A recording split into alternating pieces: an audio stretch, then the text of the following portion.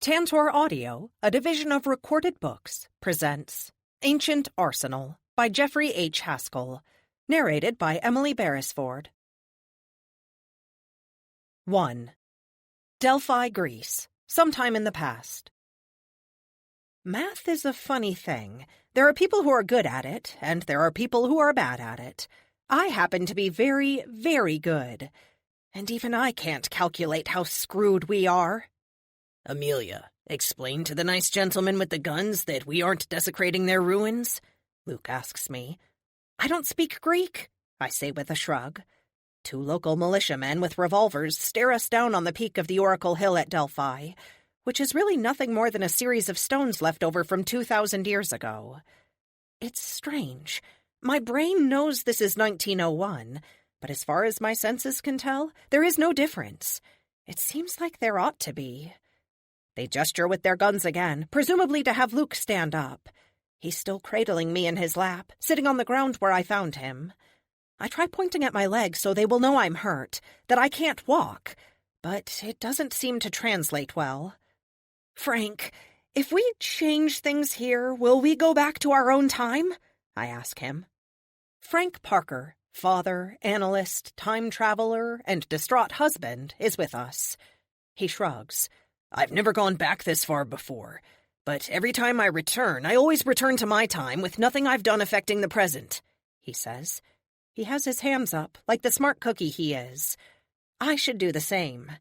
Spreading my fingers out, I raise my hands until the palms face the 2 officers. Epic, if you please.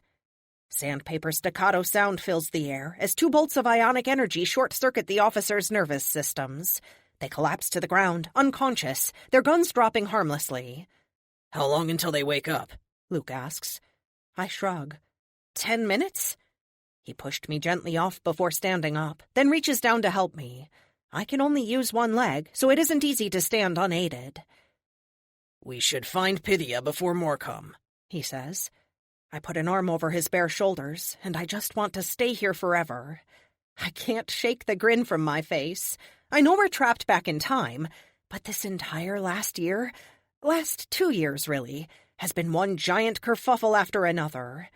Here I have no enemies, no aliens, no mind controllers, no FBI, just me and Luke, and Frank. This will be like a vacation. What could possibly go wrong? We make our way to the spot on the hill where Sydney first showed me the secret entrance. One of these days I need to build a secret entrance to a base carved out of the side of a mountain. I wonder how expensive mountains are to buy. Is this it? Luke asks. I nod. I reach up to the spot where the stone is and press down. A loud click echoes in the air as the stone depresses under my palm. We wait a moment, then the ground shakes as it descends. This is so weird, Frank says. Domino and the Protector told me about this lady, but this is weird. You travel through time, Luke says with a raised eyebrow. Yeah, but that's superpowers. This is... I don't know what this is. I chuckle. Yeah, that was pretty much my reaction. Bear in mind, the moment we arrived here in this time, she likely saw us and knows things about us, so don't let that scare you. Also, try not to talk about the future too much. Not just with her, but with anyone. My powers keep this from affecting our future, Frank says. Then his eyes widen just a little bit. Don't they? Normally, yes, but you don't have your powers right now, do you? Odds are you're correct, and nothing we do will change the way things are back home. Causality will kick in, and everything we do will have already happened and won't change our present. Worst case, we won't even know, because when we return to the present, it will be our past, and... It will already have happened, Luke finishes for me. Head of the class, I tell him with a pat to his cheek. He's so cute when he's smart. My head hurts, Frank says, rubbing his face with both hands. I've done this 100 times, but this time, because I don't have my powers, I have no idea how any of this works. I've been thinking about this my whole life, and I still don't have an answer for you. Welcome to time travel, I say to him with a smirk. The lift descends below the rock ceiling, revealing the Oracle of Delphi's cave. Without the influence of a protector, it looks vastly different.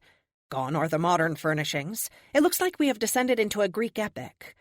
The waterfall fills the room with mist and a constant splash of water, and the eerie blue light, like a small sun, shines through it as before.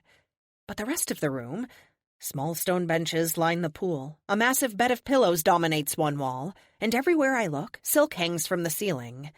If I didn't know this was a cave, I couldn't tell by looking at it. Classical music plays softly from some kind of gramophone, if I had to guess. I don't recognize the song, but that's not exactly a newsflash. The most alarming thing is Pythia. She sits idly on a stone bench, holding a book and eating an apple. She doesn't look anything like either of the Pythias I've met. Not the little girl, and not the 17-year-old temptress. This is more a woman, maybe 25 or possibly as old as 30. Long black hair wraps around her shoulders in an elaborate braid. Her smooth olive skin is flawless, and her figure, simply beautiful. The thing that is so different about her is her air, her presence. She's strangely confident, yet power fills the room in palatable waves. Her face contorts as she sees us. "Who are you, and how did you get down here?" she asks with her voice like tinkling bells. I shake my head. Confusion rattles around, clouding my thoughts. "You don't know who I am?" I ask. How can she not know? I step off the ramp, and she immediately jumps up. A spear appears in her hands out of thin air, the bronze tip pointing straight at me. Her white robe hangs loose about her, flapping as she moves and revealing far more skin than I've ever seen from her. "You are intruders. You have 5 seconds to convince me not to kill you," she says. My first thought is that she's pulling my leg, but she never had much of a sense of humor. "You're Pythia, the Oracle of Delphi, left here by the dimensional traveler who went by the name Apollo." I refuse to call them gods. They may have pretended, but in reality they were just beings with immense power, meddling with people not their own. Heck, with a working Mark VI combat suit, I could take over the world in this time period. Not that I would. Dimensional traveler? Confusion crosses over her face. She opens her hand and the spear vanishes as if it were never there. "How do you know these things?" Aren't you the Oracle?" Luke asks.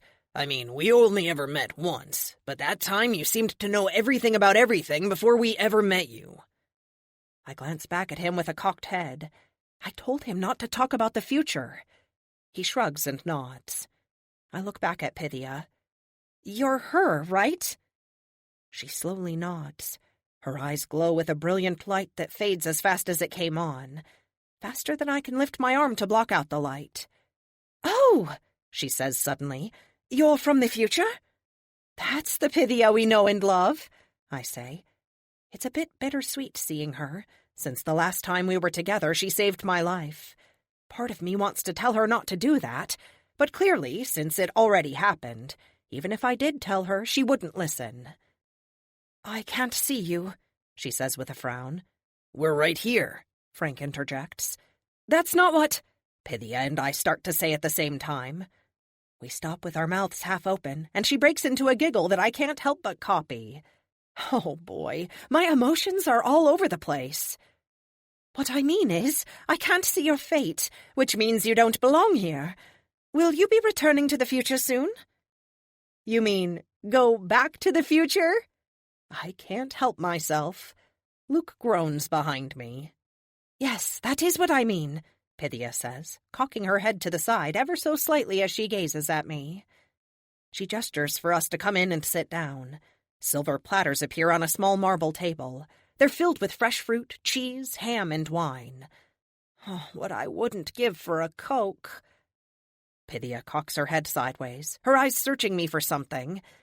Then a bottle of vintage Coke, cork stopper and all, appears on the table. "You've got to be kidding me," Luke says. "They had Coke back here?" He shakes his head as I slowly make my way over to the table and sit down. "Pythia, you are a godsend," I tell her. There is nothing like a real cold Coke after a long day. This is as long a day and as original a Coke as it gets. I untwist the metal prongs holding the cork in place and take a long pull of the sweet syrup. It tastes considerably different, and better than I'm used to. Right. I remember something about them changing the formula in the 30s or so. She comes over and sits with a plate of grapes. She puts one between her plump lips and slowly bites down, heedless of how effortlessly sexy it is. Luke very purposely looks away from her, and I can't help but smile at my beau. "How may I help, my future friends?" she asks after we've started eating. "We need a place to crash for a few years," I say between bites.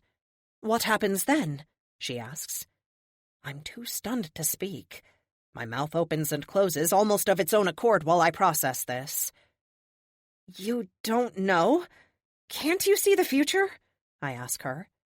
"I haven't been able to see more than a few days in the future since, 400 AD, and only then if I'm touching someone. I haven't had a visitor here since then. To say I've been lonely is an understatement, but I do what I can to serve." I look at Luke. He's clearly as bewildered as I am. She can't see the future? She doesn't know what's going to happen? Oh, we're in so much trouble. Much trouble. Much trouble. Much. 2. A lot of things could have gone wrong up to this point. It never occurred to me, and it really should have, that Pythia was as dependent on the Tesla incident as everyone else with superpowers. Let me get this straight. You're saying that in a few years I'll be able to speak to Apollo again? Are you sure? Pythia asked in a strange mimic of my own dialogue. I nod. In our time, you are a prophetess of sorts, helping people when you can, I say. It's hard because I want to tell her certain things, but I'm not sure what will happen if I do. Can I even change the future? I seriously don't think I can. Whatever I do, succeed or fail, it's already happened. Trying to wrap my brain around that distracts me from what she says next. What was that? I ask her, returning my attention. I said, I've pretty much stayed here at Delphi since he created me 2,400 years ago. My sole purpose was to help guide mankind in the absence of the gods. I raise my hand in a halting motion. Let me stop you right there. We know who and what Apollo and his other friends really were. Certainly advanced and powerful, but please don't call them gods. They're no more gods than I am. Pythia quirked her head to the side and smiled ever so slightly. As you wish. I didn't think anyone on Earth would ever come to accept the idea of other dimensions of existence.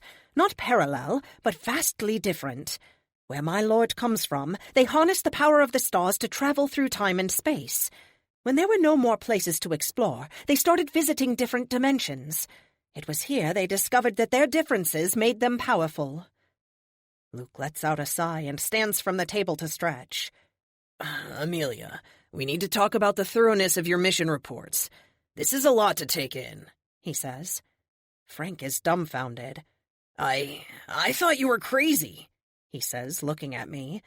Or that there was some other logical explanation for this, but the Greek gods were real? I shake my head in a definitive no. They weren't gods, just advanced beings. If I had a working combat suit, I could conquer this time period. Same thing as them. I frown, looking down at the broken leg piece. I suppose I could patch it and have it work well enough. I doubt I could make the suit space-worthy, though. I just don't have the tech to effect the needed repairs. Is there some place I can lie down? Frank asks. Pythia stands, a smile on her face as she shows him to the bed. She pulls the covers back and gestures for him. Frank sits on the pillows, uncertain how to proceed on the unfamiliar bed. Pythia waves her hand over his head, and I swear, for a second, I can see a golden light pass from her and into him. He falls back on the bed, and she pulls the covers up over him. "Sleep now," she whispers to him. She turns to me with a smile. "He will sleep, undisturbed and safe, until I wake him." "You can do that?" I ask. Clearly she can, and I drop my face into my hands and close my eyes for a second. Never mind. Stupid question. She returns to the table, sitting closer to me now. I have to ask, what made you travel back in time? She glances over at Luke, who has wandered over to a chair and sunk down. His eyes droop, and slowly he nods off. Within a few seconds, his chest is rising and falling regularly. I let out a yawn, then take another sip of Coke while I think about the best way to answer this. The truth, obviously, but how much of the truth? I decide to stall. You sound different from when I met you before. How come? She flashed me a knowing look, taking another grape and plopping it in her mouth. You're stalling, but I'll humor you. I'm a creation of Apollo. I would be a poor creation if I couldn't communicate with people in a way they would understand. I sound like this because this is the way you will best understand me. Holy crap. It's an act? What is? Your whole Princess Zelda routine where you speak in mysterious sentences and creepily read people's minds. She giggles, which turns into a full-blown chortle. Oh, that's funny. It's not an act, per se. I don't have any control over it. I look and sound like people expect me to, that's all. So what do you really look like? I ask. I have no real look, she says with a shrug. What you see is what you get, until I change again. I nod in understanding, running my hands over my face. This is freaking revelatory. All that mystic crap she tried to convince me of was because I expected her to act like that. I shake my head with a grin. Okay, let me fill you in on a few things about the future. I'm going to guess that if there is one person who needs to know, it's you. I don't tell her everything, just the relevant parts. The red gem, us returning here to bring her forward. And lastly, I mention the protector and the armor he wears. When I'm done, her eyes are impossibly wide. Oh, wow. It sounds like the future is exciting. I shrug. That's one way to put it. The protector of my time is having trouble following his mandate. He needs you to guide him, give him purpose. That's the main reason we came back. We originally intended to grab you from 400 AD, but I hypothesized that traveling backward beyond the event that opened up our world to other dimensions would, in fact, mean Frank wouldn't have powers, leaving us stuck in the past, which would suck. She draws little circles on the marble table while we talk, her eyes occasionally darting over to Luke, and then, as if she remembers she has another guest, to Frank. This is all very interesting, Amelia, but you have to understand, I can't go with you, she says with a sad smile. You can't? But there isn't anything for you here. No, that isn't true. Apollo told me my greatest purpose would lie in the far future. If I leapfrog over huge chunks, then I could miss something important. There isn't any way I could leave, especially now, knowing that the Titan is out there, and that I'll soon be able to speak with Apollo, however brief. I open my mouth to respond, but just let it hang there, catching flies. I assumed the protector needing her would be enough reason for her to come with us. Carlos is desperate for her guidance. It just didn't occur to me that I would need a secondary argument to convince her, other than telling her the truth about her death. If she knew, would she still go? Still sacrifice herself for me? These what-ifs can drive a person crazy, but they are only what-ifs. Instead, I say, I see your point. And I really do. I can't make her come back with me. Even if I could, we don't have a pod anymore, and I'm not sure I can repair my armor, let alone build something as advanced as a kinetic manipulator, using this time's primitive technology. The armor and this protector you have mentioned, they are very interesting. It isn't the first time one has existed, she says. I shake my head in astonishment. What? Sidney was maybe 40 when he died? Who before that? Pythia said when one died, another was chosen. After Sid, it was Carlos, but I never heard of one before Sidney. Unless she means people like Achilles? Hercules? She quirks an eyebrow at me. You are clever. I can sense you working through the possibilities. Let me explain, she says with a smile. History remembers them with different names, but they all performed the same function, protecting humankind from destruction, she says.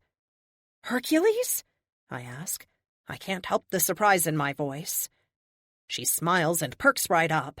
Yes, he was the first. Each hero added something to the calling. Strength, invulnerability, speed, travel, that sort of thing. The last one before the drift became too much to sustain their power was Leonidas, king of the Spartans, she says with a sad smile. He was a great man for his time. I truly wish he could have She stops in mid-sentence. Her eyes go wide and unfocus. She looks above me as if there is a presence there. "What?" I say, alarm spreading through me.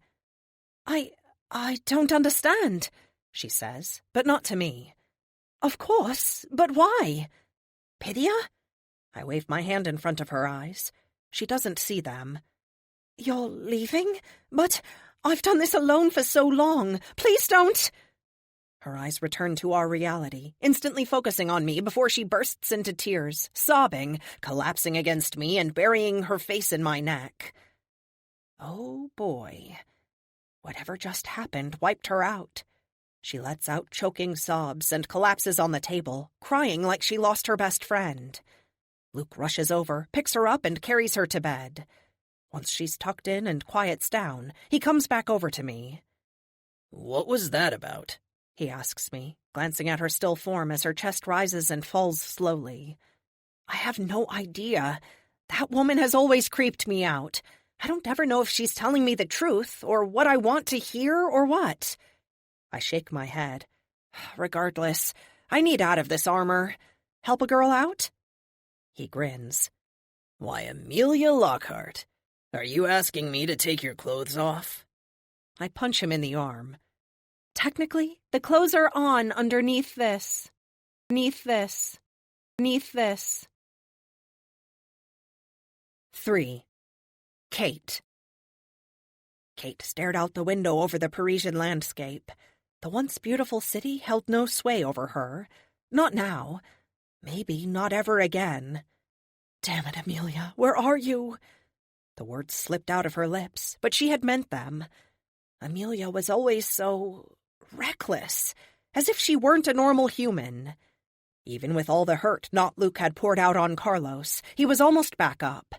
The magic armor really saved his life. She glanced behind her at the bed the young man occupied. She could take him back to the States, back to Teddy, but that would be more trouble than it was worth. The FBI had forcefully disbanded the protectors and jailed everyone. If Kate and Carlos returned to the States, they would be arrested. As it was, there were warrants out for their capture. The only reason they were safe in Paris was that there was no paper trail from this apartment to Kate Petronelli. Hiding wasn't a plan, though. It was what to do while coming up with a plan. Brown, the FBI agent hounding them, needed to stop. But he wouldn't be getting away with this if he didn't have the support of his superiors. Kate knew how the business worked. She'd spent 6 years of her life as a spook for the CIA. No, someone high up is gunning for Amelia, but who? More importantly, why? "Penny for your thoughts?" Carlos stood up from the bed. Kate flushed as she tried, and failed to look away. Carlos was incredible. From his thick shoulders down to his calves, the man had a body like a Greek god. The best part, though, was that he genuinely didn't seem to realize it. He wore simple stretch pajama pants that hugged his waist, and a button-down shirt. It hung open, showing off his chiseled chest and abs. The only reason it was open was to make the sling he wore easier to adjust. It was a stark reminder that even the protector wasn't truly invulnerable. "We're in Europe, so the money—" "Euro for your thoughts?" She smiled. "You got it. I was just thinking about Amelia." If there was anyone in the world, besides the two who were missing, that understood worrying about Amelia, it was Carlos. He walked carefully up next to her, keeping his distance so as not to touch her, even by accident. It was maddeningly frustrating. She'd made it perfectly clear how she felt. Each time she tried to move closer to him, he just pulled back. His apathy was a new experience for her, making his affection all the more desirable. She usually was the one pulling back, the one telling men no more, the one breaking hearts. But here she was like a lovesick teenager whose heart's desire seemed infuriatingly indifferent to her. Maybe I should just jump him and move on. But it wasn't sex she wanted. Even if she wasn't morally opposed to random hookups, she knew it wouldn't satisfy her. She had something deeper with Carlos, something real. She just needed him to admit it. She shook her head, only just realizing he had spoken to her. I'm sorry, what? I said, what now? We can't go back. I'm not sure how long we can stay here. What do we do? She shrugged. I don't know. You've just nailed the problem I've been going over in my head since the sun came up. She gestured to the sun hovering over the city, casting its morning rays. I don't suppose we could go bust everyone out of jail? He asked in a whisper. As satisfying as that would be, no. It would make things worse. The government has frozen all of Amelia's assets that they are aware of. They're still trying to find who's paying for the team's legal counsel so they can freeze that, too. She smiled, thinking of who was defending the assets in question. Milton? Carlos asked. Milton, Kate said. Even though they seized the Spire, they had no way of knowing that Milton was hard-coded into a bank of supercomputers deep underground, connected to, but not physically located at the base. After the last time Amelia had disappeared, she made sure no one would ever get her tech again. Since she couldn't rely on vaporizing the place, she simply moved everything off-site that didn't need to be there. Kate just hadn't realized her friend would disappear again within a year. It's Amelia, Kate. She'll be okay. They're probably still looking for Pythia. Why would they have to look for her? Kate asked. She wasn't always in Delphi. Before the gods showed her where the armor was, she moved among the people of the earth, trying to make a difference. So how are we supposed to find her? She asked, trying to hide the shock in her voice at the thought of being stranded in the past. He smiled. You know when the Thun arrived and Pythia suddenly knew everything about them? Yeah? Same thing. She'll know Amelia is there and look for her too. It won't be long and they will be back. Trust me. Kate scrutinized him for a moment. He truly believed what he was saying. His will was so strong, it wrapped Kate up in a blanket of belief and pulled her to him. He never lied, never hid the truth. When he spoke, it was the truth and nothing but the truth. Who are you? She asked in a whisper. Just a kid from Phoenix. From Phoenix. 4. Kate waited quietly in the tree above the small ranch-style home in the family quarters at Fort Bragg. It hadn't been easy to infiltrate the place, but having the ability to teleport, along with Carlos's spear travel, meant they could be anywhere in the world in mere seconds. Of course, Carlos couldn't use his spear with any kind of stealth. If there was enough going on, maybe people wouldn't notice it, but this was too quiet a place for him to land in. Although it was damned impressive when he did land. Her thoughts had wandered off the beaten path, and she had to mentally smack herself to get back on track. The house belonged to Major Nelson and his wife. He was Air Force, but she was a colonel in the Army, so they stayed on the Army base. They had no kids, which made it easier. Whatever was going on, Kate didn't expect the Major to be a part of it. He had always helped them in the past, even at the risk of his own career. She hated involving him, but she had no choice. He was the only person she could turn to in the government. All her old CIA contacts were useless. Or worse. A white four-door sedan pulled up, illuminating the driveway with its overly bright LED headlights. Once the car stopped, both doors opened. Major Tony Nelson stepped out of the passenger side, and his wife, a petite woman with a dark complexion, came out the driver's side. I'll get the trash, he said. Thanks, honey. I'll throw some of last night's lasagna in the microwave. Kate watched as his wife entered the house. Lights came on as she moved through the living room. Tony Nelson opened the garage door, disappeared inside for a moment, then came out towing a large plastic garbage can. He positioned it on the street, then went back in for another. Kate triggered her teleportation, vanishing from the tree without disturbing a single branch and reappearing inside the garage behind the Major. Tony had good instincts. He turned, bringing his fist around to strike her jaw. Kate, however, was not just a highly skilled, experienced fighter.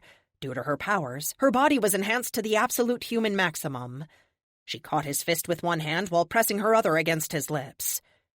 "Hi to you, too," she said, her voice pitched low to be unheard. His eyes went wide before he nodded. She let go in the hope he wouldn't do anything stupid. I'm glad you're okay, but you shouldn't be here, he said. His head swiveled from side to side as if he expected ninjas to jump out of the shadows. "I need answers, and you're the only one who can give them to me," Kate said to him. He nodded. She could sense his doubt and worry, along with a strong streak of fear. That was odd. He didn't have to be afraid of her. "What's scaring you so badly?" she asked point-blank. His eyes went wide for a second before he gave himself a little nod, as if just remembering who she was. "Follow me as quietly as you can," he said. Kate smiled. "Who do you think you're talking to?" Tony smirked, turned, and unlocked the adjoining door. As he did, he pulled out his cell phone and started talking as if it had rang. "Honey, I've got a work call. Gonna take it in my office." "Sure thing," came back his wife's voice. Kate followed behind him as silent as a shadow. When he opened the door to his office, she simply teleported in ahead of him. He jerked back, startled, then closed the door behind him. She started to speak, but his fear came back, even stronger, so she shut her mouth and waited. While the Major went to his safe, Kate opened up her senses to the surrounding area, letting through the emotions of everyone within range. It wasn't ever pleasant to have multiple people's emotions hitting her at once. She could only really do it for a few minutes at a time. There was an undercurrent of fear and anxiety running through the nearest 20 people. Well, except for the couple next door. She pulled back immediately, her cheeks heating as those feelings hit her. "You okay?" Nelson asked as he placed a little box on his desk. Pushing his thumb down the middle for a few seconds caused a blue LED light to shine around the edges. "What's that?" she asked. "You've been out of the game too long. It's a broad-spectrum, multi-frequency white noise generator. It disrupts bugs, lasers, recording devices, and even has enough power to give any telepath a headache for days," he explained. Kate raised an eyebrow. She wanted one. Too bad Amelia wasn't here to make it. "Tell me why everyone is afraid, and why you need that." She nodded to the device. "Because something is wrong, and I don't know who to trust," he said plainly. "When Amelia stopped Erickson and the coup, I thought everything would go back to the way it was. And it did for a while. But I guess nature abhors a vacuum." He had Kate's full attention now. "What do you mean?" she asked. "People are disappearing. Judges, lawyers, officers, police, it doesn't matter. One day they're at their desk. The next day they've been replaced." He waved his hand. "I don't mean body snatchers. I mean someone else has the job. Someone more compliant." Kate sidestepped to the small window of his office and glanced out while keeping to the shadows. Unless someone had an infrared scope, they would never know she was there. "When did this start?" "About 6 months ago. It was little things at first. A new assistant showed up at my office. Then Heather, my wife, tells me her CO of 5 years suddenly decided to retire, and they brought in a new guy who doesn't know his head from a hole in the ground." He shook his head, running his hands over his face. "Maybe it's one of those things where you notice one, then you notice all of them, but..." "But?" "I've seen dedicated airmen replaced. People with powers who serve in the military are being shifted around to posts that make no sense. Then, after all that, this thing with Amelia started." He pointed at the TV. "Didn't you find it strange that the media stations all started saying the same thing at the same time?" Kate shrugged. "That happens all the time. Global warming became climate change. Gun control turned into gun safety." "Yeah, I get it. They all have people they answer to. But this is a far cry from some political agenda. All the media, left, right, or indifferent, every single one with a channel, started bashing her." Now that Kate thought about it, she realized the Major was right. It was weird, and seemingly without motivation. But why? And what does it have to do with the sudden replacements? The Major shrugged. "That I can't tell you. All I know is I hardly recognize anyone at work anymore. Not at the Pentagon, not here on base. It's like the entire bureaucracy of the government is being replaced one person at a time."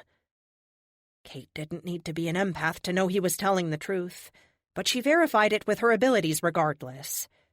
She reached out again, this time to his wife. That undercurrent of fear and anxiety was in her, too. What in the world could be powerful enough to do this? And why? Then she felt it, a sudden spike of anxiety and anticipation from outside. "Someone's here," she told Nelson. "Get your wife." It was too late. The house was surrounded. How had they gotten there so fast? Barely 5 minutes had passed since she first spoke to the Major. Kate could slap herself. Of course, they were watching him. Whoever was behind this would have to be watching him. He was the only point of contact she had. A grenade shattered the glass, sailing in to bounce off the far wall. Kate was by no means slow, nor was she surprised. In a flash, she teleported to the grenade, snatched it off the ground, then teleported to the window, tossing it back out the way it had come. There was a shout before the flashbang ignited with a shower of sparks and noise. "The house is surrounded," she said to Nelson. "Get your wife to the bathroom and—" The blow that shouldn't have caught her by surprise did.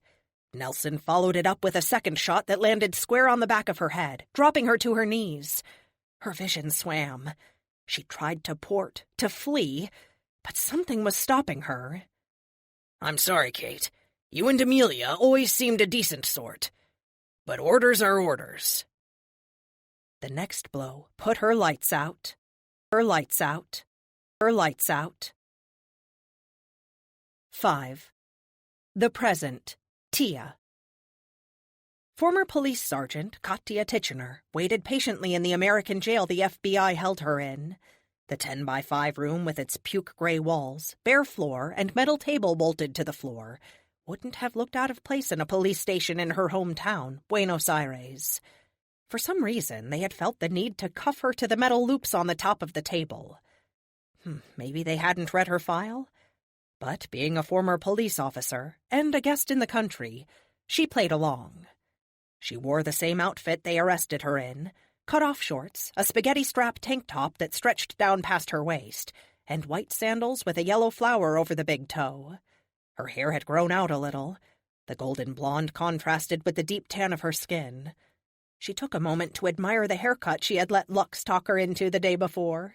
Strangely, she had developed a kinship with the alien, as if they both didn't belong.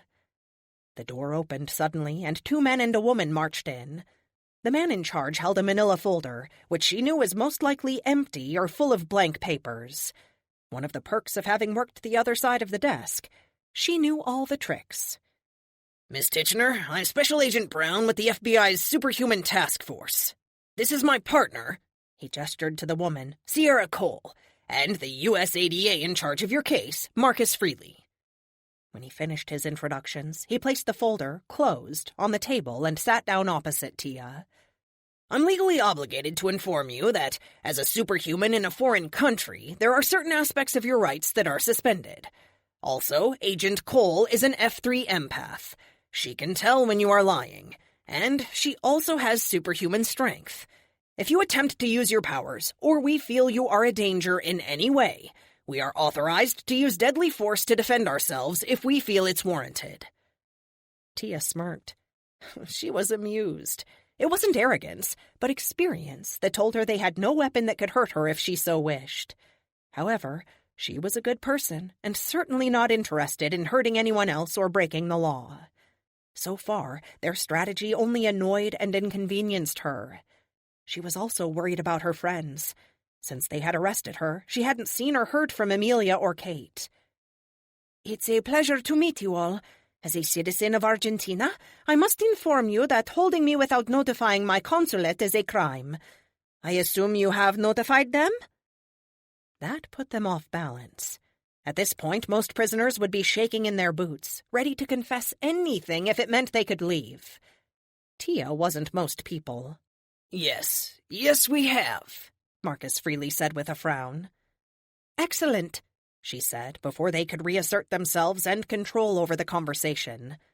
"I assume my lawyer is outside and you are simply introducing yourselves as a courtesy?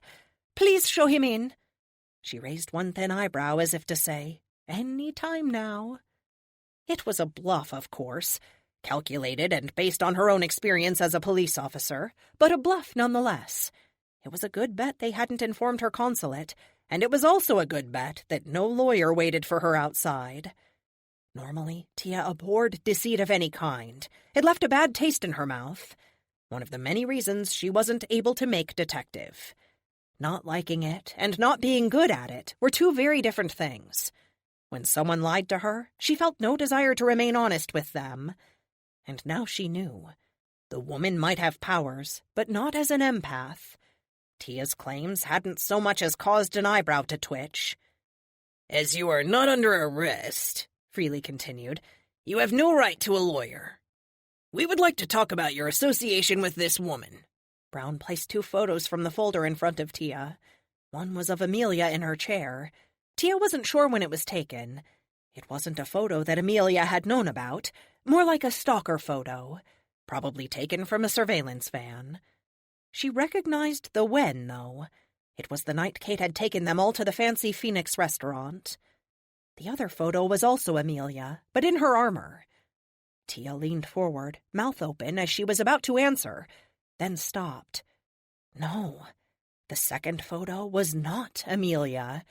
It was armor, for sure, designed to look like arsenal, but it was the armor that was used to murder the Northwest team. The engineer, as the team called him. The man who'd stolen Amelia's armor and created the team known as the Armory to kill Amelia. The man who ended up killing himself by using Amelia's tech when he shouldn't have. She looked up, meeting the eyes of the 3 people in the room with her. Then she smiled. Tia knew her own looks. She was not stupid. Many a man would call her gorgeous. She tried to be as humble as God commanded, but being humble and knowing one was hot weren't incompatible. Therefore, she knew that when people looked at her, they underestimated her. Like they were now. "That is Amelia, my friend. The other, I don't know who that is," she said. Tia leaned back in her chair as far as the cuffs would allow, then looked down her nose at them, shrugging to let them know she knew what they were doing. Intimidation required either truth or bluff, and they had neither. ADA Freely and Agent Cole seemed to sense it at the same time, glancing at each other. Agent Brown was the only one who didn't know what was going on. He leaned forward in his chair, holding his index finger sharply pointed down at the file folder. I don't feel like you're taking this seriously. You're in big trouble, Miss Titchener. Big trouble. Tia weighed the possible responses in her mind. She didn't want to accidentally fall into any traps that would give them an excuse to hold on to her any longer than need be. At the same time, she dearly wanted to go. "Agent Brown, maybe my English isn't as good as I thought. After all, I only speak 4 languages and hold a bachelor's degree in criminal justice, so maybe I don't understand. You say I have not been arrested," she said while shaking her wrists, "yet I am in cuffs. You say my rights are suspended because I have superpowers, so you haven't allowed me to consult with a lawyer. I'm confused. Which law gives you the right to suspend mine? What proof do you have that I, or anyone I know, has committed whatever crime you haven't even told me about yet? Are you confused about who the protectors are? You know, the super team that saved the world, the one your president personally asked Amelia Lockhart to form? Please, mansplain to me where I've gone wrong?" Tia sat back, smiling. She hated that term, but figured it would get his goat. And it did. Brown leaped up, slamming his fist down on the table. The sudden, violent action failed to startle her. "Oh, we have plenty of crimes to charge you with. Plenty. When we're done with our investigation, we will throw you into the deepest, darkest hole on Earth, unless you start cooperating now." By the time he finished, spittle flew from his lips. How in God's name did this buffoon become a special agent? Something about the situation felt off to her. Right from the start, the FBI was going after Amelia, the most recognizable, celebrated hero in the world. The media crucified her daily. Protesters chanted in the streets to see her thrown in jail. Pieces were forming, pieces of a puzzle. Tia may not have made detective, but it wasn't for lack of her skills.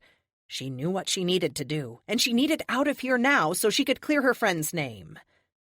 "Okay, unless you have anything to charge me with, as a sovereign citizen of Argentina, I request either I be escorted to my consulate or given a lawyer. Your choice." She needed to end this farce now. The agent opened his mouth to yell some more when Freely pulled his phone out of his pocket and answered. He immediately put a hand on Brown's shoulder, restraining him. "Understood," he said into the phone before hanging up.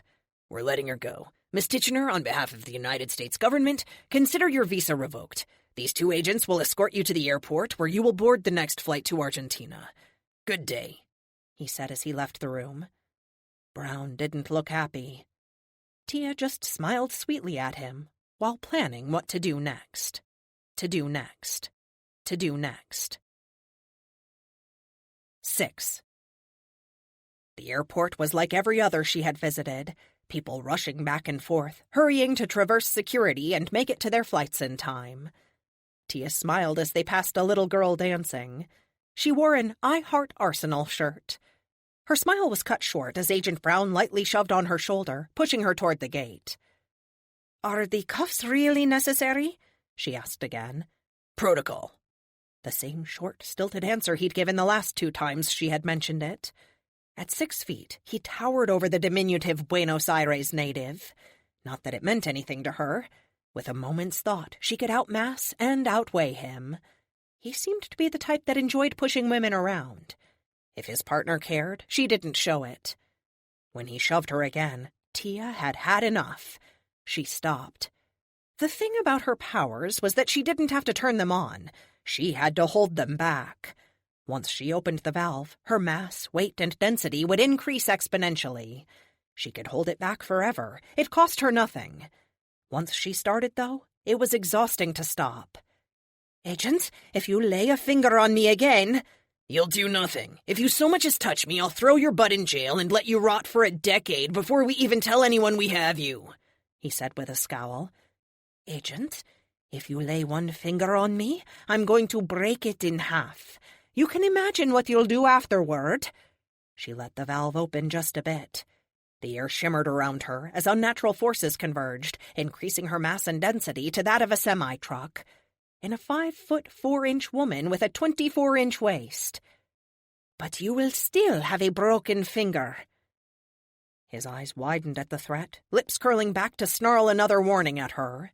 He raised his finger to poke her as if to test her threat. His partner, apparently the brains of the operation, grabbed his hand before he struck. They hadn't lied about her strength. She stopped him cold. He glanced at her, about to unleash his rage in that direction, when she nodded toward the floor. He followed her gaze to Tia's feet, only to freeze in place. The metal plates on the airport floor had buckled slightly from her new mass. "You wouldn't dare," he said, the color draining from his face. "I was a police officer in my country for 5 years. That badge you carry? It only shields so much," she said, leveling her blue eyes at him with her best steely gaze. Briefly, Tia wondered if he would go through with it, risk the broken finger just to throw her in jail. When he lowered his hand and turned around to lead them to the airplane, she couldn't help but be a tad disappointed. Agent Cole grinned at her and shrugged. Tia wondered why the woman didn't talk. Perhaps it was a side effect of whatever powers she had? With a grunt, Tia forced the valve shut, draining off her extra mass and sighing as the last of it vanished.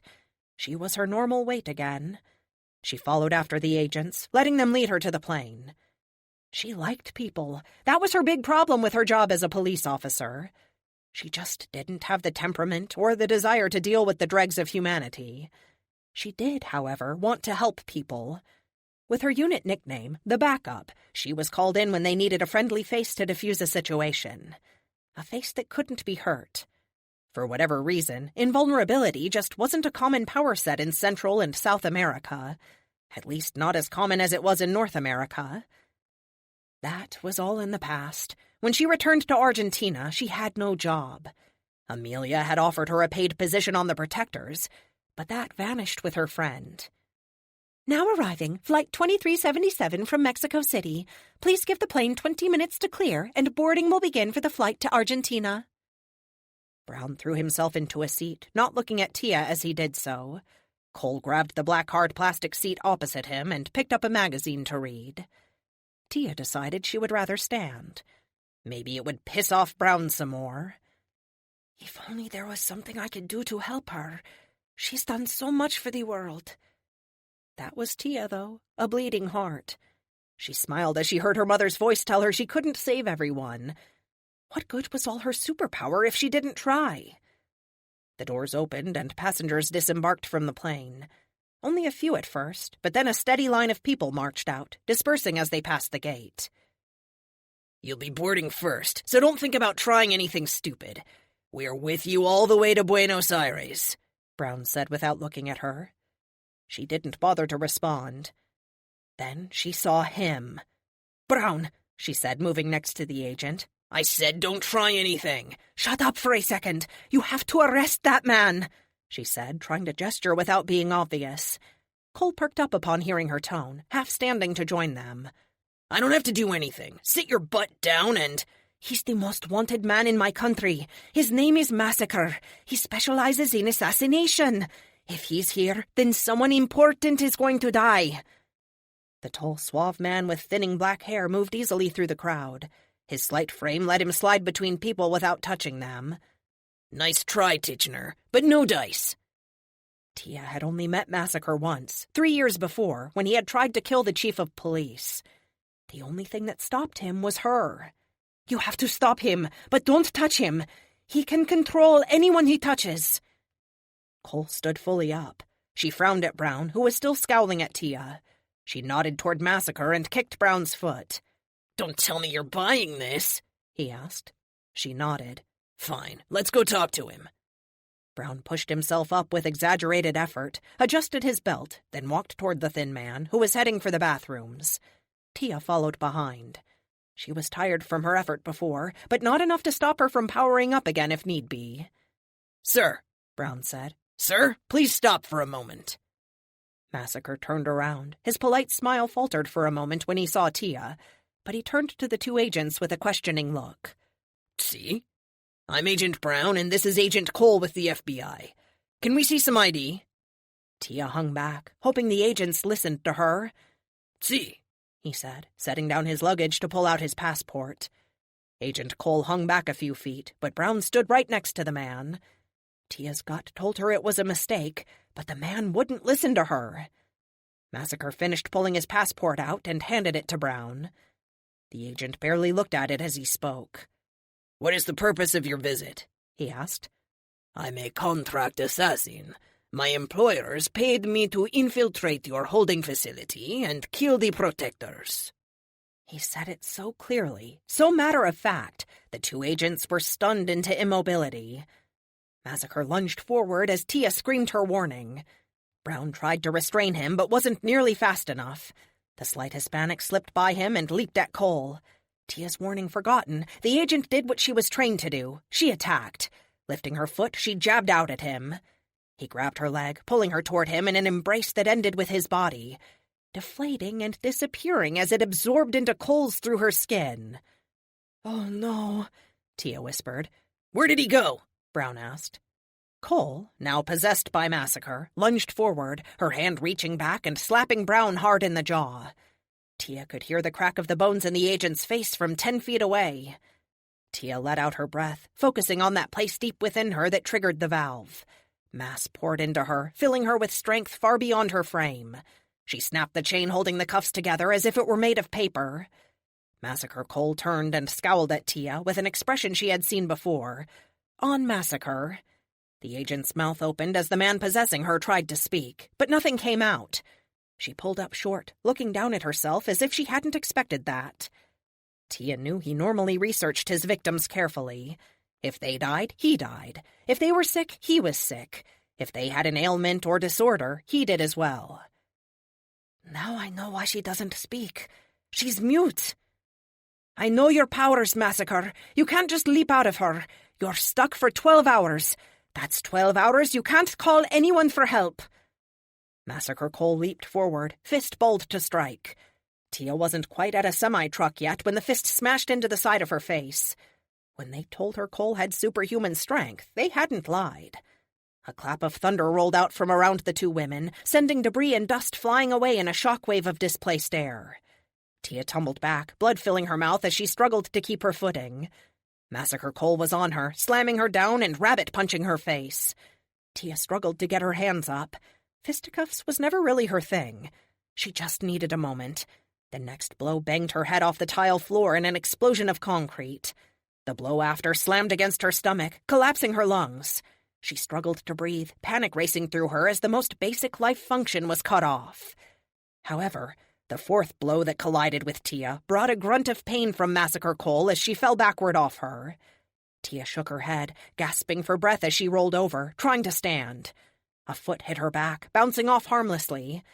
At this point, it didn't matter how much strength the agent possessed. She could no longer hurt Tia. The diminutive blonde stood up fully, regaining her ability to breathe and relishing the feeling of weight and mass to her movements. The very air around her seemed weighed down with her presence. "Let's start over." She darted at Massacre Cole, who dropped below Tia's outstretched hands and punched the hero in the stomach. The blow stopped cold, ending with a crack as Massacre broke his puppet's hand against the diamond-hard abs of Katya Titchener. Tia spun around, swinging her fist, but missed as Massacre rolled away. Pure hate blazed in her eyes. Then she ran. "I wish Fleet were here."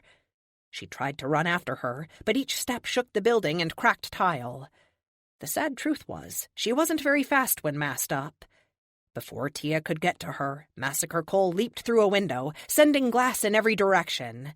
She dropped to the runway, disappearing behind a water truck. Tia let some of her mass go, freeing up her body to move faster. She ran over to where Agent Brown lay, but she already knew what she was going to find.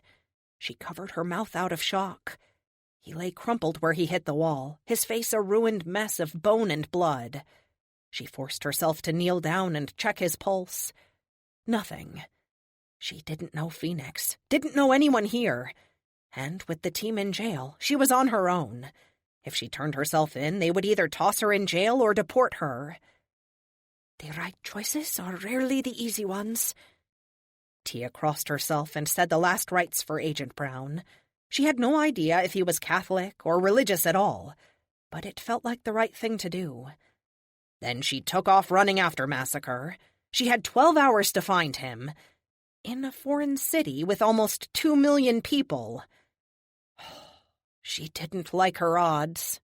Like her odds. Like her odds. Like her odds. 7. The past. "Epic, try it again," I say. A blast of noise and static comes out of the helmet where it rests on the table. I don't really have any tools other than my wrist computer and Epic. The armor is in pieces, spread out before me while I tinker away trying to figure out how to get it all working. "Amelia?" Luke asks, rubbing his face as he stands up from the chair he slept in. "Did you stay up?" I say over my shoulder. I really need this functional. Not just for me. If we're going to get out of here, the armor has to work. "You did, didn't you?" Luke says with a frown. I sigh as I hear that tone of voice. I love the big lug, but his propensity to worry about me can be a little annoying at times. "Luke," I say without looking at him, "we're stuck 100 years in the past with only my suit to protect us. When, and if we can go back, I can't go without my suit to protect me from the extreme G-forces of time travel. I have no idea how long it will take me to repair it, and I won't even know what I need to do until I'm done with the diagnostics. Not to mention, without the suit, your mobility is nil. Turn-of-the-century Europe was not known for their handicap-accessible buildings." I chuckle at Epic's joke. Sadly, since he wasn't himself when we came back, Luke doesn't have his goggles with him. Which means, for now, only I can see what Epic says, which is what I'm currently trying to correct. I glance over at Luke, who's standing there with his arms folded across his chest. "Fine, I'll rest in a little bit. Just let me nail this, okay?" He lets out a long sigh. "Deal. I'll go check on Pythia." "You do that. Hey, have you noticed something different about her?" I ask as the thought occurs to me. He nods. "I have. I just can't put my finger on it. She's certainly not at all like the woman we will meet. Have met. I'm not even sure." "It's our past, her future, so it's met. Yeah, keep an eye on her. She's acting so different that I'm not sure this is the same Pythia." That arouses his attention. "The same?" I shoot the bed a look to make sure she's still asleep, and I drop my voice real low. "She's a creation, a construct, alive but not human. Who's to say there aren't multiples of her? If I were to do that, I would have backups." You don't have epic backed up, he points out. That's different. I'm suddenly miffed, and I don't know why. Did he just compare me to a Greek god, or question my logic? Epic is far more than just a program. Simply copying him won't create a second version. It's complicated, and I can't really get into it without going over your head. But even if I could copy him, it wouldn't be Epic. It would be Epic number 2. I don't want a number 2. I want the original. I would not copy you either, Amelia. I like the original as well. Thanks, buddy. Well, I'll keep an eye on her and let you get back to whatever it is you're doing, Luke says with a dismissive wave of his hand. You do that, I say. I don't like that I'm upset with him. It seems such a stupid thing to make me mad. I just got him back, and I should be a better person than that. I let out a long sigh. Luke, I say to him, turning as much as my position on the bench will allow. Yeah? I love you, I say, trying very hard to keep eye contact with him. He deflates a little as his grin reappears. I love you too, Amelia. So much. I turn back to my work, and I hear him moving around behind me. I throw another line of code at the problem and hit go. The static from the helmet speaker isn't nearly as bad, and I can almost make out a few words. A few minutes pass while I figure out what isn't working. Pythia rises from her bed, all grace and beauty. She speaks to Luke for a moment. I can't make out what she says, but I do hear the hushed whispers. When she's done, she walks toward me, her hand out, palm up. As she approaches, a platter materializes out of thin air. I thought you would like some lunch, she says, sliding a plate of cold cuts, bread, and cheese toward me. Lunch? I glance around. No, it is just morning. Yes, it's 12:30. You haven't moved in the last 3 hours. I thought you were asleep, but Luke assured me you were in the zone, she says, putting up air quotes. That's what he did, she says with a shrug. Now that you mention it, I'm starving. I take a break, stretch, and throw a cube of goat cheese in my mouth, followed by ham and some bread. Delicious, I say with my mouth full. She perks right up. I'm glad you like it. I'd like to explain about what happened last night. I nod, mouth still full of food, and enter the last line of code I need. From now on, everyone should hear Epic in his old-school gravelly voice. I hadn't used it in forever, but I never deleted the code. While she's talking, I pull up the diagnostic results on the suit's integrity. It's about what I expected. Epic, run a search. See if there is anything we can do to seal up this hole. I don't want to try and go through the temporal vortex with my thigh wide open like this. I'm not sure I would have a thigh when we got back. On it. Go ahead, Pythia. You have my undivided attention. I put my chin on my hands and lean against the table. You seem to know a great deal about me, and I know very little about you. Tell me, were we friends? She asks. For a second, I see her standing in the reactor room, holding her hand on my chest while Epic warns me of the quantum gate drive spinning up. Then she pushes me and I fall. She saved me, so yeah. I'd say we were, yes. She frowns, cocking her head to the side. Her eyes go wide for a moment. I see, she mutters. That is, disturbing. You just saw that, didn't you? I say with a sigh. How am I supposed to hide the future from someone who can see things randomly that I don't mean for her to see? You told me once you aren't a telepath. How did you do that if that is true? I have flashes of insight to the past. I wasn't seeing the future. This has already happened to you. Don't worry, though. Me knowing won't change what has already happened, she says with a lot more confidence than I feel. How can you know that? Because it already happened, she says, as if it's the most obvious thing in the universe. As for last night, I received a message from Apollo. I quirk an eyebrow up at her and throw another cheese cube into my mouth. Just a message? I thought they couldn't cross the barriers now. She shakes her head. They can't. I imagine it took a tremendous amount of power just to speak to me for that short time. For a moment, I thought they were returning, and I wouldn't be alone anymore. But I guess I should have known better, considering what I saw in my own future. Yeah, you don't seem too upset about that. She shrugs. Am I supposed to be? What will happen, happens. Everyone dies, Amelia, even a god. No, what upset me was the vast loneliness I didn't even know I was feeling until I heard his voice, she says, her big eyes turning down as slow tears leak out. Along with what he told me to do, she says in a whisper. I reach out and touch her hand, holding it in my own. I'm not sure what comfort I can offer her. What did he tell you to do? She sighs, pats my hand, then pulls both of hers back to her lap. I am to assemble the armor of the Protector and choose a new one to serve humanity. Now she has my interest. When we met in the future, you indicated that it didn't happen until after the Tesla event. Oh, I see. Understanding floods into me. She smiles. Of course, I wouldn't have told you we had already met, she says. Right. Okay, so you need the armor. Let's break it out and get it ready, I say to her as I finish the last of my food and stifle a yawn. After all, how hard could it be to polish up some 2,000-year-old bronze? I wish it were that easy. I have no idea where any of it is. And that is the other shoe. I guess you're lucky I'm here, I say, yawning again. Luke? Weariness comes over me, an exhaustion so sudden and hard that I almost fall off the bench. Luke is there in an instant, cradling me to him and lifting me up in his strong arms. I knew I kept you around for a reason. I'm just a wheelchair with arms that can cook, aren't I? Your sandwiches are magic, I say as my eyes droop shut. Dreams of delicious sandwiches and playing on the Xbox with Carlos fill my night.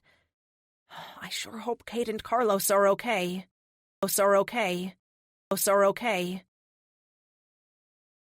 8. Domino. Drugs were a common questioning technique in the agency. Kate had undergone extensive training to resist the effects of various serums and concoctions. Some were impossible to resist, others she could fight to a point. Then there were some that required such high doses that the person was left nothing more than a raving lunatic. However, Kate wasn't the average agent. Her mind, due to the nature of her powers, had a much higher tolerance to truth serums and other persuasive drugs. As she could control the feelings in others, she could also control hers. To some degree. When she woke from unconsciousness, the first thing she noticed was the tangy aftertaste in her dry mouth, a sure sign she had drugs in her system. The second thing was that her head hurt where Nelson had clobbered her. Nelson, that bastard. She's awake, a man said. If the jig was up, there was no use pretending. She opened her eyes slowly, careful to give her brain time to adjust to the additional stimuli. Light faded, and she could make out 3 men in the room. At first, her brain leaped to agency people. But no, the freak with spikes growing out of his head wasn't agency. Not looking like that. The other 2 could be undercover, but the large bald one with the prison tattoos didn't look anything like an agent. The last one, a small thin man with slick black hair and a pencil-thin tie, was most definitely not agency. He didn't look like he could do a push-up if his life depended on it. Who are you supposed to be? The 3 Musketeers? She asked around a swollen tongue. What she wouldn't give for a glass of water. She was sitting in a metal chair, not the folding kind. Her ankles were zip-tied to the base, and her wrists were zip-tied to the back of the chair, pulled just enough back that it was uncomfortable. The mechanical arm Amelia built to replace the one the Thun had amputated wasn't responding to her mental commands, which meant whatever drug they gave her, it was suppressing her powers. The large bald man reached out and slapped her across the face. Not hard enough to break anything, but enough so she felt it. He wasn't just a normal human. Spike chuckled. She didn't need her powers to spot a sadist. I'm Rodrigo Dominguez, and you're Kate Petronelli, otherwise known as Domino, the one with the goatee said. Clearly, he was in charge. Bravo! You have access to the internet and learned what anyone with a smartphone can find out in 5 minutes. Your mama must be so proud, she said. The standard technique to withstanding interrogation was to repeat the same sentence over and over again, no matter what. Once a person started answering, there was no telling what they might give up, even by accident. Kate needed answers, so better to let them do as much of the talking as possible. However, that assumed she was the one under interrogation. She wasn't. They were. Cute, Dominguez said with a nod to the large man. This is Kronk, he said. Kate wanted to laugh, but Kronk slapped her across the face again, cutting her off. You really gonna hit me at some point, or just keep using those love taps? She said, spitting the tiny amount of blood in her mouth out at his feet. It would be unwise to anger him. He's how do you put it, F5? So, what's your plan? Torture me to tell you what? I came to Nelson to figure out what he knew. Obviously, I am the one in need of info, not you. Dominguez smiled. Yes, the poor Major was under the impression that he was following orders from on high. When he discovered the deception, well, he's my next stop. That relieved Kate somewhat. At least Nelson thought he was following orders and wasn't corrupt, as so many people obviously were. How did an organization this large slip into all levels of government without anyone noticing? Now, tell me about Amelia Lockhart, he said. Huh, Kate laughed. She's smarter than you? How's that for starters? Funny, he said. Where is she? The ex-spy smiled slyly. Only she, Carlos, and Milton knew the truth. Amelia was in the distant past looking for Pythia. If the rest of the team was on comms, then they would know, but that was unlikely since they were all under arrest. Right outside that door over there, about to come in and bust your skull. Kronk slapped her again. More blood filled her mouth and her vision dimmed. Why did they want to know about Amelia? We know she hasn't been sighted since she left her base in Arizona. The question becomes, where is she? Kate tried to shrug, but it did no good. Kronk hit her again. It took longer for her vision to recoup after the strike. Her ears rang, and she had to shake her head several times to refocus. You hit like my grandmother, she said with a smile. Kronk grunted, raised his hand to strike again, but Dominguez stopped him. The thin man kneeled in front of Kate. You are stalling. You think someone is coming for you? No one is. Not Miss Lockhart, not your friend in the Greek armor, not anyone. I assure you, Miss Petronelli, no one will ever find you here. And we can do this for a very long time. Kate peered at his brown eyes for a moment. If she had access to her powers, she could escape easily, but whatever drug they gave her blocked that. However, long before she was a superhero, she was a CIA agent. Spooks made Boy Scouts look like unprepared mall cops in comparison. What do you want to know? She said with an exaggerated sigh. That's better. He stood and pulled his phone out. The soft blue light illuminated his features for a moment before it went away. Gast, he said over his shoulder to the man with the spikes on his head. Yes? Spikehead replied. You're needed in Belize. Report to our local contact there. But... He was silenced by a look from Dominguez. Whoever this man was, and whoever he worked for, they clearly had some clout. The freak shut his mouth with a click, then turned on his heel and knocked once on the metal door. It opened, and he exited. When the door shut again, Dominguez returned his attention to Kate. Now, let's talk about your friend and her AI, shall we? Shall we? Shall we? 9. The past. The next morning, after I've awakened and eaten a little, Pythia drops her bomb. If Teddy were here with me, I'd ask him to check my ears. 3 days? I say, confused. Pythia gives me her creepy smile and looks back and forth between Frank, Luke, and me. When did you think you arrived? Pythia asks.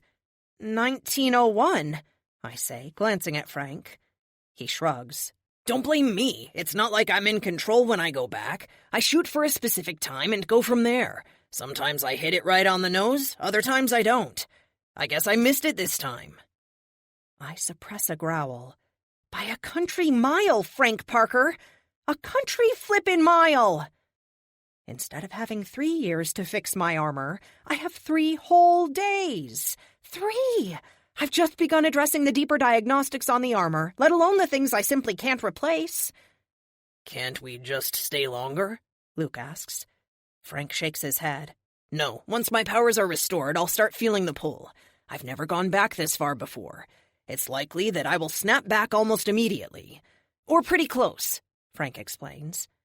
I shake my head, drumming my fingers on the table.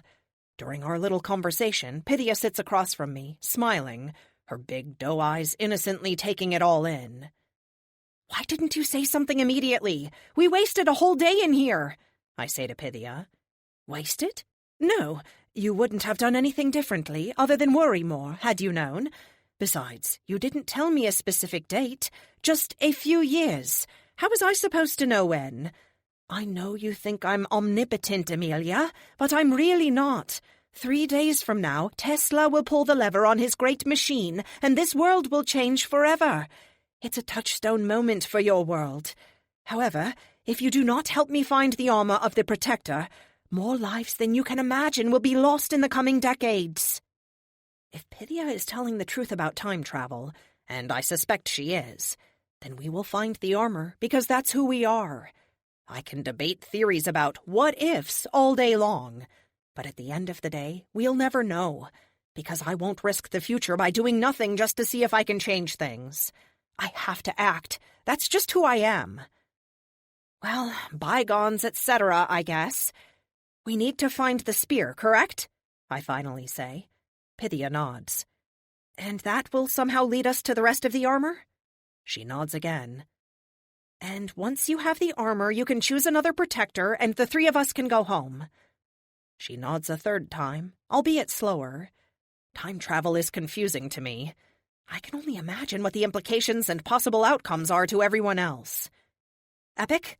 I am here, Amelia. While I do have all the history ever written in my memory, I do not have anything on the Protector prior to the 1970s.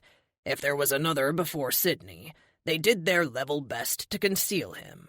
Since I have no information on the Protector, I have no information on the spear. His voice is as stylish as it was years ago. The only reason I stopped using it was my inability to hear him in the confusion of combat. Text messages on my visor were always accessible.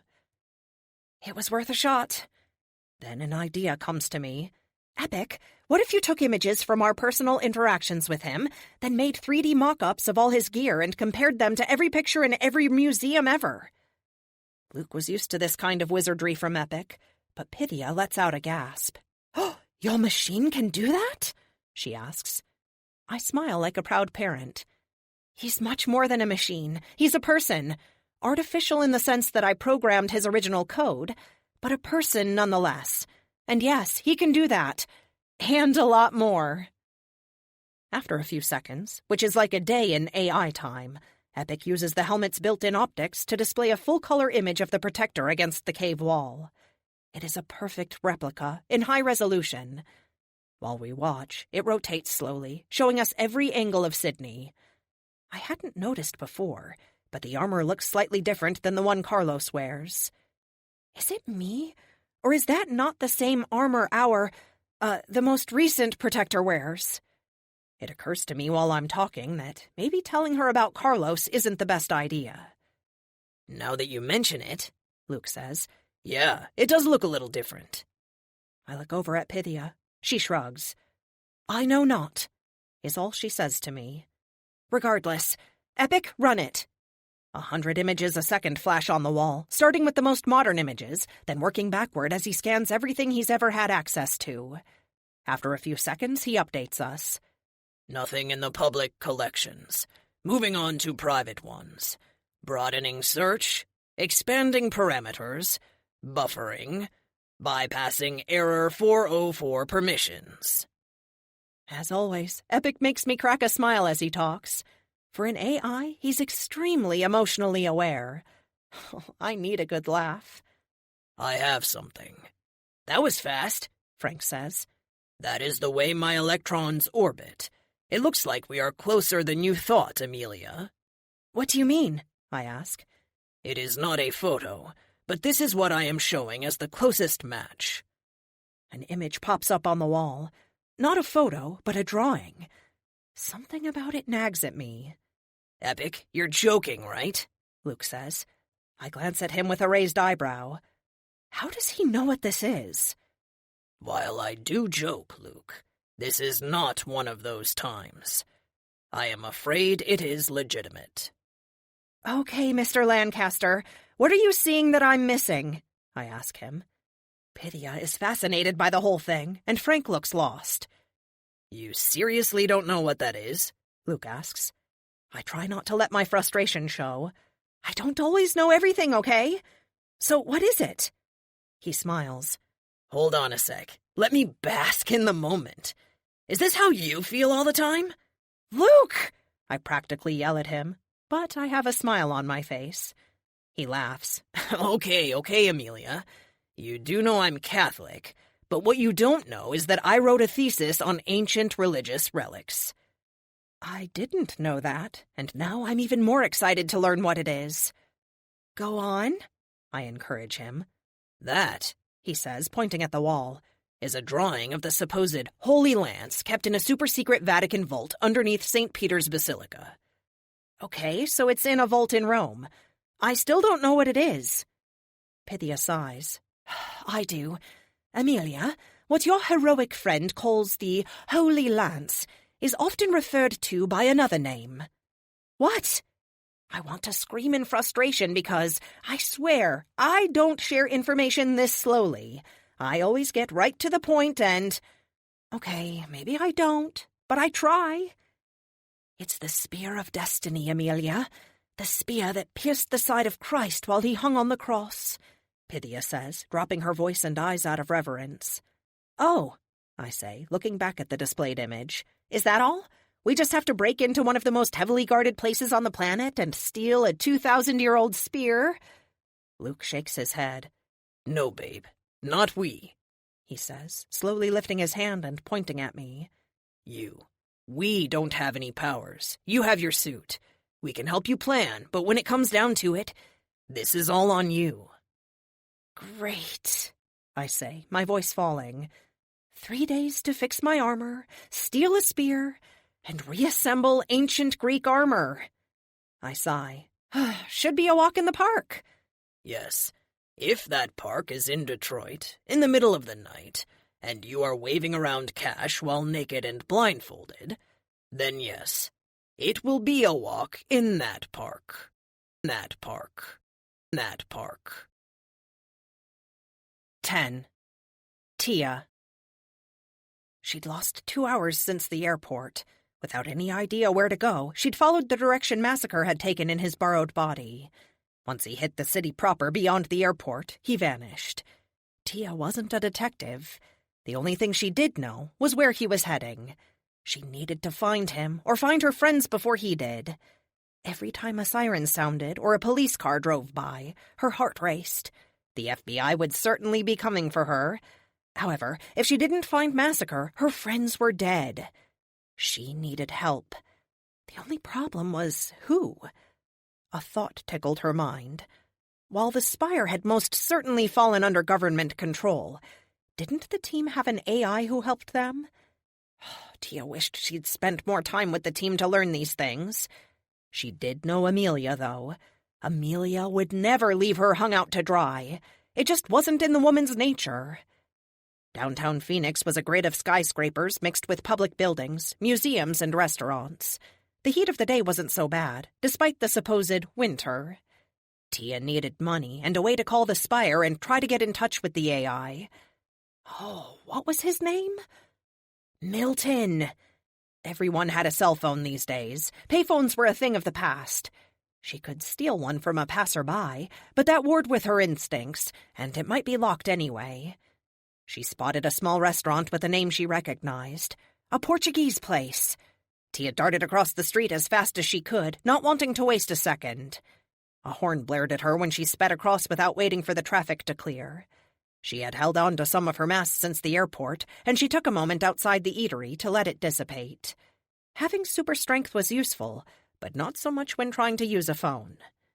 She pushed the door open, passing through into the cool air with the sounds of bells ringing. An older man, probably in his 60s, smiled at her as she entered. "How may I help you?" he asked. "Would it be possible to use your phone?" He frowned. "No, sorry. Our phone is for business only." He had an accent. It was faded, but enough that she suspected he spoke Portuguese.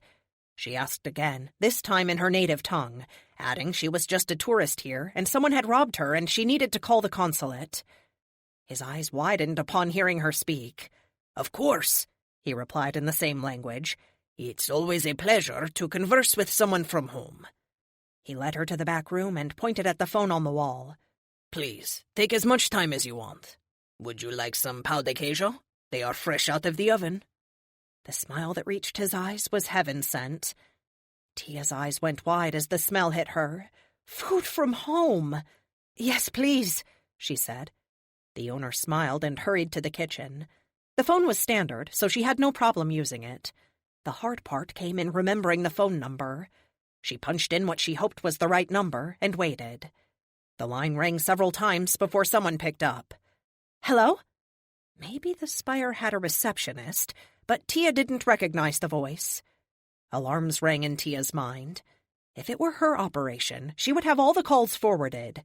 She just had to hope Milton monitored any calls. "Milton, I need help." She hung up the phone. Did they have time to trace it? Would the AI even... The phone rang. The high-pitched noise made her jump. She reached out and picked it up, saying a silent prayer that the Lord was looking out for her. "Tia, I'm so glad to hear you are okay, Mum." The upper-crust English accent on the other end gave her no doubt that she was talking to Milton. "Oh, thank you. I was worried you wouldn't be able to hear me in such a short time," she said. "No worries, Mum. I'm here for you. Now, let's get you taken care of. Across the street is an electronics store. I've already placed an order for you. Wait 15 minutes, then go in and tell them you are Christine Chappell and that your father phoned in an order for you. When you leave, head north on Central and we'll talk more." The line clicked dead before Tia could ask any more questions. The AI was her only chance. She just hoped he knew what he was doing. The owner came back with a plate of mouth-watering balls of breaded cheese and an iced tea for her to drink. She scarfed it down, thanked him profusely, and headed out the door. Back across the street, she found the little store Milton had spoken of. Hardly more than a stall tucked in between two larger department stores. The bell on the door startled her as she walked in. There were half a dozen customers looking around. Tia spotted at least one tourist gingerly touching things while half paying attention. There were two people at the counter. She approached the young woman who had black hair like Amelia's. "Hi, my name is Christine Chappell." The girl's eyes brightened. "Papa, Miss Chappell," she said. The man immediately left the customer he was speaking with and darted to Tia, his daughter trading places and rushing to attend the baffled customer. "Miss Chappell," he said with a bright smile. "It's an honor." Tia was as surprised as the other customer. What could Milton have said to warrant this kind of response? My father phoned in an order?" "Si, señorita. This way," he said, raising the counter for her to pass. She followed him into the back room. "Here is everything he ordered for you. I must say, your father is very generous. Little Bonita had the best 30 minutes of her life buying these things for you. It was a strange request, but he paid for everything and gave us $1,000 on top of it. How could I say no to that?" "I'm very sorry for the inconvenience. Papa can be cold sometimes." He cocked his head to the side as he examined her. "Brazil?" he asked. She shook her head. "Argentina. My mama immigrated when I was very young." No one ever guessed her accent. A lifetime of living in Argentina had mangled her native Brazilian Portuguese, on top of learning Spanish, English, and German. He gave her a large smile. "Take your time. Mi casa es su casa." He went back out the way they came. Tia looked around, wondering what he meant, when her eyes finally noticed the 4 bags from Nordstrom, along with 2 boxes, a phone, and a pair of boots in the corner. "Milton, how in the heck did you do all this so fast?" With a giggle, she dug into the bags. New clothes, top to bottom, along with a smartphone, sun hat, and shades to disguise her. The clothes were top-of-the-line designer jeans that tucked neatly into her calf-high boots, a sports bra and a regular bra, which she side-eyed. How did the AI even know her size? Despite her suspicious thoughts, it fit perfectly and held her in place better than any had before. After that, a tank top, which stretched down to her thighs, followed by a light blue long-sleeve Under Armour shirt that fit snugly to her body. Somehow, Milton had known her sizes better than she did herself. These new clothes fit better than anything had in her whole life. The boots and hat went on last. She pulled the phone out of the box. It was already charged and programmed. She plugged the little Bluetooth earphone in and turned the phone on. Once she was back in the store proper, the owner smiled. Ah, señorita, you are the picture of modesty and beauty. Si, bonita, learn from this young woman. You don't need to show skin to be pretty. Tia blushed, her cheeks heating as she coughed and tried to hide it. She didn't miss the scowl from the man's daughter. Well, thank you. I really do appreciate it, she said. When she turned to leave, the owner spoke. Señorita, you are forgetting something. He waved her closer and handed her a prepaid credit card. 10,000, he said in a whisper. Don't show that around, eh? Tia smiled in disbelief.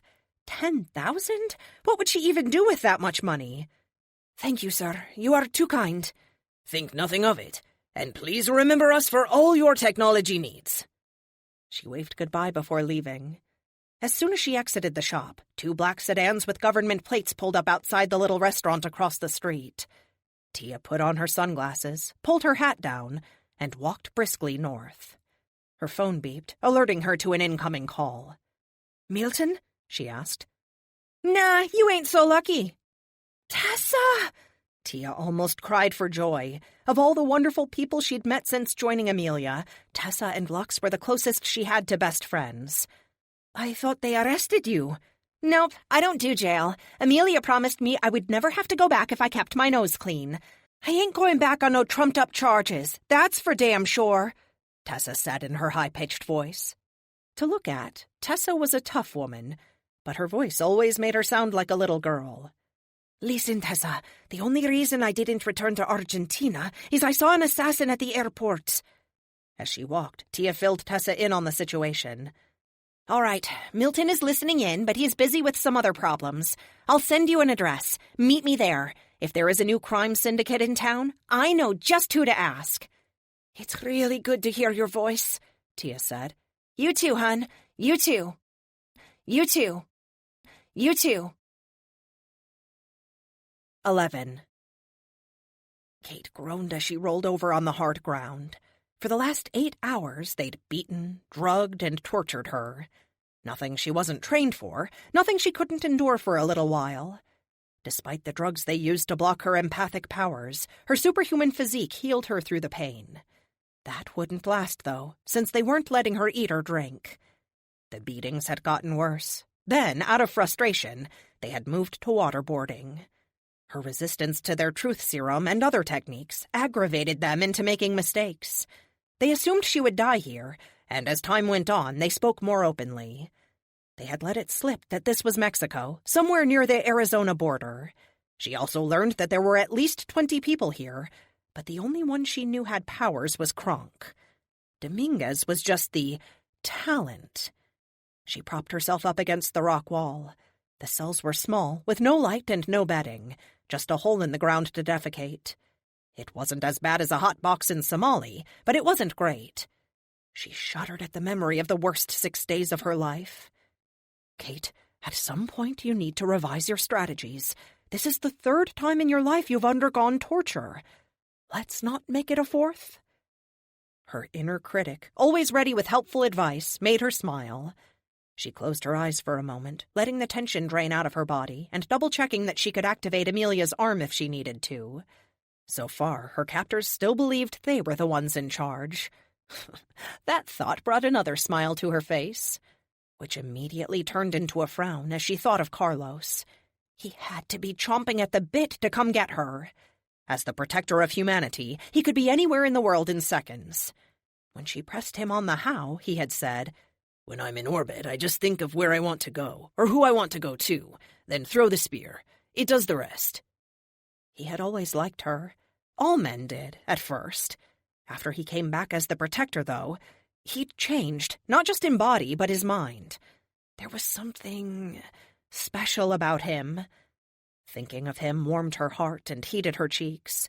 She shook her head, forcing her feelings down. Now wasn't the time to be dwelling on Carlos. She moved a little to the side to dig a rock out of her back, letting out an unconscious groan as she did so. "Kate?" a man said. "Who's there?" she replied. "It's Major Nelson. Tony," he said. "Major, I'm glad you're still alive." It wasn't a lie. The man had only done his duty. She knew that. She even respected it, even though it had led to her current situation. "I'm so sorry, Kate. I didn't know," he said. "How much of what you told me was true?" she asked. Silence was his only answer. She waited patiently for him to decide to speak. As she did, she worked out the kinks in her muscles, stretching them and encouraging them to heal. "I'm so sorry," Nelson said again. "Tony, listen, I get it. You're sorry. Now, how much of what you told me was true? The only weapon I have is information, and I need as much as I can get." It frustrated her not to be able to use her empathic powers of persuasion on people, but it wasn't her only gift. "Only a little, I'm afraid. My orders were to stall you, so I figured I would play into your hands with a story about conspiracy and deception." "How did you keep me from sensing that you were lying to me?" she asked. "That machine I turned on. It mimics human alpha waves. It fed you what you wanted to believe." Kate frowned. That kind of technology didn't exist as far as she knew. But then again, it happened. "Don't worry, Tony. Tell me what you do know, please?" "Sure. I guess it doesn't matter now. Part of what I said was true. Key personnel have been replaced, but I thought it was the normal rotation of duty. My orders came from my new CO, a General Havlick. I should have known something was wrong. The man didn't know the first thing about the Air Force. Sometimes, though, you get officers like that, promoted for their ineptitude, to get them out of the way." "Do you think he was some kind of imposter?" she asked. She heard the sound of fabric on rock as he shrugged and repositioned himself. The sound came from the cell across the hall from hers. The doors to her cell were wrought iron and closed with a chain. The doors looked old, but the chain was brand new. Standing up, she placed one hand on the wall and walked forward until she was standing next to the cell door. She had guessed right. When he spoke again, she heard him much more clearly. "Maybe. I wasn't paying attention, and I should have. Considering the men who attacked you weren't part of the military, I can only assume he was an imposter. Or so deeply on the take it doesn't matter." She nodded silently. "Amelia and I ran into an FBI agent who was like that. It was like he wouldn't listen to reason. He was pathologically convinced of Amelia's guilt, and there wasn't anything anyone could do to convince him otherwise." "Huh," Nelson said.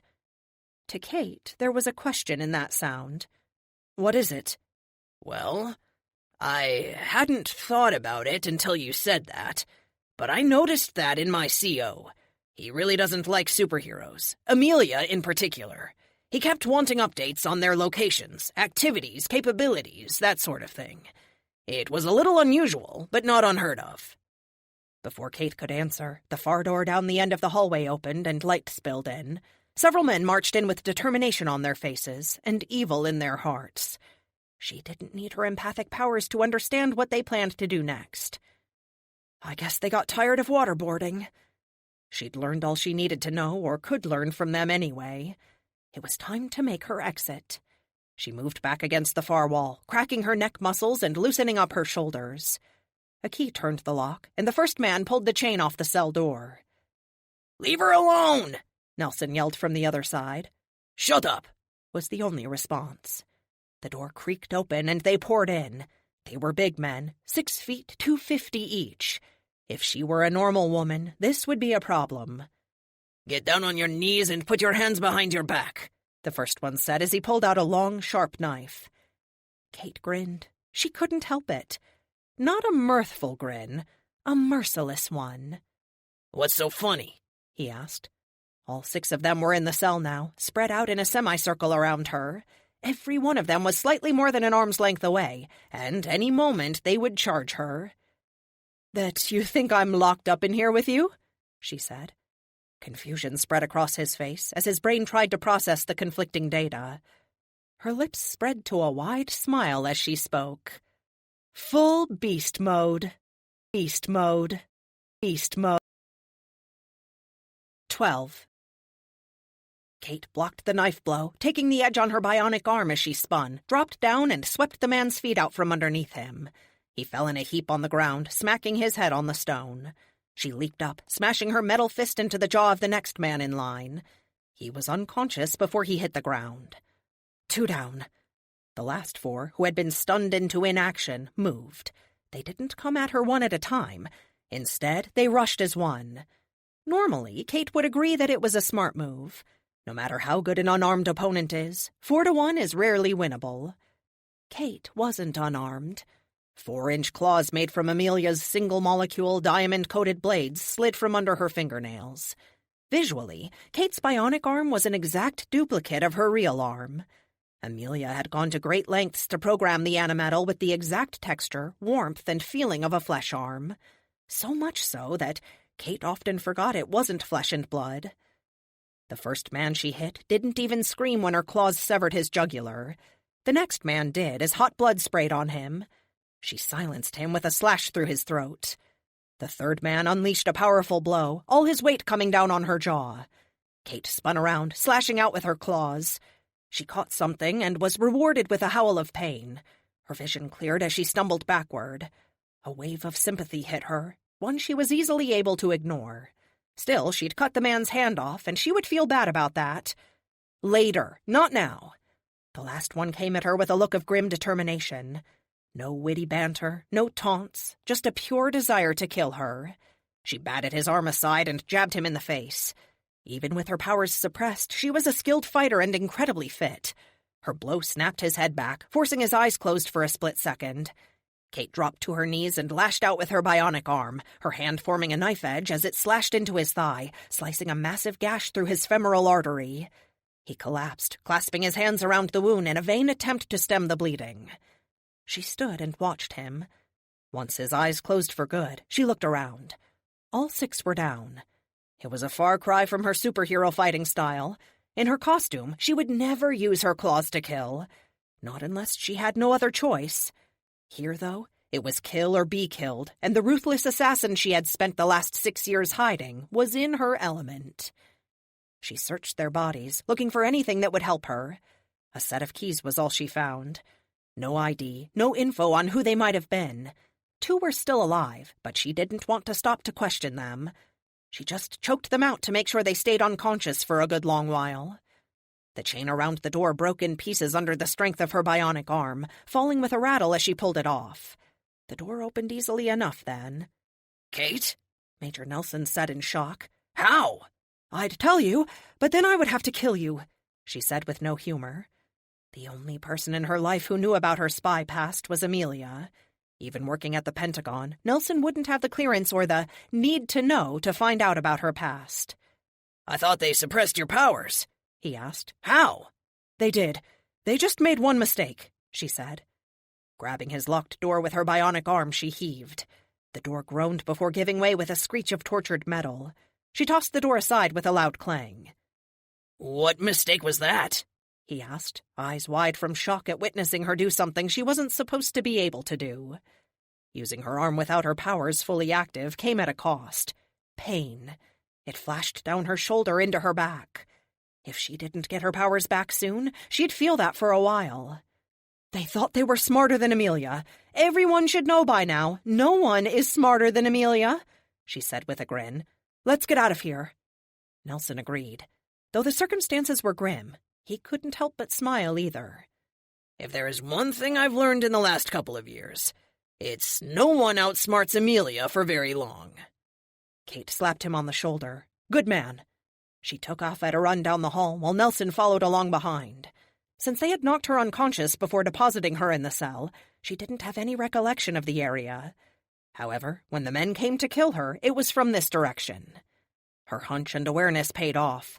A door at the end of the hallway was closed, and when she tried the handle, locked. It was an old oak door, solid and banded in iron. Where the hell are we? A dungeon? Maybe, Kate said. She held out her hand, palm up, and focused on the image of her sword. Nothing. She had some basic vocal commands with her arm, but without her powers, she couldn't form the more complex shapes. That was okay. The only other thing she needed was to call Milton. "Call Milton," she said. "What? I don't have a—" "Kate, so good to hear from you, Mum. Carlos is wearing a hole in the carpet, and Tigress is about to go mad from lack of attention." Nelson's eyes went wide. "You could have done that the whole time?" She nodded and held up her other hand to stave off any more questions. "Where are we?" "Scanning. You are 3 miles east of Guadalajara, Mexico, approximately 30 meters underground. Shall I notify the protector?" Milton asked in his upper-crust English accent. Kate shook her head. "No." "No?" Nelson asked, shocked. "Keep the line open. You'll know when to send him," she told the AI. She flexed her hand a few times, focusing on her inner mind, the place where her empathic powers resided, deep within her. "You were playing them for information?" Nelson asked. It was rhetorical, as if he was working out a math problem. "You were a spy, weren't you? Empathic powers, F3 physicality. It makes sense." Kate opened her eyes to mere slits and glanced at him over her shoulder. A spike of wonder and awe filled her awareness, one that was not her own. She grabbed it and focused on it, pulling it into her, breathing in his emotions as if they were a cloud. She pulled herself along his emotions, using them to jumpstart her powers and overcome the drugs in her system. Every second that went by, her powers grew until she had them all back. Her wounds faded and her body refreshed as her cells went into overdrive. It happened so fast, she let out a sharp gasp, as not just Nelson's emotions hit her, but everyone's within 100 meters. A slow smile spread on her lips. "Stay here until you hear the screaming. Then come running," she told him. He nodded. She focused for a moment on the feeling of fear. She'd felt it often enough to know exactly how to produce the pheromone for it. "You might want to back up a bit," she told Nelson. Once he complied, she brought up her hand above her head. 3 feet of monomolecular blade slid out of her palm, and she brought it down on the iron bands holding the door in place. Sparks flew as the sword cut through the iron. Even without her enhanced strength, the blade would have done the job. With it, no mere piece of iron stood a chance. The door shattered and Kate ran through, silent as a shadow behind the collapsing door. She slashed her sword across a man's chest, then plunged it into another's. She ran past their falling bodies and up the stairs out into a main courtyard. Several 4x4s were parked against the far wall. A dozen or so men and a few women were gathered together, making what Kate thought was a drug transfer under a bright noonday sun. The backs of the trucks were loaded down with pallets of white powder wrapped in plastic bags. The far truck looked like a military surplus vehicle with 6 wheels and a covered back. Kate counted at least a dozen women and girls, some of whom were clearly American, chained to the bed. So not just drugs, but trafficking too. Wait, this is about money? Kate shook her head in disbelief.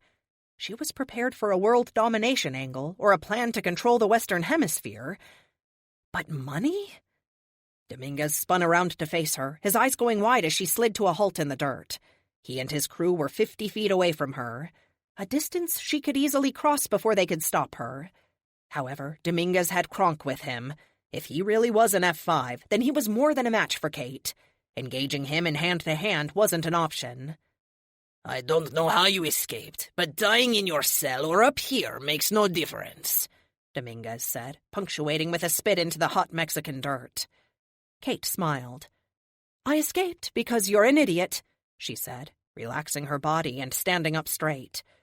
"You made a couple of mistakes, Dominguez. One, you thought you were smarter than Amelia Lockhart. No one is smarter than Amelia." "Quite," Dominguez replied sarcastically. "Your glib tongue does you no good, woman. You're alone and outgunned. Your powers may have returned enough for you to escape your cell, but clearly you can't teleport, or you would be gone. And dead, as they say, is dead. Kronk, kill her." "With pleasure," the bald man said, stomping forward. "Yeah, that was mistake number 2, Kate smiled. Sunlight reflected off a bronze spear, lighting up the courtyard with a brief flash as it fell from the sky to strike the ground between Kronk and Kate. "Oh, shit!" Kronk started to say, but was cut off when a pair of sandaled feet crashed into him from above, flattening him against the ground in a landing of earth-shaking proportions. The Protector, one of the strongest supers ever known, stepped off the unconscious, invulnerable Kronk, pulled his spear from the ground, and faced the group of criminals. "Who's next?" Carlos asked. It was rhetorical. They were all next. All next. All next. 13. Tia followed Tessa down the alley behind the biker bar on the outskirts of Phoenix. While she had only recently met the girl, they'd hit it off fabulously on the Protector's trip to Argentina. However, the alleyway Tessa led her down left a lot to be desired. She suppressed a shudder as she stepped over a pool of what had to be vomit. This place doesn't exactly strike me as nice, she said. Tessa smiled. That's the point, doll. It's seedy as hell. Tessa stepped up to a large metal door with a slit for security. She banged against it 3 times, waited a moment, and banged 3 more times. Tia pulled her hat down farther, despite the dark shadows that already obscured much of her vision. She felt exposed here. Tessa, however, seemed right at home in her knee-high black leather boots, cut-off jeans that only just covered the important bits, and a white tank top she'd tied in the front to expose as much of her stomach as humanly possible. "Are you sure you want to go in dressed like that?" Tia asked in a hushed whisper. Tessa responded with a pshaw. "I could say the same thing about you. You're gonna stick out in there. Don't accept any drinks." Tia shuddered. Reaching deep within herself, she opened the valve, increasing her mass, density, and weight by a factor of 15. The extra strength and protection relaxed her considerably.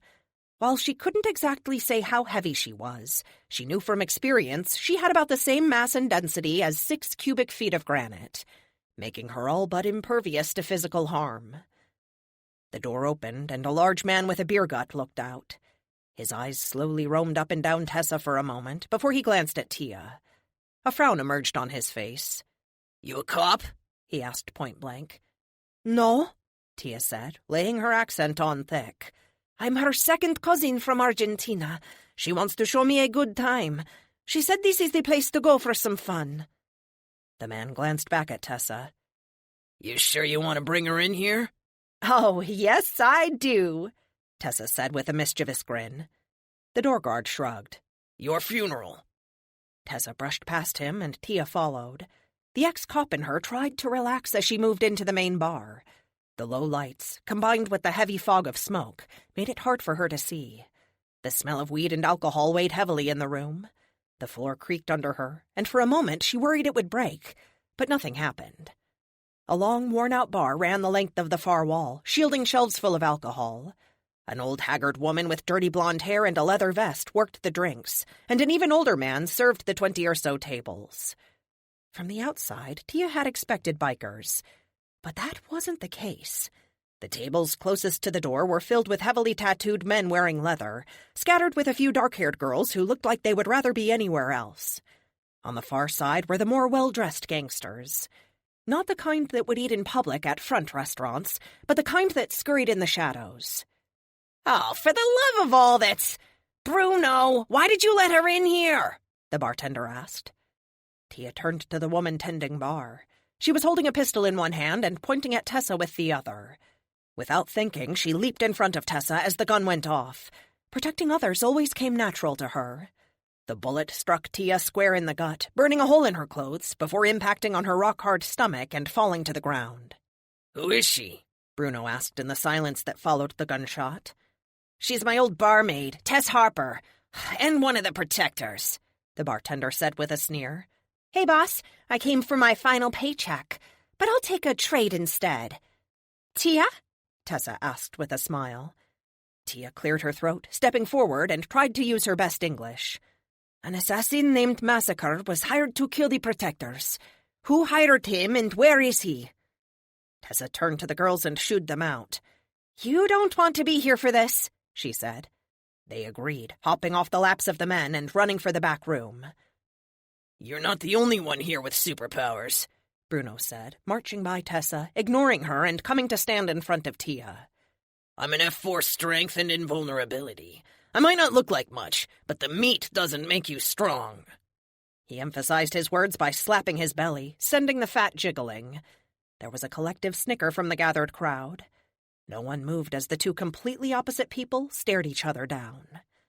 Tia nodded and let her valve open, increasing her mass to 1,500 pounds per cubic foot before choking it off. "You're right," she said to the bouncer. At 5'4", with a size 4 waist and normally weighing in at 120 pounds, Tia didn't look like much.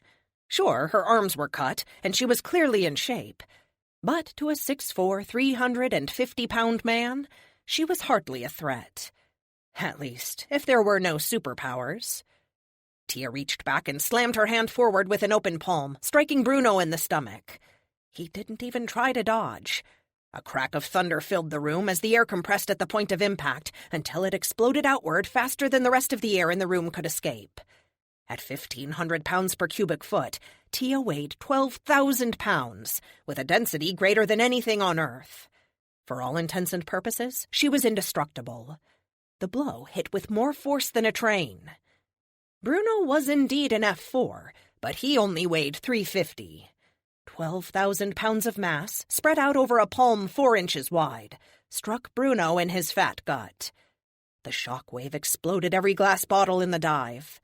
Bruno flew through the air and crashed through the far wall. The big man lay in the street outside, blood leaking from his nose and ears, but his chest steadily rose and fell.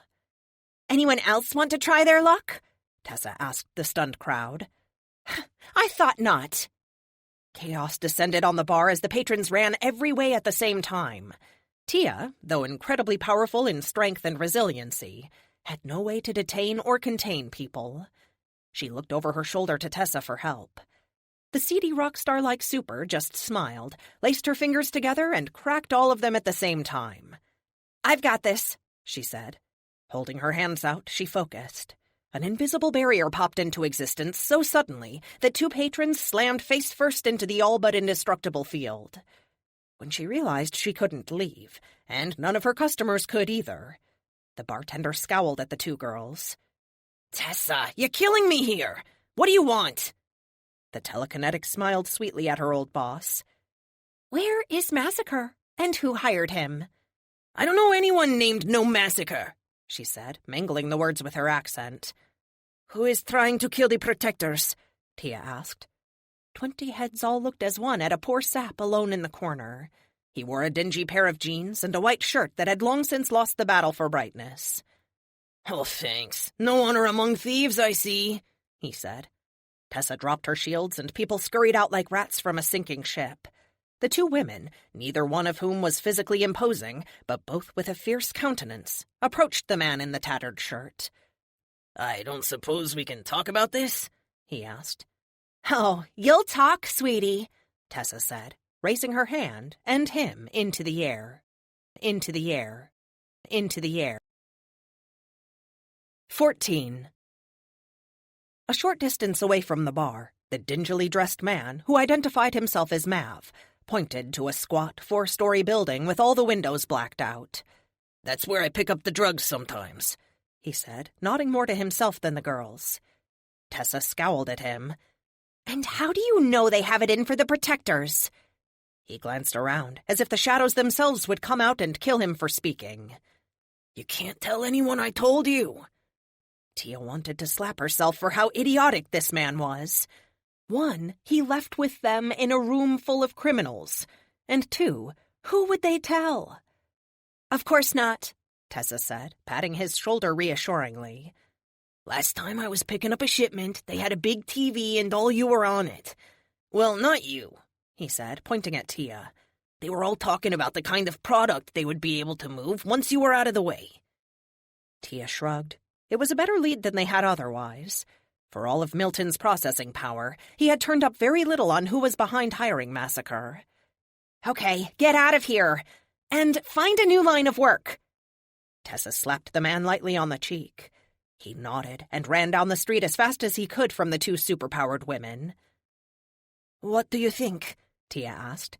"I think Mav there is a tweaker and would say anything to save his own skin." Tia nodded in agreement with her friend. "I agree. But we're going to check it out anyway, Tessa said with a smile. They both walked back to the F-150 Milton had provided them. It was the single most common vehicle in the city. They blended in seamlessly when in it. In the back, they had their equipment, what the team referred to as their uniforms. Tia's was a stretch leotard-like material that faded from white around her neck to dark blue at her feet. It was made of a special fabric Amelia developed just for her. She'd called it smart fabric. Small tears and holes mended themselves, so she didn't have to worry about running around naked after she stood in front of something big or explosive. Tia climbed into the back and took off her jeans and her shirt, which already had a hole in it, then pulled on her costume. The only downside was how tight it was. It was like wearing yoga pants for her body. Tessa's costume was much more to her liking. The entire thing was reinforced with Amelia's titanium tungsten carbide, lending it serious toughness and protection. It would take a high-powered rifle to penetrate it. She wore combat boots with 3-inch heels, black cargo pants, a red top made of the same smart fabric Tia wore, and a dark red military-style jacket over that. Of course, they both wore the standard black goggles with low-light capability and Milton/Epic access. Good evening, Mums. Sorry for my absence. I located Miss Petronelli and Mr. Dominguez, and they needed my assistance. I'm all done there, though. How may I help you? Tessa quickly filled the AI in on their plan. It sounds like a good idea. Neither of you are easily hurt, and the risk level is low. A cursory scan shows no wireless-accessible devices on the premises, not even cell phones. Either no one is there, which I find unlikely based on the heat levels, or they are taking extreme measures to protect whatever is inside. I'm not too worried about going in blind with the boulder here, Tessa said. Tia perked up. Boulder? She rolled the name around in her mouth for a second. I like that. Boulder it is, then. Congratulations on your code name. Thank you, Milton. Okay, TK, she said her friend's lackluster code name with a grin. Let's do this. It only took a few moments for them to dart across the street. To protect her modesty and be less obvious as they approached the place, Tia wore the jacket Milton bought her. The squat building was one of many on the block. Chain-link fences guarded each, connecting in the alleys that were little more than 10 feet of space between buildings. With the light fading in the west, they had to hurry. Not for their vision, but because they were running out of time to stop massacre. Right now, they knew what he looked like, but soon... Tessa formed a knife with her fingers and raised them in front of her like she was waving at an invisible person. Her telekinesis formed a knife that sliced through the fence, peeling it back like a wrapper. This way, she said, ducking through. But the door is that way? Tia asked, pointing in the opposite direction from where they were now going. Door? Where we're going, we don't need doors, Tessa said. She giggled at some joke Tia didn't get. Honestly, half the things the team said she didn't understand. Tessa ran her hand along the aluminum siding, her eyes closed as she walked slowly forward. What are you doing? Tia whispered from right behind her. I'm pushing to see if there is anything on the other side of the wall. Oh. Halfway down the alley, just as Tia was starting to wonder if they would have to double back to the door anyway, Tessa stopped. Right here. Tessa turned to face the wall and took a step back. She put both her hands together, palms flat to form a wedge, and raised them at shoulder level. Then, so slowly Tia could barely tell she was moving, Tessa lowered her hands. Tia watched the hole form in the wall, then slowly slide down like a zipper. She looked back to her friend and sweat beaded on her brow. Are you okay? Yeah, this takes effort. Tia closed her mouth, not wanting to cause her friend any more strain. Instead, she closed her own eyes and reached for that place deep within her. The valve opened, and the feeling of weight descended on her. The air shimmered around her like a mirage in the desert as her body condensed without changing size. Within moments, she had the density and mass of granite. Enough that she couldn't really be hurt, but not so much that she couldn't run if she needed to. Even with her mass to her theoretical maximum, she could still move, but she couldn't sprint. Even moving quickly, the effects on the world around her could be devastating. As Tia finished massing up, Tessa let out a breath and sagged a little, her powers letting go of the wall. The corrugated aluminum was sliced neatly in half, with enough of a gap that Tia could wedge her hands in. Tessa nodded and gestured to the hole. Be my guest. Just do it quietly. Tia kneeled down and slipped her hands in, palms facing away from each other, then gripped the wall and pulled. The aluminum crumpled under her hands, bending apart like tissue paper. She pulled until there was a hole big enough for the two girls to shuffle through. She let go, turned sideways, and started moving in. Careful, Tessa said. We don't know what we're facing here. Tia smiled. I'll be okay. Inside the warehouse, it was a maze of tall racks and boxes. The lights were all on, but Tia heard no sounds of workers, no vehicles going back and forth, nothing to indicate a living person. She stepped lightly as she could, moving out of the way for Tessa. Which way? Tia asked. Back when she was a police officer, she usually went into places through the front door, to draw as much attention as possible. Having a bulletproof body had its advantages. Tessa tapped her on the shoulder and pointed at her goggles. Tia scanned the heads-up display and realized that all communications with Milton had been cut off. Some kind of signal jamming would be her guess. She shrugged. Tessa pointed in the direction she wanted her to go, and Tia led the way. She glanced behind her to make sure her friend followed, and had to bite back a gasp. Tessa floated behind her, a giant grin on her petite face. When she saw Tia looking, she shot her a wink. Tia just smiled. Her new friends never ceased to amaze her. Walking the long side of the warehouse took almost 5 minutes. In that time, they didn't hear or see anything that would indicate people. It was starting to bother Tia. The hairs on the back of her neck started rising on their own, and she felt that uneasy feeling in her stomach she got when she knew it was a trap, but had to go in anyway. When the end of the row appeared, Tia waved Tessa back. She inched up to the corner of the ceiling-high rack and glanced around the corner. The racks were also solid walls. Even if they were empty, she wouldn't be able to see through them. When she peeked out, she saw an office with an open door and a blue light coming from it, along with a small card table with 5 chairs set up outside the office. No people, though. No sign of anyone. If I wasn't so desperate to find Massacre, I would hightail it from here. It wasn't that she was overly worried about herself, but Tessa lacked the invulnerability Tia's powers afforded. While her shields were incredibly powerful, they had their weaknesses. She looked back at her friend and held her hand up in a stopping motion. Stay here while I check it out. She trusted Tessa to listen, which might be a mistake, but she needed to focus on what she was doing without having to worry about her friend. With as much stealth as she could manage, she slipped out from behind the rack and jogged over to the side of the wall where the office and bathrooms were.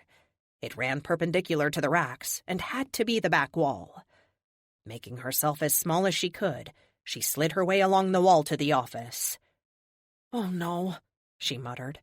The monitors in the office had images of her and Tessa displayed in HD glory. Then the lights went off. Lights went off. Lights went off. 15. "It's a trap," was all Tia could think as darkness descended on her. Of course it was a trap. In hindsight, it was easy for her to see. Just like the night vision built into her goggles let her see the 3 men charging her. They were incredibly stealthy. She couldn't hear them, and if it weren't for Amelia's genius, she wouldn't know they were there. Since they were coming for her, she had to assume they knew who she was. Tia stepped back and doubled down on her mass powers. Throwing the spigot wide open, she let the power run into her like a river. The concrete floor beneath her cracked as her mass increased exponentially. Then they were on her. The night vision goggles turned everything green and black. Their eyes looked like tiny flashlights under the light amplification technology. Tia tagged them mentally as short, average, and tall. Tall came at her with an overhand fist, using his height and leverage to bring his hand down on her like a hammer. As his fist hit her, silence enveloped the 4 of them. How can they see? And how are they so quiet? Whatever, or whoever was aiding them, it was certainly a useful power set for thieves. The blow hit the top of her head. The silent shockwave from the impact rolled out around her. Glass shattered and the computer screens blew apart. With her mass at 3,000 pounds per cubic foot and still climbing, Tia hardly felt it. She swung directly at him. Despite moving slower because of her extra weight, she struck home. The 3 men were completely unprepared for her to see them. Tall didn't even try to dodge, just took it on the chest. Tia almost felt bad for him. Almost. They're the ones attacking two unarmed women in the dark. Still, her compassion for others was what made her an excellent PR person for the police, and a terrible beat cop. Her open palm struck him dead center. She prayed he had invulnerability to go with his strength. The blow lifted him off his feet, sending him sailing into the blackness. Average ducked low and grabbed her ankles. When nothing happened, she spared him a glance. The look on his face was one of surprise. Then she felt it, a slight tingle in her skin. Oh, he has electric powers. She gingerly lifted one foot up and stepped on his other hand. His mouth opened in a soundless wail that looked really painful before he passed out. Short came at her with a series of rabbit punches, each one hitting harder than the last. When the fifth one hit her, it forced her to take a step back. Shocked that he could even touch her without breaking his hands, she didn't move to avoid the sixth blow. It crashed into her ribs, and honest-to-God pain flared up in her side. He was moving too fast for her to try and block his punches, so she brought her foot up in an arc, landing a blow between his legs. He stopped punching her, reeling from the attack and staggering back to fall on his knees. She cocked her head to the side, puzzled. With her current mass, she should have sent him through the roof. "Are you like me?" she asked, but no sound came out. With a frown, she lifted her foot off the concrete floor and brought it down as hard as she could. Her size 6 foot hit the ground with the force of a train, not just one car, but 10. The concrete exploded under her, shockwaves rolled out, sending Average flying through the air. The building shook, and every window for 500 feet exploded from the vibrations. Sound rushed back, from the moaning of the man she nailed in the balls to the screaming of another she couldn't see. The screaming got closer as a man with a black suit, tie, and retro sunglasses stumbled out of the office behind the broken window, his torso covered in blood and glass shards. He flailed around, trying to pull out the piece embedded in his chest. He dropped to his knees, then face-planted as he lost the battle with pain and blood loss. They had been ready for her. They just had no way to know that, past a certain point, her molecular density became such that she couldn't be electrocuted. "Tessa?" she called out. When her friend didn't reply, she took a ground-shaking step back. "Tia, I'm here," Tessa said from behind her. "You okay?" Tia nodded. "They weren't as prepared for my powers as they thought," she said, brushing the dust and dirt from her outfit. "Now what?" "I'd say question them, but—" Tia smiled. "Sorry, not sorry?" Tessa laughed. "Yes, that's how you say it. Let's get out of here before the cops come. I have another plan for saving our friends." Tia let some of her mass go, though not all of it, and followed Tessa out of the building. Sirens in the distance worried her. She couldn't hurt police. If it came down to it, she would surrender. As she followed Tessa, the sirens grew more intense. Tessa looked over her shoulder with a smile. "Down that alley is a fire escape. We climb up it and over the roof, and we're home free." They turned the corner into the alley, just as 2 cop cars passed by, lights flashing, speeding toward the warehouse. Tessa used her powers to levitate herself up and onto the first landing. She unlatched the ladder and sent it rattling to the ground below. "I'll meet you up top." She leaped out into the air and floated up to the roof in a few seconds. Tia could reduce her mass and weight, even enough to float gently to the ground if need be, but it was much harder than increasing. Almost like she was bailing out a bathtub with her hands.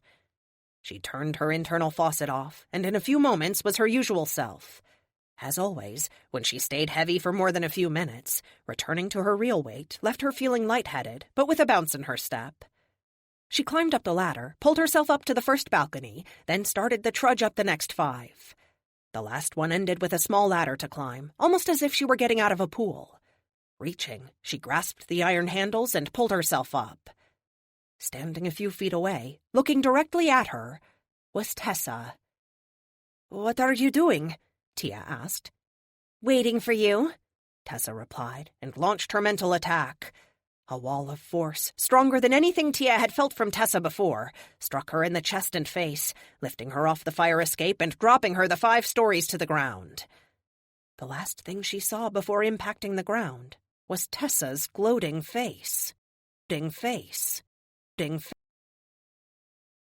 16. Kate. Gunfire, flame, and red beams of energy shot forth from the group of criminals.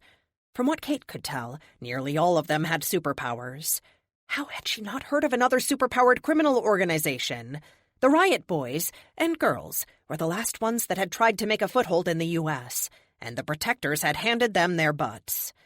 But these folks didn't seem like they were interested in knocking over jewelry stores. Drugs and human trafficking were usually the domain of the DEA and Border Patrol. Why did they spend millions of dollars and influence to take down Amelia and the Protectors? They were backing Agent Brown's crusade against Amelia for sure, but why? Kate didn't have any longer to ponder the events. It was time to move. Carlos absorbed the majority of the fire. What didn't ricochet to the side from his shield bounced off the rest of him. She spun, looked up to the roof, and teleported. A second later, she was 50 feet up and looking down on the battle. Of the 11 people left, not counting Kronk, who didn't look like he was going to get back up anytime soon, 3 had guns. The rest appeared to have powers. A fire generator, laser eyes, speedster, and 5 strongmen, guessing by how they were taking up positions between the gunners and Carlos. Go! Get the merchandise out of here! Dominguez screamed at the 2 men and 1 woman with guns that were firing uselessly at Carlos. The woman ran for the truck full of girls, while the men ran for the drug vehicles. Drugs were a problem, but lives were a bigger issue for Kate. She focused on the running woman and leaped off the roof. After 3 seconds of falling, she triggered her teleportation. The world vanished, only to reappear with her feet hitting the running woman square in the back. Kate rode her down to the ground with the gravity assist. The woman's face slammed into the dirt, her nose exploding in a shower of blood as it flattened against her face. Kate kneeled into her back, grabbed a mop of hair, and slammed her head down a few more times for good measure. Once she was sure the woman wasn't going anywhere, she spun around and teleported to the hood of the first truck. The man with the Uzi had just climbed in and was turning the engine over when she landed with a crunch of metal.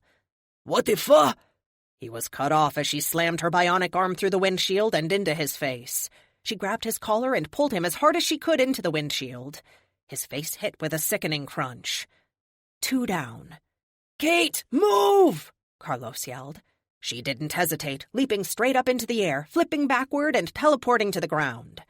Crimson beams of heat slashed through the air above her, melting the hood of the truck and striking the wall behind her with an explosive impact. Kate rolled sideways and around the vehicle that shielded her. The man with the crimson eye beams wore a white button-up shirt and jeans. The red beams stopped, and he blinked several times. He can't leave them on. Good to know. She ran right at him, as fast as her enhanced strength would let her, which was pretty damn fast. He focused on her as she came at him. His eyes burned bright red, and Kate risked one more step before she dropped to the ground in a slide. She was well short of him, but she dropped in time to avoid the laser vision.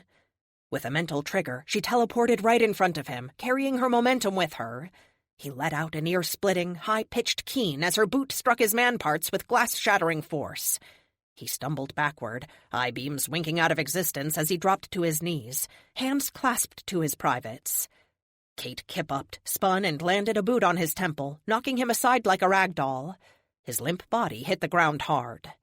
It was probably doing him a favor, considering the pain she had inflicted on him. Kate only had a second to check on Carlos. Not that she needed to. Carlos slapped one of the strong men aside with his shield, knocking the man through the brick wall that circled the courtyard. He lifted his sandaled foot and slammed another in the chest, sending him crashing into the truck with the smoking hood. Kate looked for Dominguez. It was all for naught if they didn't stop him. The rest of these people were just grunts. Dominguez was the one in charge.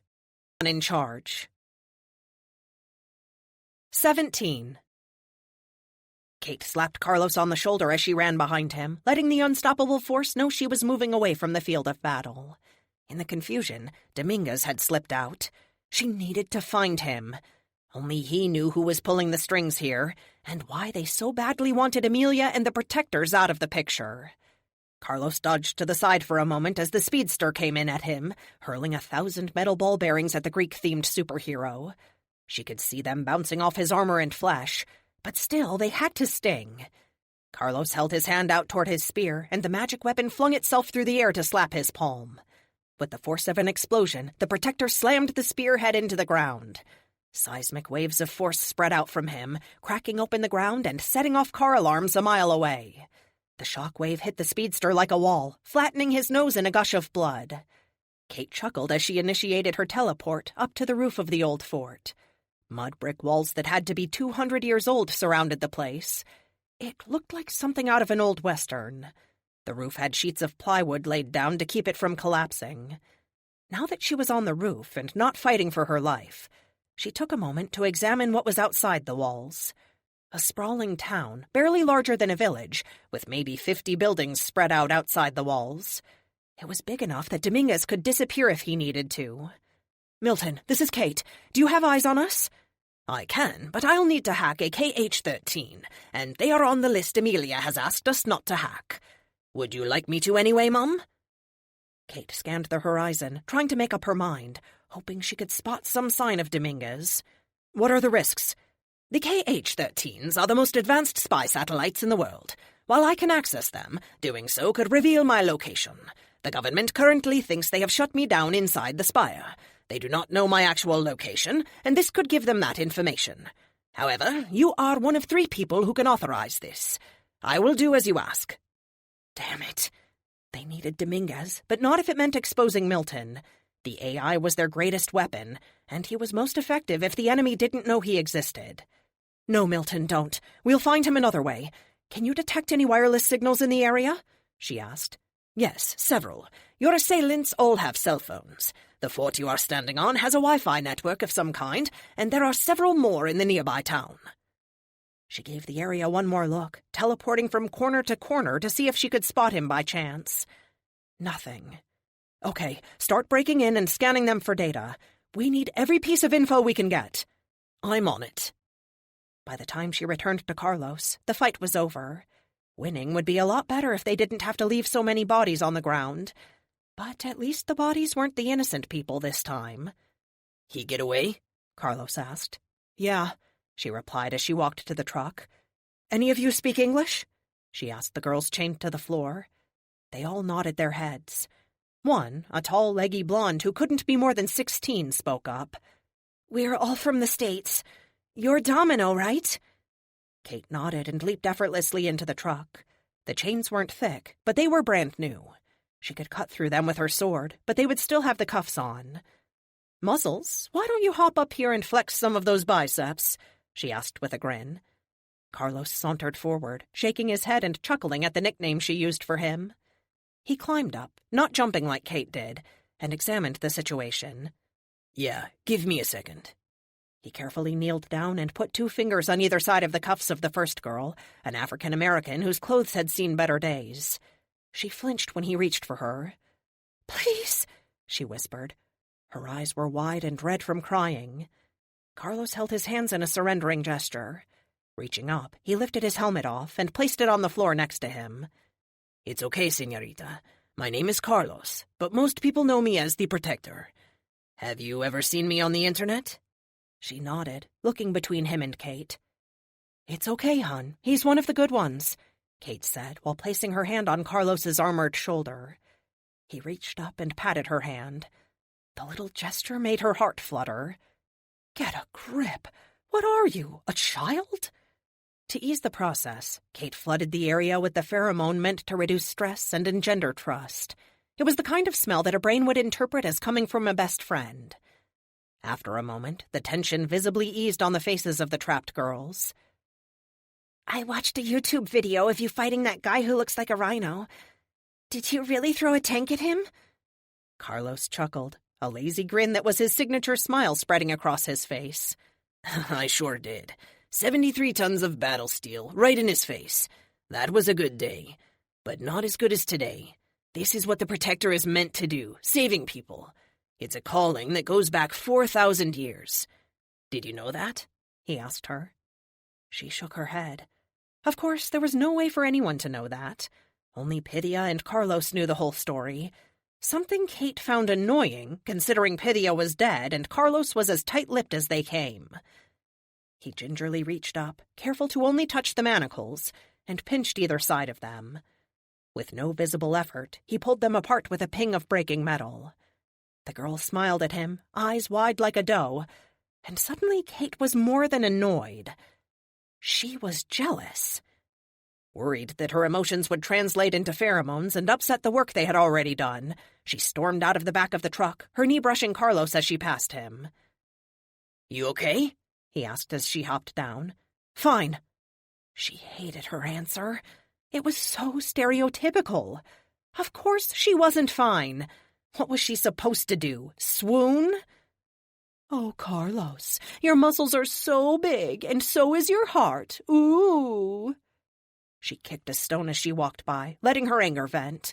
She took it out on the few prisoners they had, dragging them none too kindly to the back of the last working truck and slamming them down on the bed. When that was done, she activated her comms again. "Milton?" "Here, Mum." "Is there anyone at the U.S. consulate in Mexico we can trust to get these girls back to the States?" "Give me just a moment, and I will find out for you." She nodded, forgetting he couldn't see her. He didn't seem to need her acknowledgement, though. She folded her arms across her chest and leaned to one side, biting her lip and trying to shake the unpleasant feelings flaring up in her heart. Why should she be jealous? She and Carlos were nothing to each other. She'd practically ignored him before he became the protector, and since then they had flirted back and forth, but whenever it seemed like it would become more, Carlos would back off. He would back off. A man.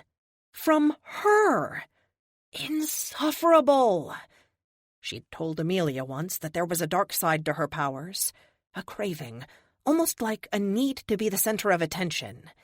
It had become so automatic, so normal, to be the desire of every man around her, that she expected it.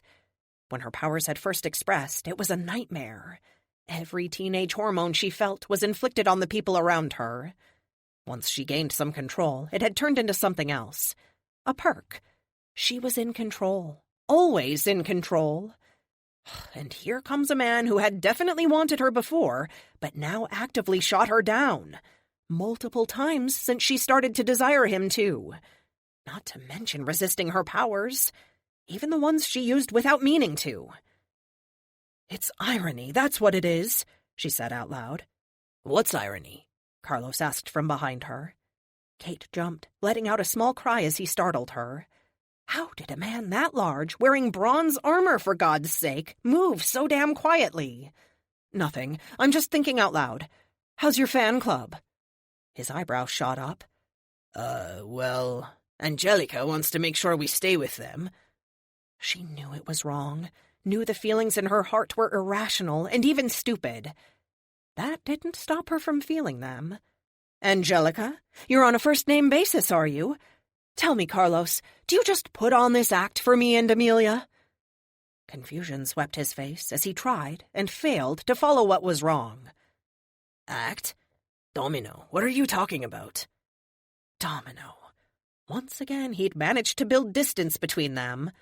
"What's your game? Come back here and flirt just to lead me on? Is this revenge on the hot girl for ignoring you when you were scrawny? God, if I'd known you were this petty, I never would have flirted with you in the first place." It wasn't until she looked him in the eye did the extent of the blow she'd just delivered dawn on her. She had always shielded herself from the emotions of others. Now she opened herself up to what he felt. She wanted to take it back. The look in his eyes broke her. She reached out to touch him, her emotions pulling a 180 in a heartbeat as the extent of her cruelty was revealed to her. The shock and pain rolling off of him was almost too much to bear. She'd truly hurt him with her thoughtless words. If she'd opened her powers up before, she would have sensed how much he cared about her. But she was too wrapped up in her own self to think about anyone else. "Carlos, He sliced his hand through the air in front of her, holding his palm open toward his spear. "It's fine. Milton says there's a fire in Rome that needs my assistance. You've got this, right? Have Milton call me if you need more help." As he spoke, the spear smacked his palm, and he threw it up toward the sky in one smooth motion. The bronze spear disappeared in a second.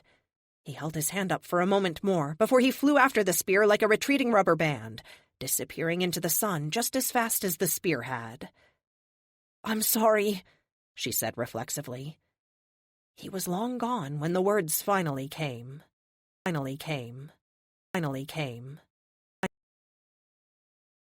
18. Amelia, what if we strip away the armor component, but leave the exoskeleton intact? That would allow you to walk and fly. As long as you do not try to stop a bomb, you should be okay. Epic is a genius. Here I am trying to figure out how to make the armor work again, and really all I need to do is reconfigure the animetal exoskeleton and maybe rewire a few things. Good thinking, buddy. This won't look awesome, but it will do the job. You figure it out? Luke asks from over my shoulder. He's acting as my assistant, holding tools and fetching things for me, so I don't have to move too much. Without a wheelchair, I'm stuck in one seat. Yep. Well, Epic did. When we designed the new modular suit system, it was all based around an animetal exoskeleton. That part is self-repairing, as long as it doesn't take too much damage. But the armor on the leg is a loss. However, I don't need the armor to function, just the bits underneath. Give me an hour and I'll have this up and running. Uh-huh. An hour? You always underestimate how long these things take, Luke says with a smile. Your doubt in my ability is duly noted. He presses his lips together in a thin line. That's not what... Oh, you're joking. Ha-ha, he says. I wave him over and give him a peck on the cheek. You're cute when you're flustered. Now shoo, I need to focus and you make that hard. With Epic's help and a little luck, I dive right in and figure things out. We have 2.5 days to acquire and assemble the Protector's armor. I can't waste a single second of it. Even if this makes me less sturdy, at least I'll be able to walk and fly. Besides, it's not like I'm going to be facing anyone with superpowers in this time. A few hours later, Luke was right. I underestimated, and I think I have it. Epic, run a systems test and let me know when you're done. Affirmative. While I wait, I glance around the cave. I notice things that I hadn't before. Somehow, Pythia managed to summon a military-style cot for Luke, including a green footlocker next to it. Also, the bed of pillows is gone, replaced by a fancy 4-post affair with frilly pillows and a down comforter that looks yummy. Frank is relaxing on the bed reading a book. Pythia is nowhere to be seen. Luke? He hops off the cot and fast walks over to me. What happened? I ask. She said that with the new Protector coming, she needed rest to conserve her power. She walked behind the waterfall and vanished. After that, things... He turns and gestures to the room. Things started changing. It's weird because neither Frank or I noticed until after they had changed. Almost like it had always looked this way. He runs a hand through his hair, bringing it to rest on the back of his neck. That woman gives me the creeps. I thought the week we'd spent with her on Lux's ship was weird, but this... I nod. I know what he means. It's hard. No, impossible to read that woman. Is she telling the truth? What is she hiding? Reading a book written in invisible ink would be easier than divining that woman's true intent. Epic beeps, and his cool voice fills the cavern. Amelia, I have some good news. The suit is 100% operational. Even with the removed armored section, it does not impair the functionality as long as we have sufficient animetal to patch the hole with, which we do. I would suggest you not have any more holes torn or blown in you, though. Yes! I pump my fist in the air. Good news at last! I turn to Luke and smile. Okay, baby, help me get dressed, I say to Luke. Luke stops for a second, looking me up and down with a gleam in his eye. Heat builds up in my cheeks and ears, and I look down to the ground. Not like that, jerk. You said it, he teases. Luke, when we get back... I want you to ask. I'm ready if you are, I tell him as he leans down to pick me up. Ask you... Amelia, are you sure? He freezes as he realizes what I mean. Once upon a time, he was going to ask me to marry him. I cut him off before he could with a ridiculous reason. I realize now how short-sighted and fear-based that decision was. I want to undo it now. I nod. Suddenly, the cave is far too small. I reach up and put a hand on his square jaw, letting my fingers linger over his face. He needs a shave, but other than that, he looks amazing. Not trusting my words, I pull him in for a kiss. It lasts a lot longer than normal. When I pull away from him, we're both breathing heavy. I think kissing you is my favorite thing in the whole world. He shakes his head. Liar. Science is your favorite thing. he says while nuzzling my nose. Nope. Right here and now, you are. We hug for a few seconds, and I just don't ever want this to end. Ahem, someone behind us says. Luke jerks around, standing in front of me protectively, because whoever made that noise isn't someone we know. The woman walking out of the waterfall wears a pair of brown desert-colored boots, khaki pants, and a button-down shirt that looks vaguely like a military uniform shirt. Her long black hair is severely pulled back. The only reason I know it's Pythia is her eyes, languid pools of blue that are incredibly hard to look at for more than a few seconds. Whenever I try to stare at her, I feel like she's looking into my soul. You changed? I say. She nods, her lips pressed together in a thin line. I guess fate knows who my next protector is, because this is what he needs, she says. Don't you normally change after you meet them? I ask. She nods. This is new territory for me, though. There hasn't been a protector in a long, long time. I shrug. Let's go get the dude his armor, then. Luke? I say with a grin. Initiate. Oh, you're funny. Which piece first? He asks with a perplexed look. Yeah, it's going to take a while to gear up. 19. 3 hours, 4 Cokes, and a ham sandwich later, I'm standing on the Delphi Hill. I smile as I walk up to the top. It's nice to be able to move again, even if it is artificial. Epic is back to projecting his words on the screen for me, and he's busy running through all the last-minute checks. I don't want to get up 10,000 feet, only to have a critical system fail. He starts putting everything on the HUD for me to see. ZPFM, 100%. Kinetic manipulates, 100%. IP cannons, 100%. Particle beam, 100%. M drive, 100%. We are as ready as we are going to be, Amelia. Let us go break some laws. I chuckle. Activate M drive in 3. It's not like I think the suit is going to explode or anything, but the damage Red Gem Luke did to the ankle and knee was pretty extreme. 2, 1, launch! The M drive saps power from the ZPFM, and the whine they generate fills the air around me. The suit shakes for a second, then shoots into the air like a rocket. Woohoo!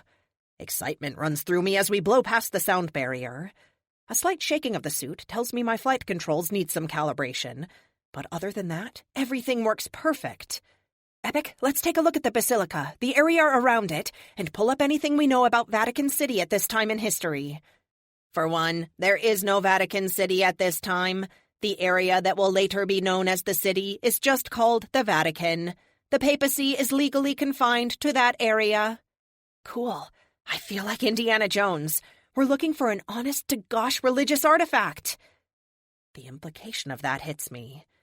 Epic, Mom is going to freak when she finds out what we've done. Oh, man, the look on her face is going to be priceless. You are correct. Given the importance of faith in her life, this will be a very significant event for her. Cruising speed of Mach 3 achieved. Time to target, 39 minutes. Would you like to watch a movie? Tempting, but no. I need to fill in some gaps. Find me every major event that happens over the next 2 days, and let's read about it. I want to brush up on my history. All I have is a scattering of pictures, journals, and newspaper articles that are questionable at best. On that cheery note, Epic starts filling me in on things. Before I know it, we're descending over Rome, decelerating to a manageable 300 miles an hour. The Italian peninsula at night is gorgeous. I've only ever seen it from orbit as I flew to and from Greece, and then only a handful of times. I cut the power a few thousand feet up and freefall, more out of habit than any need for security. They have no radar, no infrared, nothing at all that can detect me. I power back up at 300 feet, throw my hands out in front, and hit the jets. The thrust slows the suit down so that I land on the 1,000-year-old cobblestone outside the basilica, as light as a feather. I hold still for just a moment while Epic scans the area. At 4 a.m., I don't expect there to be a lot of foot traffic. It's the ideal time to break into the place. All clear. Bear in mind, we are going to have to do some searching. It is not like there is a computer I can hack to tell us where it is. Spoil sport. I mutter. The building is a magnificent replica of Roman architecture. Columns hold up the roof. Past those, the external walls are marble with intricate carvings on them. Epic, make a note. If we ever build a base, we need marble and lots of it. This is beautiful. Note made. Intricate religious carvings for evil mountain lair.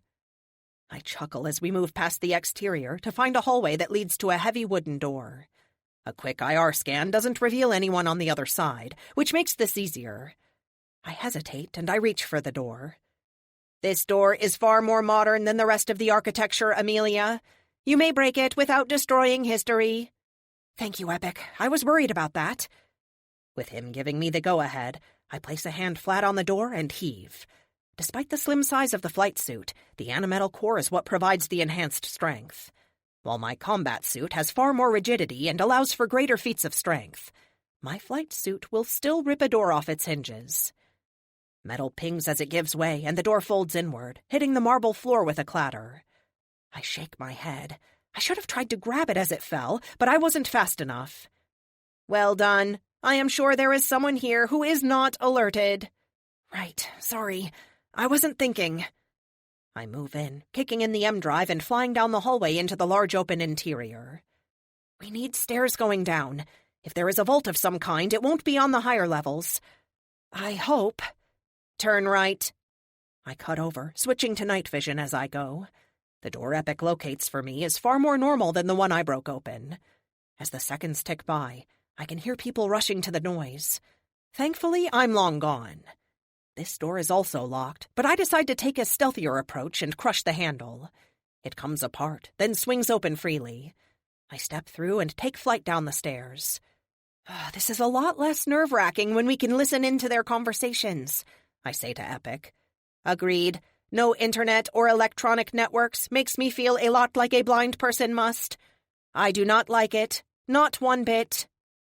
At the bottom of the stairs is a large sub-basement that looks more like a modern subway tunnel. Concave roof, a platform, the whole bit. Then I see the tracks in the center. Epic? Scanning. Wait one moment. Hurry, I tell him. Between each of the archways that run parallel to the tracks, there is a large metal door. This is their vault. However, the train tracks would indicate this is just one of many. We may have to start guessing. Frell, I mutter. I go to the first door, grab the handle, and pull. When I hit 500 pounds of force, the suit's alarms start ringing. Whatever these doors are made of, it's frigging heavy. When I'm at maximum force and it still isn't budging, I switch tactics. I step back and spin up my particle beam, slicing the blue beam through where I think the locks are. Sure enough, the door swings open easily. Ha! Well done circumventing 120-year-old locks. You should write a book about it. Spoil sport, I say, sticking out my tongue at him as I walk through. Night vision is great, but it doesn't provide the ability to see details. Max LEDs, please? I ask. Exterior LEDs pop on, lighting up the room like a small sun. We need to rethink our plan, Amelia. You don't say. The vault is 300 feet long and 50 feet wide, and it's absolutely packed with crates and boxes. It really is like Indiana Jones. I step back out and look down either end of the tunnel. It goes on for as far as I can see in both directions. Every 50 feet, there is another door. Perhaps we can find someone to ask? Do you really think they'll talk to us? Someone approaches. Kill the lights, I order. I duck behind a large crate, kneeling as best I can. While the suit is nimble, it isn't easily crammed into small spaces. Based on the footsteps, I am 83.7% sure it is a woman. Flickering light filled the room. Quite pitiful compared to my own LEDs, but I imagine they make do with what they have. The light grows brighter as the footsteps close in. Then she's walking past me. It's hard to tell what she looks like with the robe and hood on. She holds a small lantern in one hand. Epic, let's prepare a... She turns and looks right at me, as if she heard me speak. But that's not possible. The suit is completely soundproof. I expected someone to come, just not a Talos. Who are you? Amelia, I am confused as to how she knew you were here. Me too.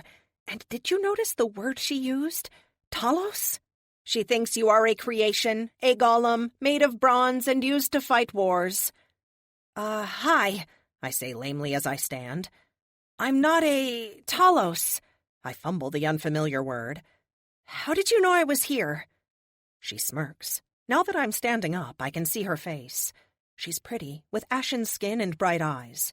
Her cheekbones make her look like she's perpetually displeased with everything and everyone. You are not the only one with special gifts, Golem. But are you here for the spear, or did you come for some other reason?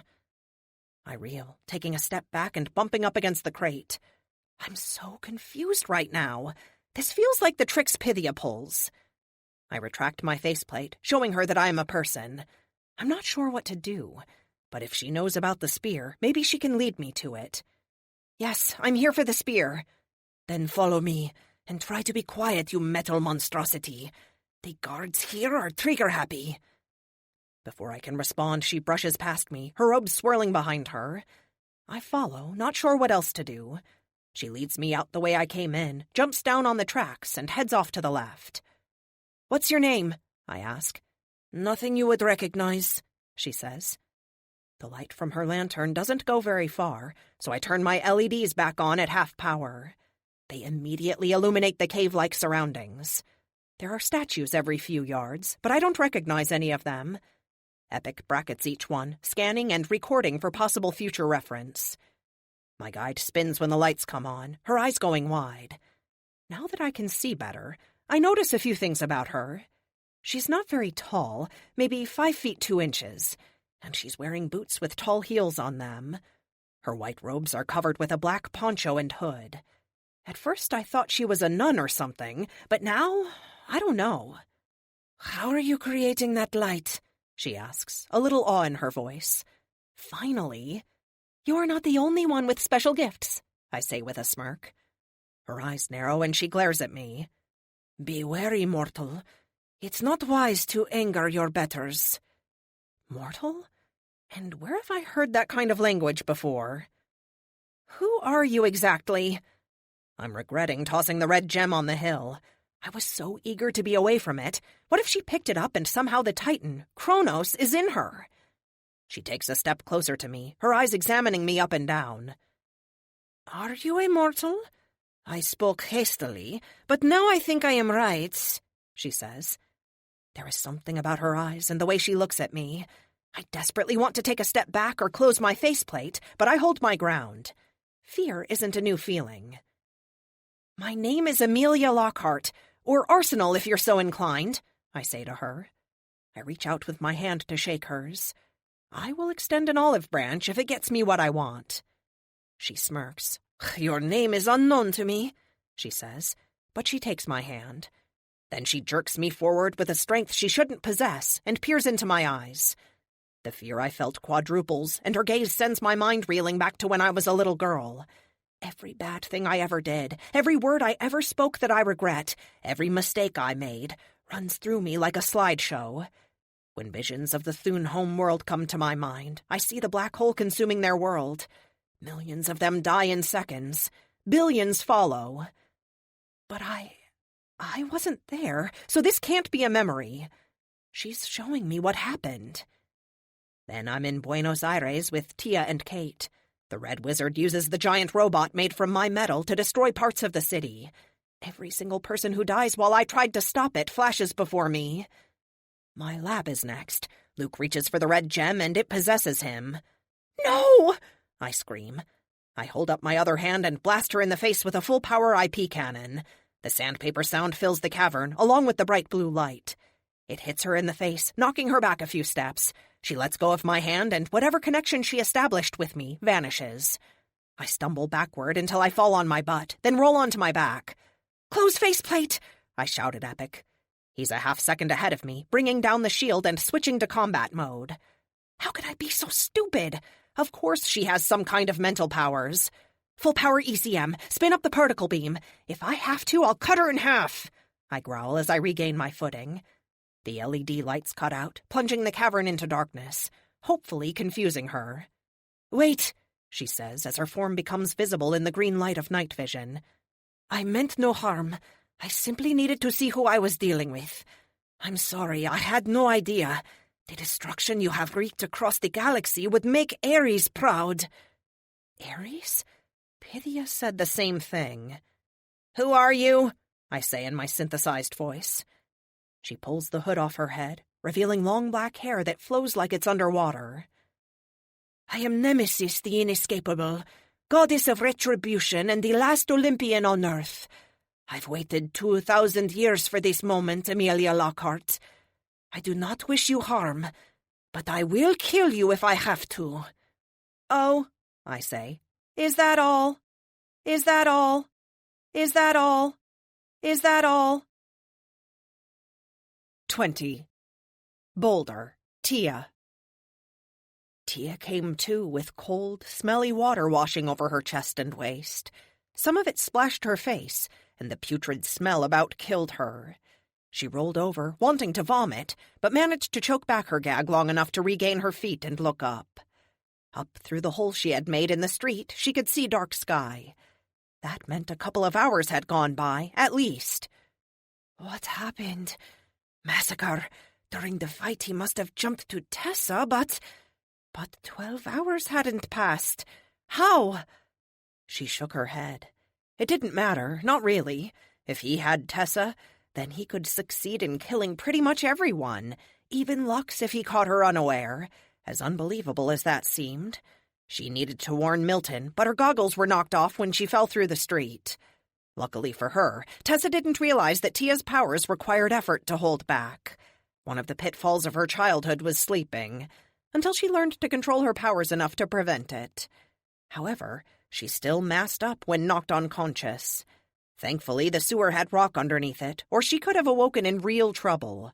Or not at all if she sank too far into the earth. She raised a hand to her face, trying to hide from the stench, but it was pervasive. She patted her head and couldn't find her goggles. Looking down at the water with a sigh of disgust, she kneeled down and felt around the bottom. Oh, the cold, disgusting water soaked her sleeves, and every time something slimy slipped past her fingers, she let out a string of Portuguese curses. Finally, she grasped the elastic band and pulled them out. Shaking them off several times, then using the collar of her costume to wipe them off, she put them over her eyes and pulled the strap tight. "Please be waterproof." "Tia, I'm glad you are okay." Milton's English accent was a relief to hear. "Gracias a Dios. Milton, I need help. The assassin we were tracking, he's in Tessa." "Oh, dear," came his reply. "Milton!" "She contacted me an hour ago. She told me you two had separated, and she was going to try and get to the team another way. I suggested she allow herself to be arrested, and then I could arrange for her to be in the same building as Tony, Monica, Teddy, and Lux." "Tell me you haven't done that already?" Tia asked. "I'm afraid they transferred her 15 minutes ago." Tia swore again. Activating the night vision mode, she looked both ways, trying to see if one had an advantage over the other. She couldn't tell. "Milton, I need to get there, and I mean right now." "I'm working on it. One moment, Mum." Tia hated this. She had no idea how to force Massacre out of a body, or how he was able to jump bodies so soon. She'd fought him twice in the past, and each time he had required 12 hours between jumps. Unless... Her head shot up. Oh no. It had to be. The mad wizard that she, Kate, and Amelia had fought could alter people's powers, enhance them. What if he did that for Massacre? What if he did that for a bunch of villains, and that was why things were heating up? With Amelia's own government coming after her and so many villains attacking at once... "I have it, Mum. Go north. You're right. 500 feet to an access tunnel. You are in the sub-sewer, so be prepared for a climb." Tia shed her ruined jacket. It was waterlogged and ripped, and would only slow her down. She took off at a run, focusing on her mass and doing her best to force some of it away to lighten her even more and allow her to move and climb faster. It wasn't easy. She'd told Amelia she could float if need be, but it was 10 times as exhausting as piling on the mass. She reached the ladder, leaping up 6 feet to hit near the top. The slimy surfaces were hard to hold, and she scrambled for the rungs. Sweat beaded on her forehead as she reached the top. The manhole wouldn't budge. Damn it! She let go of the faucet inside of her. Instantly, her mass increased back to normal. A weariness washed over her. She shook her head. Now wasn't the time to allow exhaustion to stop her. Lives were at stake. Her friends' lives. "No," she said out loud. With a grunt, she increased her mass threefold, giving herself the strength she needed. She hit the manhole with her shoulder, sending the iron disc flying through the air. She pulled herself out of the hole and sat on the street for a second. "Milton, I need to get to the Federal Building as fast as possible. Where is it?" A red four-door Toyota Prius turned the corner 100 feet away and flashed its lights as it came to a stop next to her. The window rolled down, and a young man with shoulder-length, sandy blonde hair and a scraggly beard smiled at her from the driver's side of the car. "Hey, babe. You wouldn't happen to be Cat, would you?"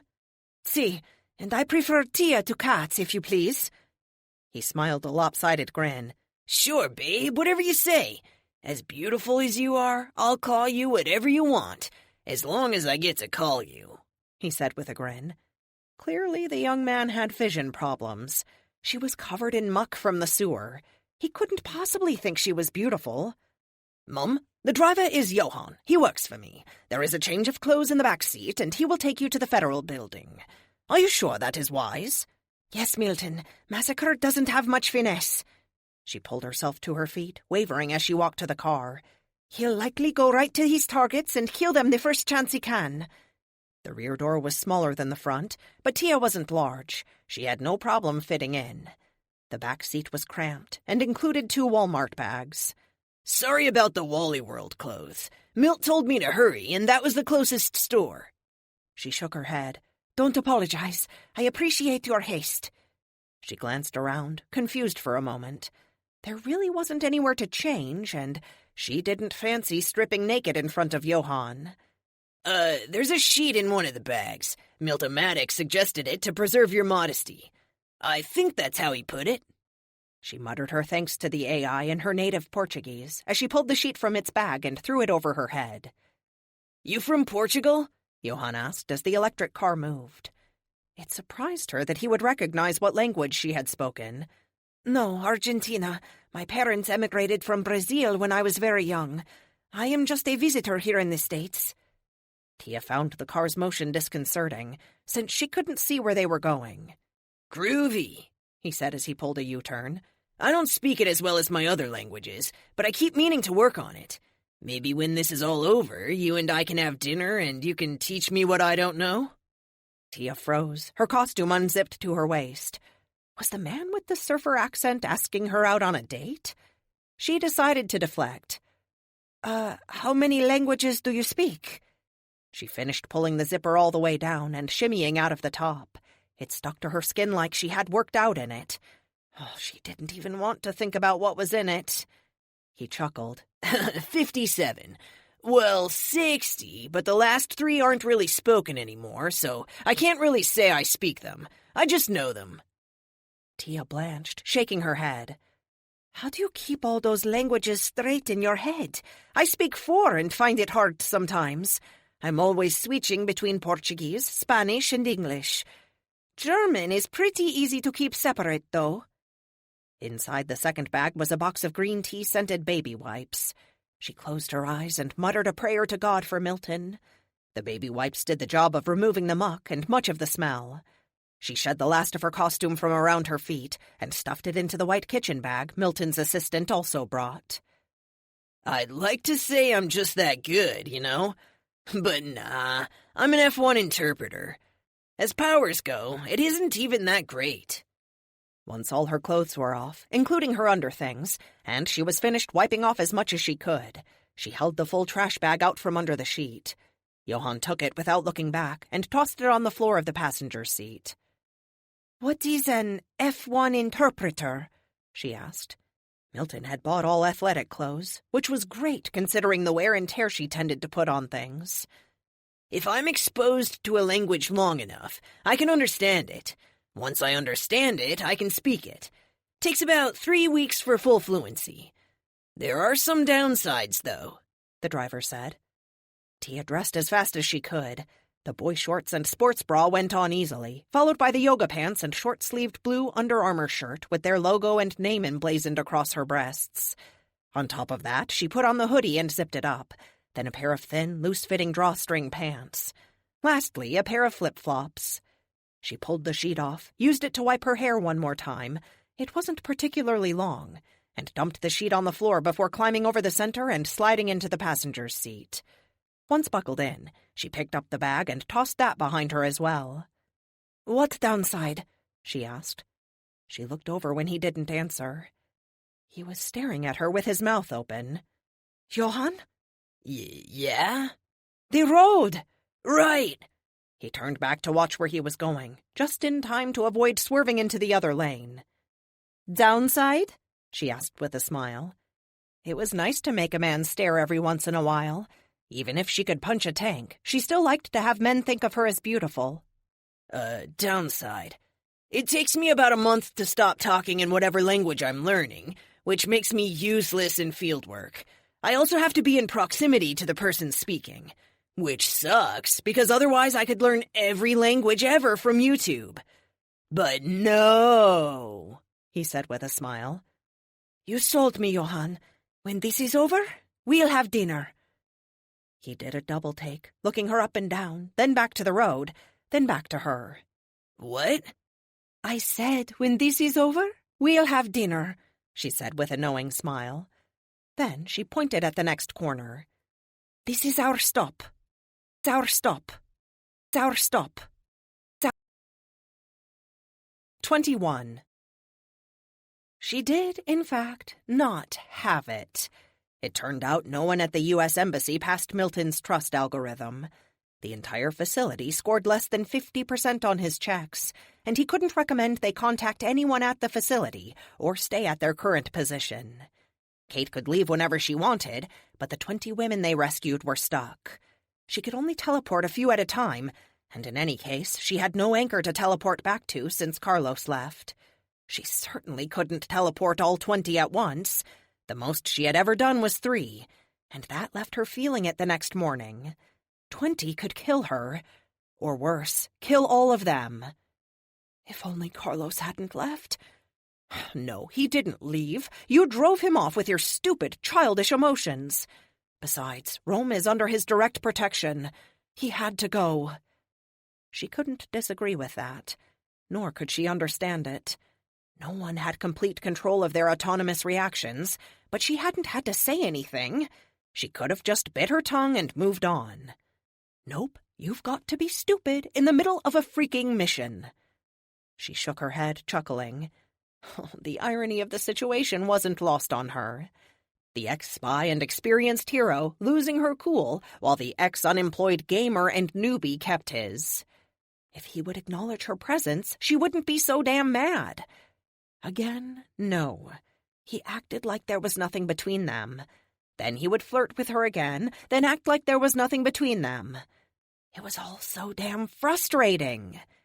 She kicked a rock into the wall, and the small piece shattered on impact. This was her mess, and she was going to have to clean it up. She walked back to the entrance and called for Major Nelson. He came out of the shadows, shielding his eyes from the bright Mexican sun. "You two are quite the team," he said. "Can you search the bodies and see what you can find? Maybe I missed something. Then pick up a gun you like and hop in the truck with the girls." Glancing around at the women milling about and the 3 remaining vehicles, she knew what she had to do. "Okay, everyone back in the truck." The closest 3 women turned to her with shock on their faces. Kate sighed. She'd wrapped herself up in a little cocoon of her own emotions, forgetting her powers were working on overdrive.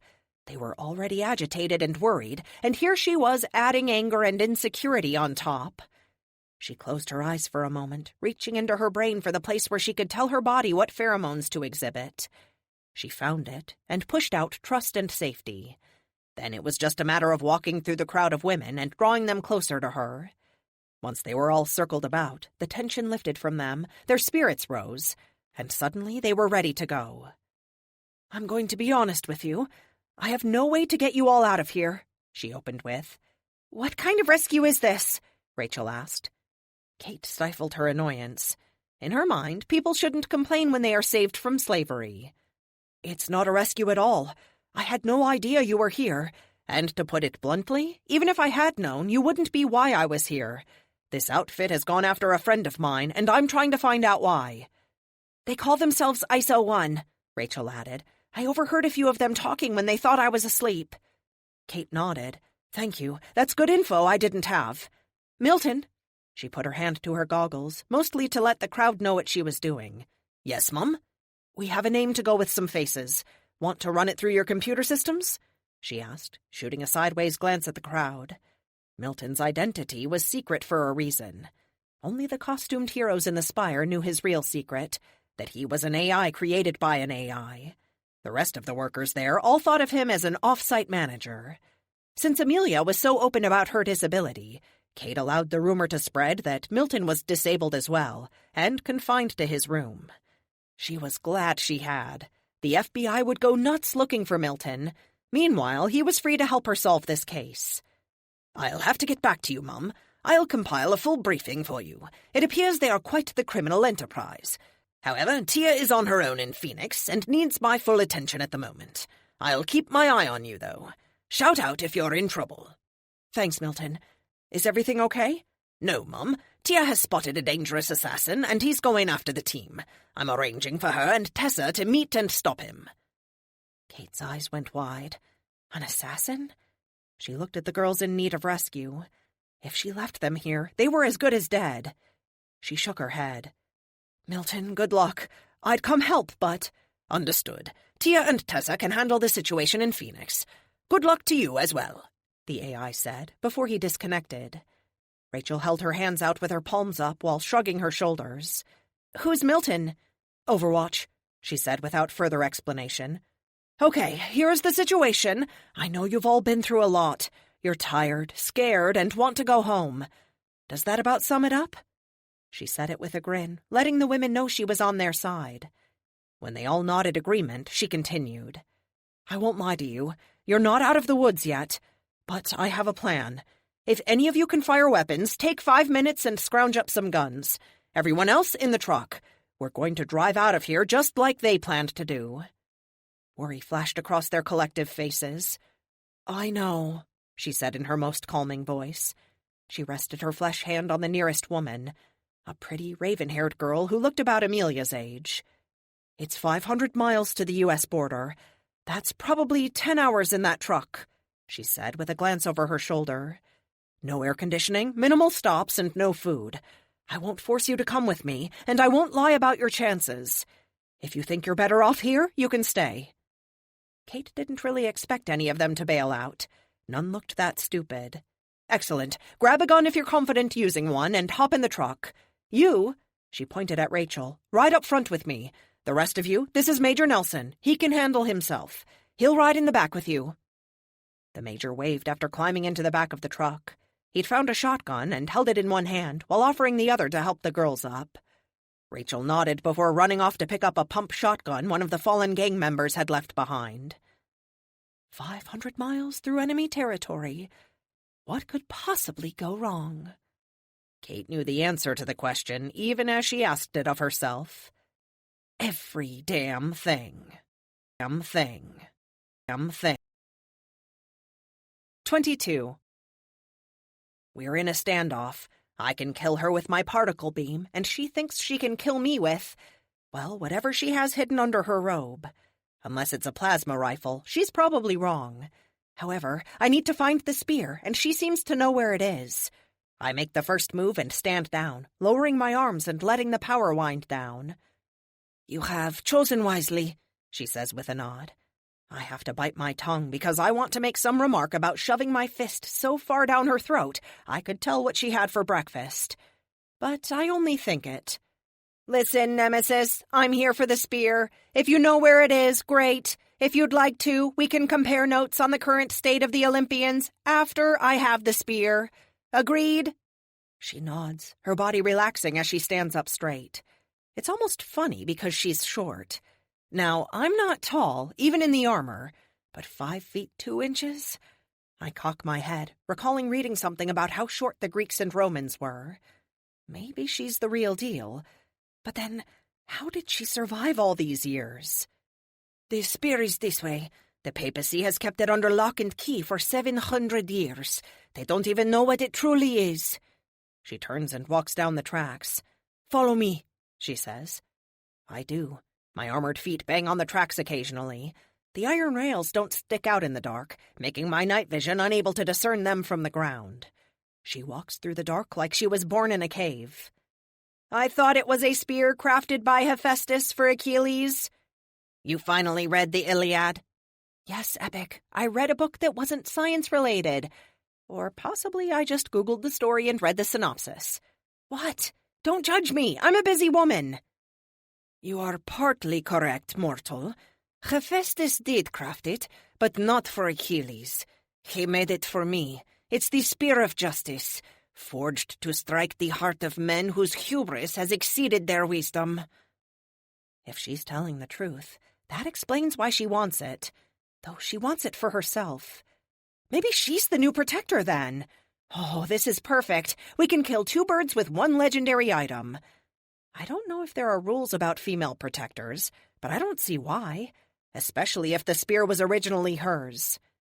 "This way," she says, turning to the right and hopping on the ledge like a house cat. I hit the M drive for an assisted leap, sending me well over the lip to land in a crouch in front of her. "Showing off?" Something about her rubs me the wrong way. If I can remind her she isn't all-powerful, then maybe she'll be a bit nicer to us. "And by nicer, you mean not try to kill us?" "You got it in one," I say. The archway she leads us to is different from the others. Intricate carvings cover the inside of the arch. They don't look Christian, though. I turn my lights back on, low this time, and examine them.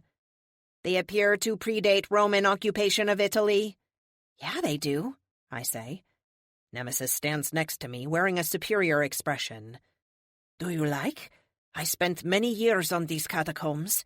If I had any idea the papacy would come later and seize my work, I wouldn't have bothered," she says with a frown. "You carved these?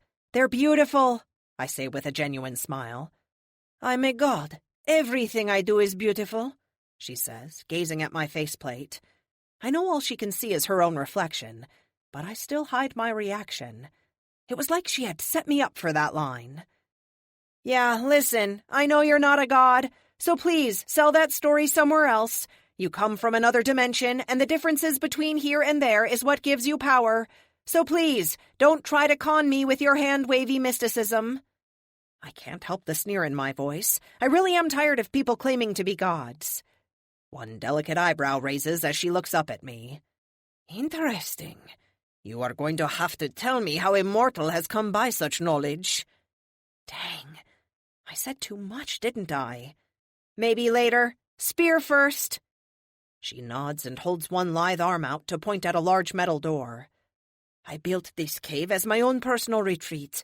After my brothers and sisters left, I wandered the earth for a time. When I returned for my things, they had installed this monstrosity of a door. At my current level of power, I am unable to open it. As far as I know, no one alive even has the key to turn the lock. Not that the fools above have any intention of ever doing so." I nod as I examine the door. It's massive, 10 feet wide and 12 tall. I put one hand on the exterior surface and have Epic run a metallurgic scan. 97% iron. This is a wrought iron door, approximately 36 inches thick. I am unsure how they were capable of moving a door that weighs 87 tons into position, especially considering we are underground. Yet here it is. "Here it is indeed," I say. "Give me full light, Epic." Light instantly banishes the dark. Lights burn to life around my helmet, giving me enough illumination to see minute details. I kneel down and run a hand over the iron. The craftsmanship is gorgeous, and Epic is right. It's much heavier than I can lift. Heck, even powered up, Luke would have a hard time opening this thing. "Are you going to caress it like a lover or open it?" Nemesis asks. I clench my jaw for a moment, looking behind me as best I can while wearing the armor. "I forget, which one of us has a degree in metallurgy?" "Technically, neither of you do." "Your grasp of language is as ugly as your face. Just open the door, mortal, before we are discovered," she says. "Did you just call me ugly?" I know I'm no Kate, but ugly? No. How is this woman the person in charge of punishing hubris? "Regardless," I say, letting the insult go, I know what I'm doing. I built this suit I'm wearing because I know how metal works. This is a wrought iron door, and it weighs more than some warships. I can't just rip it off the hinges and toss it aside. If it falls on us, there won't be enough left to scrape up with a spatula. So zip your lips and let me think." She makes a tisk sound as she spins on her heels, then walks back to the ledge overlooking the tracks and taps her foot impatiently. "What a Amelia, I have an idea." "I'm all eyeballs," I say. Epic displays a wireframe of the vault door, with specific hardpoints highlighted. His plan becomes obvious after a second. "You want me to drop it? Cut the hinges, then pull the door forward? Will that work? It's pretty solidly wedged in, not to mention the mild expansion that's probably occurred since it was installed." "Agreed. However, once the hinges are cut, my suggestion is to run the particle beam over the carved rock frame holding it in place. Once that has destabilized, it should come free relatively easily." "Okay, Princess," I say in my best Han Solo. "Let's give this a shot. Stand back. This is going to be tricky." I stand up, walking backward until I'm 14 feet away from the door. "I'm not a princess, despite what you think. I am a goddess," she says in a huff. The urge to punch her in her perfect face is all but irresistible. But somehow I manage. "I commend you on your restraint, Amelia. I do not understand the effect she has on you, but you are showing a remarkable level of self-control." "Thank you, Epic. Now spin up the particle beam and highlight the cutting path," I say. He does. A yellow line superimposes on my HUD, drawing a near circle around the outside of the vault. Then a second line, in green, shows me where he suspects the hinges are. I reach out with my arm, hand in a fist, curled down, and fire. The beam splits the air, striking the rock in a cloud of exploding dust. Thankfully, I don't have to rely on my eyes. I just follow the path. More dust fills the air to the point Epic switches the suit over to internal air. 1 hour of Atmo available. Rocks ping off the suit as the hyper-accelerated silicate particles cut through the molecular bonds, causing an instant expansion in the form of an explosion. "Do you think you could be louder?" Nemesis asks with her hands over her ears. I bite back a scathing remark about her supposed godhood and just focus on my work. I make the last cut on the rock and kill the beam. It needs time to cool off before I can continue. The top of my wrist is practically glowing red from heat buildup. "How long, Epic?" 5 minutes. I take that time to examine my work. The rock is a mess. Once the hinges go, this should be a cakewalk. "Are you almost done? Someone was bound to hear that, and guards will be here soon," she says. I slap my faceplate and growl inside. "Woman, will you shut your pie hole? If you want to do this without me, by all means, please do." "No? Then shut it. Epic, muffle all external noise. I can't take another word from her." "Done. Amelia, I am concerned she is having an adverse effect on you. Not unlike Kate, but in reverse." "Are you saying she's some kind of empath?" "Possibly, though I am detecting no pheromones or the like." "Keep an eye on it." "Okay, the suit is cooled off enough. Let's fire it up." The blue beam reaches out again. This time I go a little slower. Essentially, I have to turn the iron to slag in order to cut through the hinges. "Amelia, there are armed men approaching. While their weapons are incapable of hurting you, they may injure Nemesis." "Almost there," I say. "You may want to hurry." "Can we risk more power to the particle beam?" I glance at the temperature. It's sitting at 2,800 degrees, which is close to the 2,990-degree cutoff. "No," Epic answers. Something pings off my suit from behind, but I ignore it. I shut down the particle beam, admiring my handiwork for a second. The vault door glows red in the dim light. The right-hand side is done. A line slices cleanly down it like I used a lightsaber to cut it. That just leaves 2 hinges. Another ping on my suit. "Epic, is someone shooting at me?" I turn around, and there are 6 men with guns, 5 revolvers and 1 large bore rifle, all pointed at me. A 7th man holds Nemesis around her neck, pressing a snub-nosed revolver against her temple. I clench my jaw in frustration. Clearly she could stop them, but she doesn't. What game is she playing? They're saying something I can't hear. Then I remember I shut down the sound. "External speakers on. Translate, please?" I ask Epic. "Take your armor off and put your hands up," the one holding Nemesis orders. No. I hold my hands up, palms out, and light all of them up with an IP cannon blast at wide angle. The ionic energy knocks them all backward into twitching heaps. Nemesis falls with them, either from the impact of the cannon or from the guard dragging her down. I turn around and fire up the particle beam to finish what I started. A few seconds later, the final cuts are done, and I step back a little more, just in case. It doesn't fall. Epic? It is likely wedged. You will need to apply force. Right. I run forward, kicking in the M drive, and slam into the side of the vault door with a clang. That does it. I leap back out of the way. The door moves slowly at first, then it spins on its axis like a penny before slamming into the ground. I step by into the vault after it settles on the ground. Epic dampens the noise for me, otherwise I'd be deaf. I don't know what I expected, but a mostly empty vault wasn't it. In the center of the room is a pedestal holding a wooden fragment with a tiny piece of iron on it. The whole thing isn't more than 6 inches long. It's the only thing in the entire space. That's no spear. It's like a sharp rock, I say to Epic. What have they done to it? Nemesis asks as she pushes past me. I study the vault, looking for anything else. Surely they wouldn't put just this one relic behind that giant door. What were they afraid of? I ask aloud. Nemesis looks at me, then the spear. They were afraid of me, she says, as she reaches for the legendary relic. Oh boy.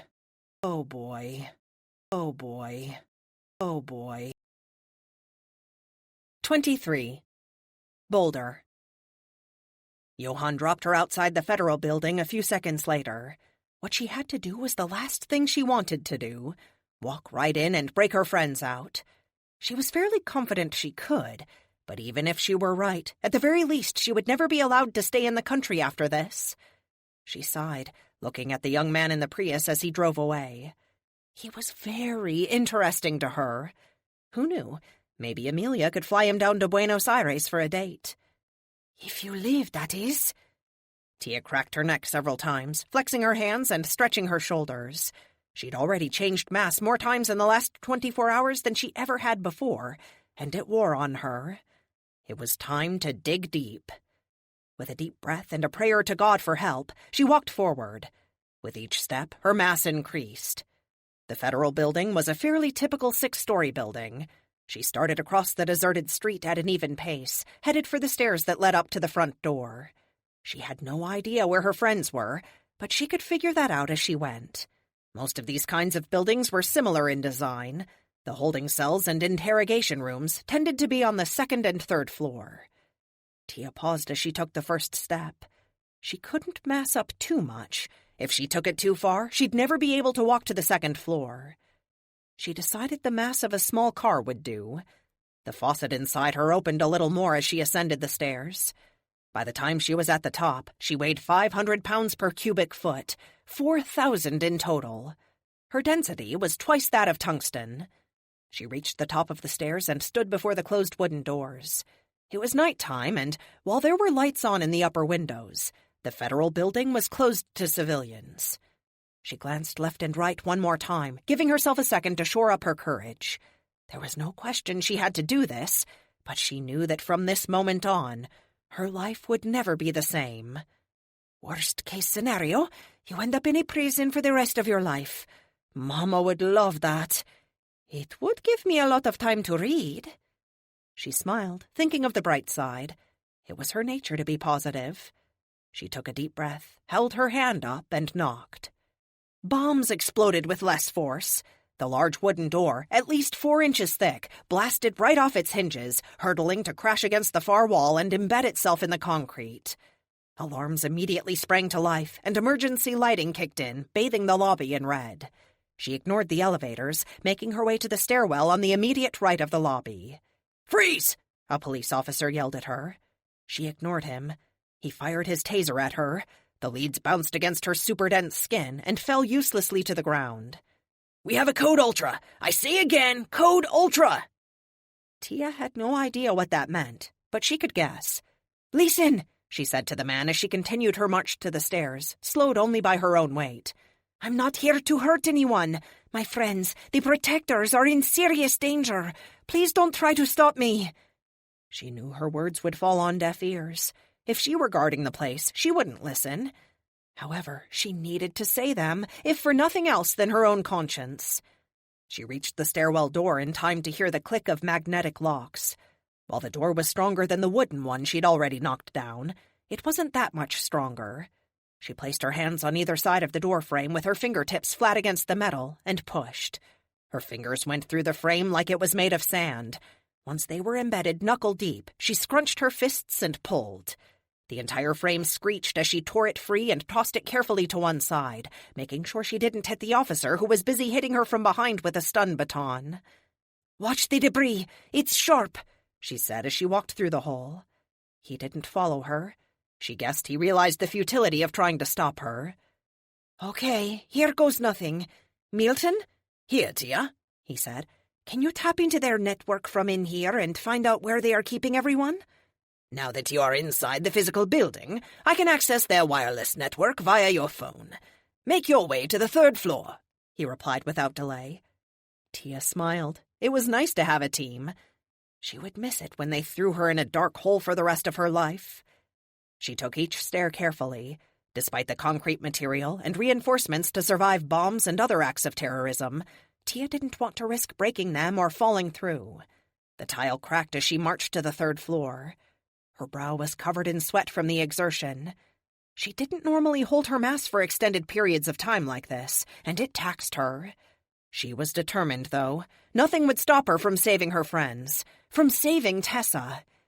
By the time she reached the 3rd floor, metal plates had descended over the stairwell doors, sealing them off from the stairwell.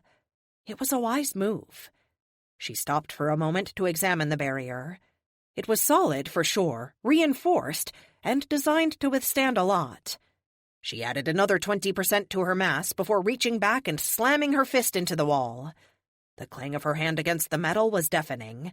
The resulting dent was an inch deep and looked like her fist. She hauled back and hit it again, then a 3rd time.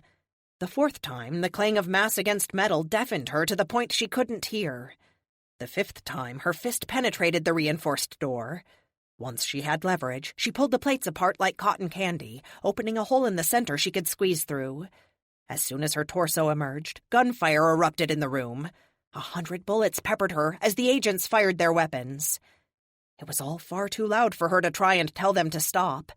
Instead, she finished pulling herself through. Once it was clear their guns weren't working, they tried gas. As one, they pulled on masks, then threw grenades at her. Gas was a problem. She took a deep breath and held it. While it wouldn't affect her eyes like it would a normal person, it could hurt her lungs. The first grenade bounced off her chest. She reached down, picked it up, and threw it as hard as she could at the ceiling above her. The ceiling exploded as the projectile tore through it, blasting a hole up to the roof. She moved as fast as she could to avoid the other grenades. This was where her slowness infuriated her. No matter how strong, dense, or hard she was, she could barely move faster than a slow jog when she massed up. "Is he here yet?" she heard one of the agents say. Her hearing was slowly returning. The ringing in her ears faded as she jogged through the room, shaking the floor and knocking people off their feet just by her footfalls. Hee-hoo. The outside window exploded inward, showering the room with glass and forcing the agents to take cover. Tia wasn't familiar with the supers of America, beyond the protectors anyway. She didn't know his name or who he was. She'd never seen him or heard of him. He wore a dark red costume with a stylized black shield and a yellow outline on his chest. Milton's voice chimed in her ear. "His name is Ultra. He's one of the new heroes on the scene since the reorganization of the super teams. He's an F5, though not in the same league as Carlos. He's strong, fast, incredibly tough, and—" "Babe, you just made a huge mistake." "Cheeky as well," Milton finished. "I'm not here to hurt anyone. There's an assassin named Massacre here. He's going to kill my team, and I have to stop him," she said as she made her way to the holding cell. She might already be too late, and it burned in her gut that she had taken too long already. "Nuh-uh," Ultra said. In a blink of an eye, he was in front of her, hovering a foot off the ground and towering over her. He looked the part of a strong man, including the bulging muscles and lean body. He also had the smirk of someone who thought they were in the superior position. I'm going to give you one chance to surrender. Power down, let them stun you, and you can walk out of this with most of your teeth, he said. Tia sighed. She opened her mouth to reply when he hit her. She didn't see him move. He just hit her. The blow struck her temple, spinning her around and sending her stumbling, crashing through a desk, then an office wall before landing on her butt. The world was blurry. She shook her head, trying to clear it. He hits like a train. She'd fought F5s before, but none had ever hit her that hard. Are you sure he's not in Carlos's league? She asked Milton. Not even close, Mum. She struggled to her feet as he landed in front of her. I did say most of your teeth. Now, on your knees and hands up. Her eyes narrowed. She hated when men said that to her.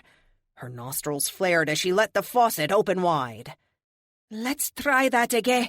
He hit her again, harder than before. The wall behind her exploded as she crashed through it and across the street to slam into the adjacent building. Rubble collapsed on her for a heart-stopping second, burying her. It took her a moment to lift the concrete support beam off her and regain her feet. Her head pounded, and every part of her hurt. Something warm and wet filled her mouth. She realized it was blood.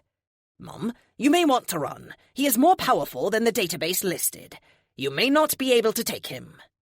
She shook her head, spitting the blood out onto the rubble. He made a mistake, Milton. I'm not leaving when I'm about to win, she said.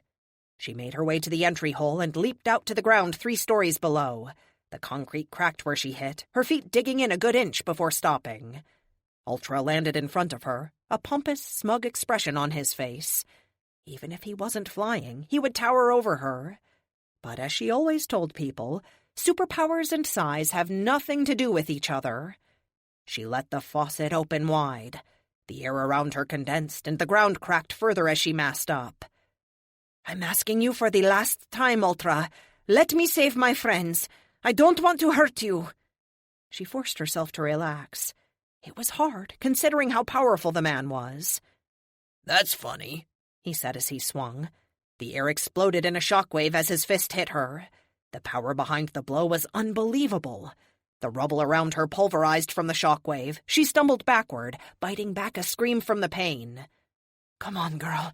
You can do this. Internally, she ramped her powers, opening the faucet as wide as she ever had. The weight and mass piled on as she went past her limit. She felt the strain go too far, too much mass and weight, but she had no choice. He hit her again. Another shockwave rolled out. This time, she only took a step backward. The 3rd time he hit her, the blast was deafening. The 4th time, she didn't move. He reached back to swing again. With some effort, she raised her hand and caught his fist with her open palm. The blow was like a small bomb detonating. The building behind her collapsed in a shower of rubble and broken glass, obscuring her vision. When the debris cleared, Ultra kneeled in front of her, holding his hand and howling in pain. She took 1 step forward and kicked him. She was so far past what she had ever massed that she had no way of knowing if it would kill him or not. As he sailed out of view over a building, she hoped he lived. But it wasn't like she hadn't given him a chance. Given him a chance. Given him a chance. Given him a chance. 24. Each step was accompanied by a wave of agony as she forced her mass down. Reversing what she had accomplished was no mean feat. The power that flowed through her always wanted to flow through her. Making it stop, then reversing it, was nearly as exhausting as the fight itself. By the time she was back across the street, she had her mass down to a more manageable level, letting her move considerably faster than her prior slow walk.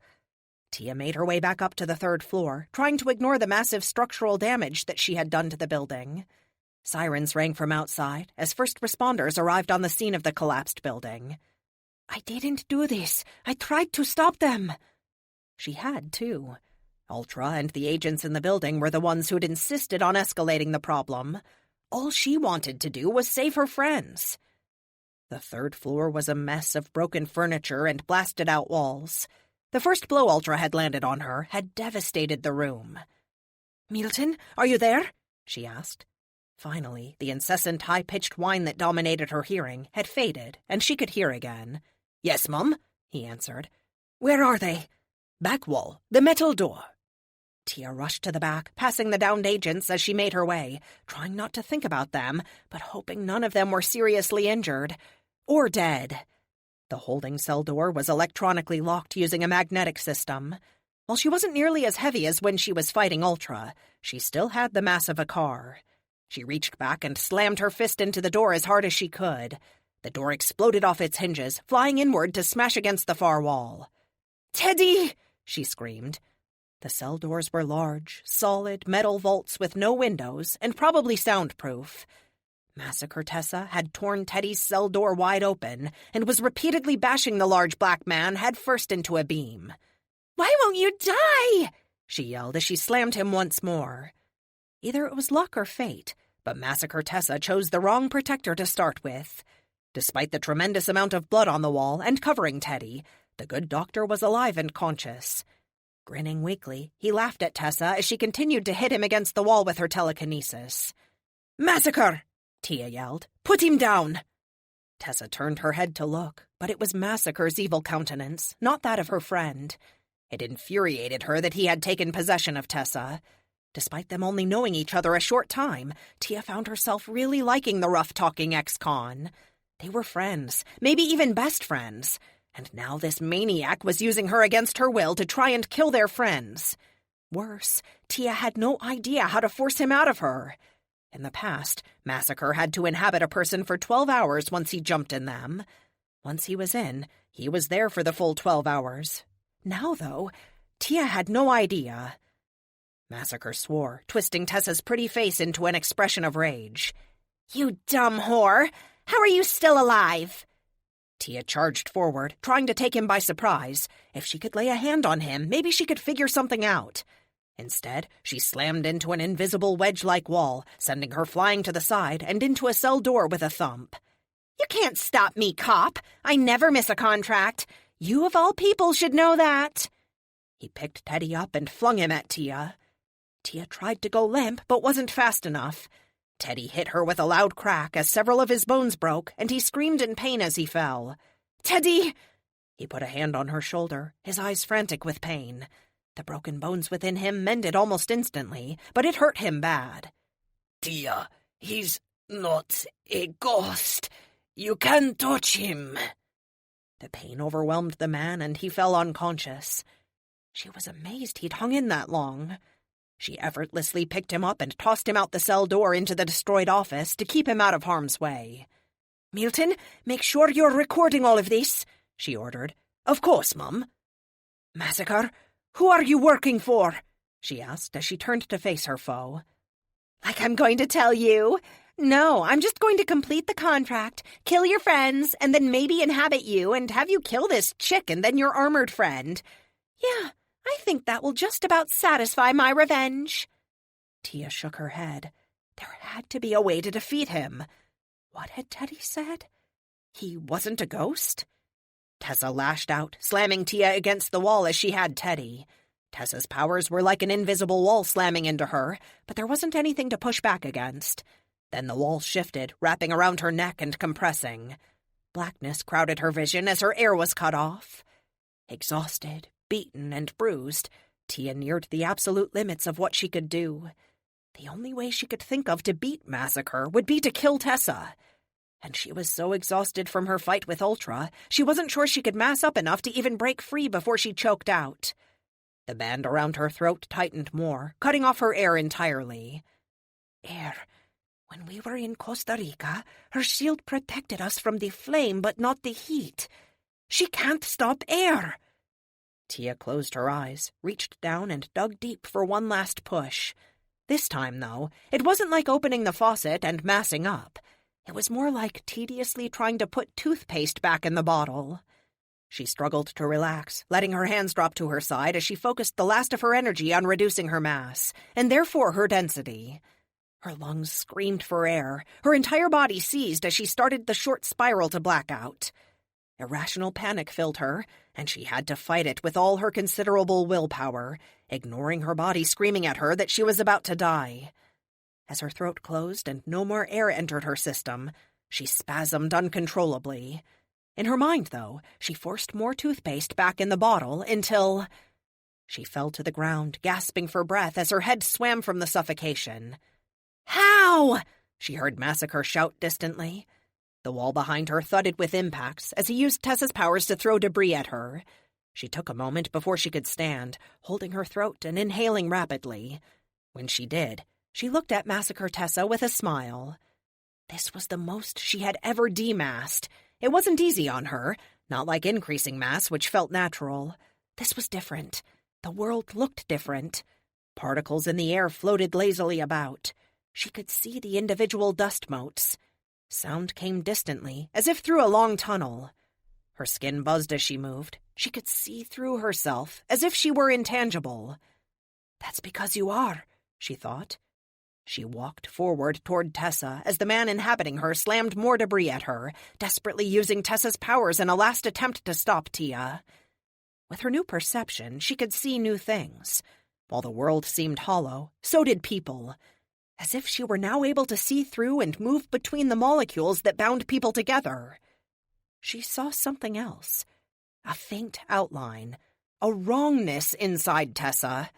She focused her vision as best she could and realized what she was seeing. Massacre. She could see his body inside Tessa. His powers were more like Tia's than a telepath's. She reached out and passed her hand through Tessa. Her fingers grasped at something as she pulled them out, but she wasn't able to hold it. She was still too close together, too dense. She had no choice. She had to spread herself thinner, reduce her mass and density until she could grab him and pull him out. She reached into Tessa with both her hands, feeling for him while triggering her powers to lower her density even farther. It hurt. Pain spread through her like a fire as the molecular bonds that held her together decreased in strength. She felt like someone was pulling her apart from every direction at once. Just when she could take it no longer, her hands found purchase. Massacre's form was solid to her. They were on the same frequency. She grabbed him and pulled with all her might. Tessa screamed, her eyes rolling up in her head as Tia forcefully wrenched the entity known as Massacre from her. Tia pulled and pulled, taking a step back with each grunt. The thin form of the assassin grew from Tessa as she pulled him free. Tessa's contralto scream turned into Massacre's alto howl of pain. Then the bond holding him to Tessa snapped. Tia stumbled backward and flung him against the far wall. The moment he left her grip, his density snapped back to that of a human, and he hit the wall hard. Tia stumbled, her mind fogged over from the pain her powers were inflicting on her, and the effort she had put into reducing her mass. She had to stop it now, though, put it in reverse and regain her normal density before it was too late. Her legs shook and she fell to her knees. But she didn't hit the ground. Instead, she began to sink slowly into the concrete, as if the very floor had turned to quicksand. Tessa blinked and her mind cleared. At first she was confused. As that faded, fury filled her. Massacre had violated her in a way she hadn't thought possible. He'd told her exactly what he planned, that he was going to use her power to kill all her friends, then herself. He had used her like a puppet, and she had been helpless, forced to watch. Rage flooded through her as she picked herself up from the floor. Massacre stirred in the corner, his chest rising and falling slowly as he tried to move. She took a step toward him, intent on ripping his head off, when she saw Tia. "Tia?" The blonde was half sunk into the floor, her body nothing more than a see-through outline, a ghost of herself. Her mouth moved, but Tessa didn't hear anything. She dropped to her knees next to her friend and reached out, but her hands passed right through the ex-cop. Tia looked up at her, eyes wide and pleading as she sank farther into the floor, her body spreading out like a mist on the wind. Tessa screamed in frustration. She grabbed at her, desperately trying to hold her together. "Don't go," she said. Her eyes filled with tears as her friend slowly vanished. Tessa focused her power on Tia and tried to use her telekinesis to hold her friend together. Dust swirled on the ground where her powers passed through. Tia's image was almost invisible. The girl held one indistinct hand up to Tessa's face, pressing it against her wet cheeks. Then she was gone. Tessa blinked several times, holding her own face where Tia had touched her. Her chest burned as tears flowed freely down her face. She couldn't breathe, couldn't think. Then he coughed as he woke. All the rage, all the despair, all the loss bubbled up in her, and she screamed. Every window in the building exploded outward as she unleashed her power, fueled by a near-infinite well of wrath.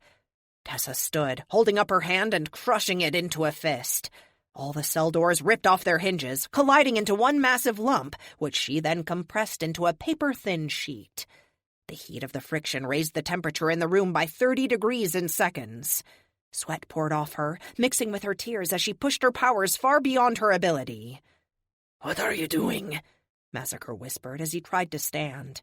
He looked weak, his face was gaunt, and his legs wobbly. "You used me," Tessa said.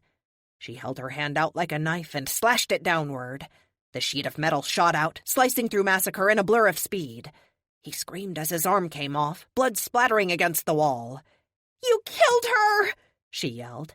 She slashed her hand again, and his other arm fell to the floor. "Tessa!" Fleet yelled as he blurred to a stop in front of her. "Stop! He's finished!" She used her power to slap him aside. Not enough to hurt him, but enough to move him. "You killed my friend, you bastard!" Massacre screamed as her hand came down again. His scream stopped, and his headless body dropped to the floor. The metal sheet twanged as it vibrated, embedded in the wall behind where his neck had been. Tessa's fury subsided, and she fell to her knees, her anger and frustration spent, leaving only a well of endless sorrow. "Tia, don't go," she whispered.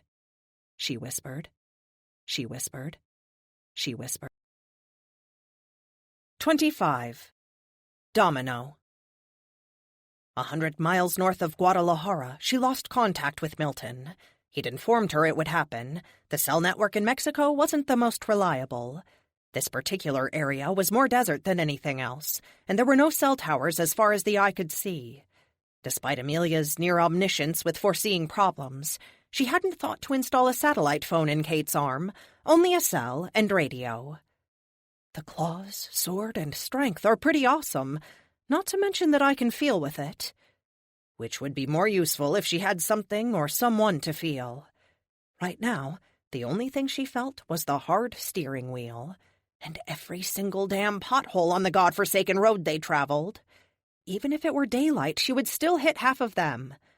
"Didn't you say you had night vision on those things?" Rachel pointed at the goggles resting on Kate's forehead. "I do, but I can only look through them for so long before I get a raging headache," she said to her new friend. The rest of the girls were huddled together in the back of the truck, mostly for warmth, but some for comfort. The truck's heater didn't work at all, and even though they were in Mexico, it was the middle of winter. Cold was cold. Rachel was only wearing a t-shirt and a pair of cutoffs. At least Kate had her costume on, torn as it was from the 2 days of torture. But once again, Amelia's genius protected her. The costume kept her warm in the cold and cool in the heat. Kate seriously had no idea how Amelia did half the things Amelia did. Please come home soon. She had no idea where Amelia was, but it wasn't the first time her friend had disappeared. She tried not to think about the difference this time, though. She couldn't feel Amelia. A glance at the dash told her they would need to find a place to fill up the tank soon. Some of those jeeps she had blown up had exterior fuel tanks on them, which meant they were probably intended to run with the truck and keep it going all the way to the Gulf. While not like the U.S. with a massive highway infrastructure, Mexico wasn't lacking in little towns and gas stations. The trouble was going to be finding one open in the middle of the night, and not attracting attention. I'm going to have to go on my own and get some.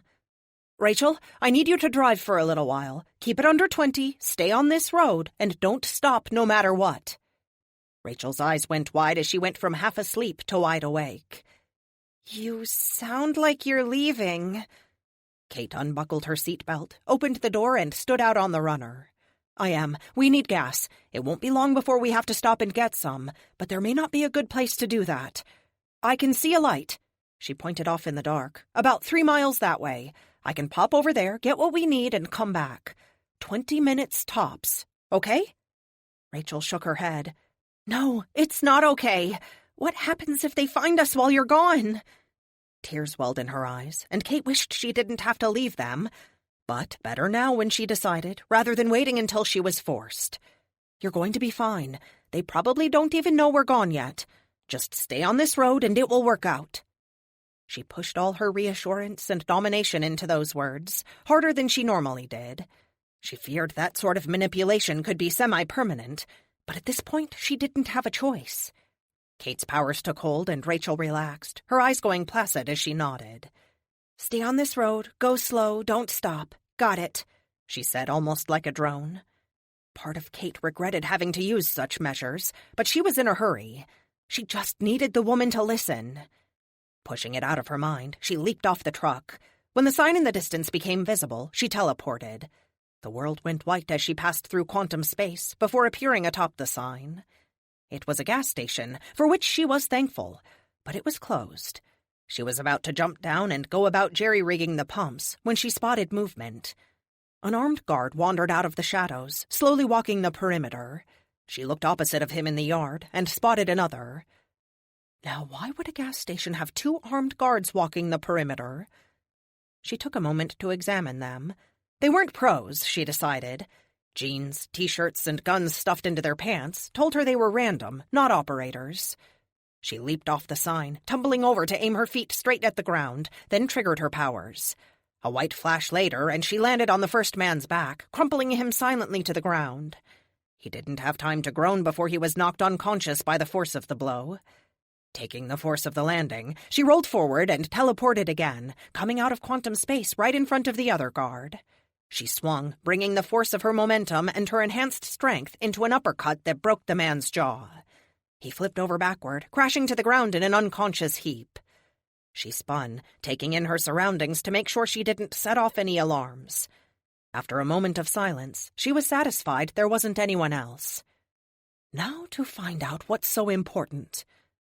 The old gas station didn't look like much from the outside, just a few dirty windows and an old Coke sign. She passed through the door with a thought, triggering her powers easily. Little jaunts hardly exhausted her, not like the big ones or teleporting across the world. That took its toll on her. What could possibly warrant armed guards? She whispered aloud. The place looked exactly like she expected it to, right up to the broken vending machine in the corner. Dust settled everywhere, and it looked like the place hadn't been cleaned in a dog's age. It was a trap. Her heading for the U.S. would be her only play. They knew she couldn't fly out or teleport, not without leaving the girls. It would be a simple matter to call ahead and have people waiting at every gas station and watching the roads. "Oh no," she said. She'd left the girls in the truck. Kate rushed toward the door, teleporting to the other side. She stopped for a heartbeat to orient herself, then teleported again. In a blink, she was on the road. In all, her side trip had taken less than 10 minutes. In that time, the truck traveled over the uneven hilly ground which kept her from seeing them, but she didn't need to. She ran, using her teleportation whenever she could see more than 100 feet. It only took a minute for her to catch up, appearing on a hill a half-mile behind the truck. Her fear was confirmed. The truck was on its side, several SUVs circled it, and men with guns surrounded the vehicle. Of all the rotten luck! They must have run the truck off the road. She slipped her goggles on, activating both the night and telescopic vision. She got a clear picture of the situation. 20 assailants, most all of them with guns. The 2 who didn't were likely supers of some kind. She let her senses extend out, trying to pick up emotions from them. Fear, anger, excitement, all common. Maybe they didn't know she wasn't there? Then she spied Major Nelson. It looked like they'd worked him over good. At least he wasn't dead, but he sure paid for trying to protect the girls. "Carlos, I could really use you right about now," she whispered. With a breath, she triggered her powers, teleporting behind the closest man. She grabbed him around the jaw with her enhanced arm and pulled him backward to slam his head into the ground. She took his gun, raised it above her head, and hurled it at full strength against the next guy. It hit his head, knocking him sideways. "She's here!" someone yelled. Kate ran forward, teleporting to close the distance, and hit the next one across the jaw with her iron-hard fist. He crumpled like an aluminum can. Then things got real. Shaken from their surprise, they opened fire. Kate did her best to keep empty space behind her. She didn't want any of the girls taking a stray round. Bullets tore the ground around her as they fired full auto. The flashing light and roaring sound practically blinded and deafened everyone. But her. Amelia's goggles suppressed flashes and dampened loud sounds. "Beast mode!" she yelled, extending her monomolecular claws and bringing them down on a long rifle with a wooden stock. Her claws shattered the weapon, and she spun and slammed the man in the chest with a hammer fist. He crumpled. She doubted he'd get up any time soon. Actual fire burned the ground around her, encircling her like a living thing. She leaped backward, flipping over the bands of flame, landing on her feet to search for the super. One of the two who weren't carrying guns held his hands out like a puppeteer as he maneuvered the flame around, in an attempt to capture her. "He wants her alive!" someone yelled.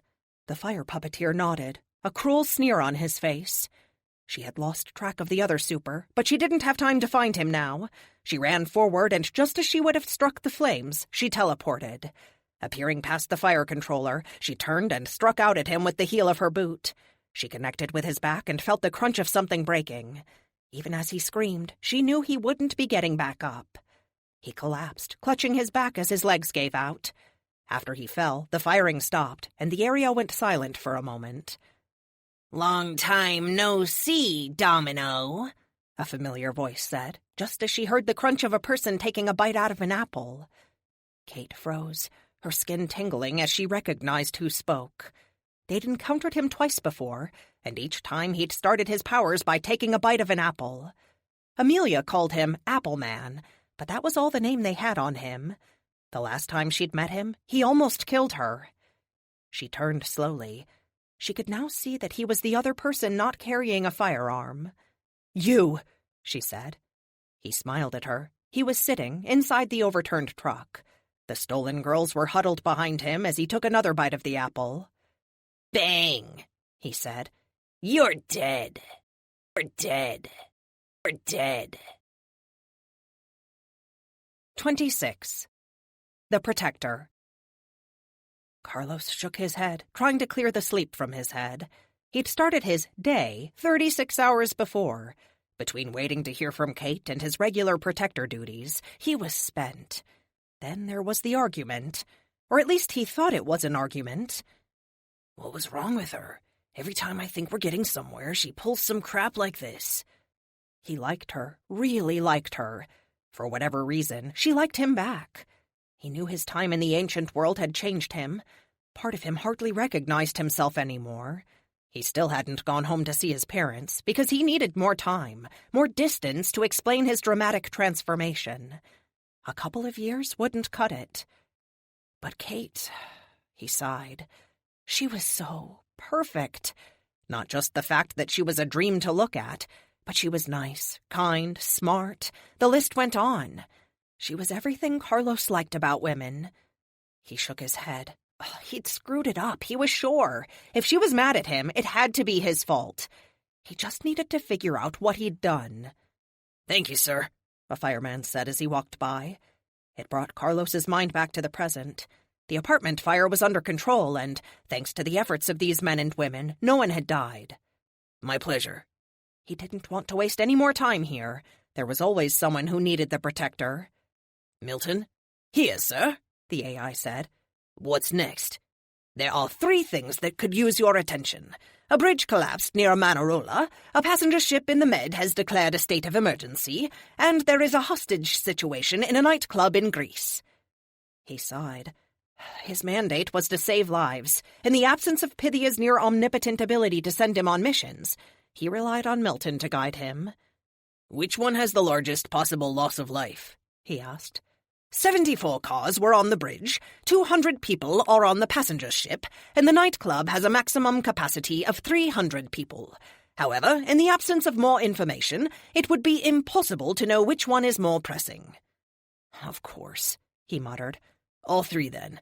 Nightclub first, then the bridge, followed by the boat. Where exactly is the nightclub?" He reached out reflexively toward his spear. He hadn't needed it to help fight the fire, but now he did. It flew through the air above the crowd to slap against his palm with a thwack. Distantly, he heard the crowd cheering as he hauled back and heaved the ancient weapon into the sky. As he flew through the air, Milton provided the address of the club. Carlos really didn't know how everything in his powers worked. Once he knew where the trouble was, all he had to do was think about it and throw the spear. The magic of the armor did the rest. He chuckled. Amelia would be pissed if she heard him call it magic. Oh, Nina, I hope you're okay.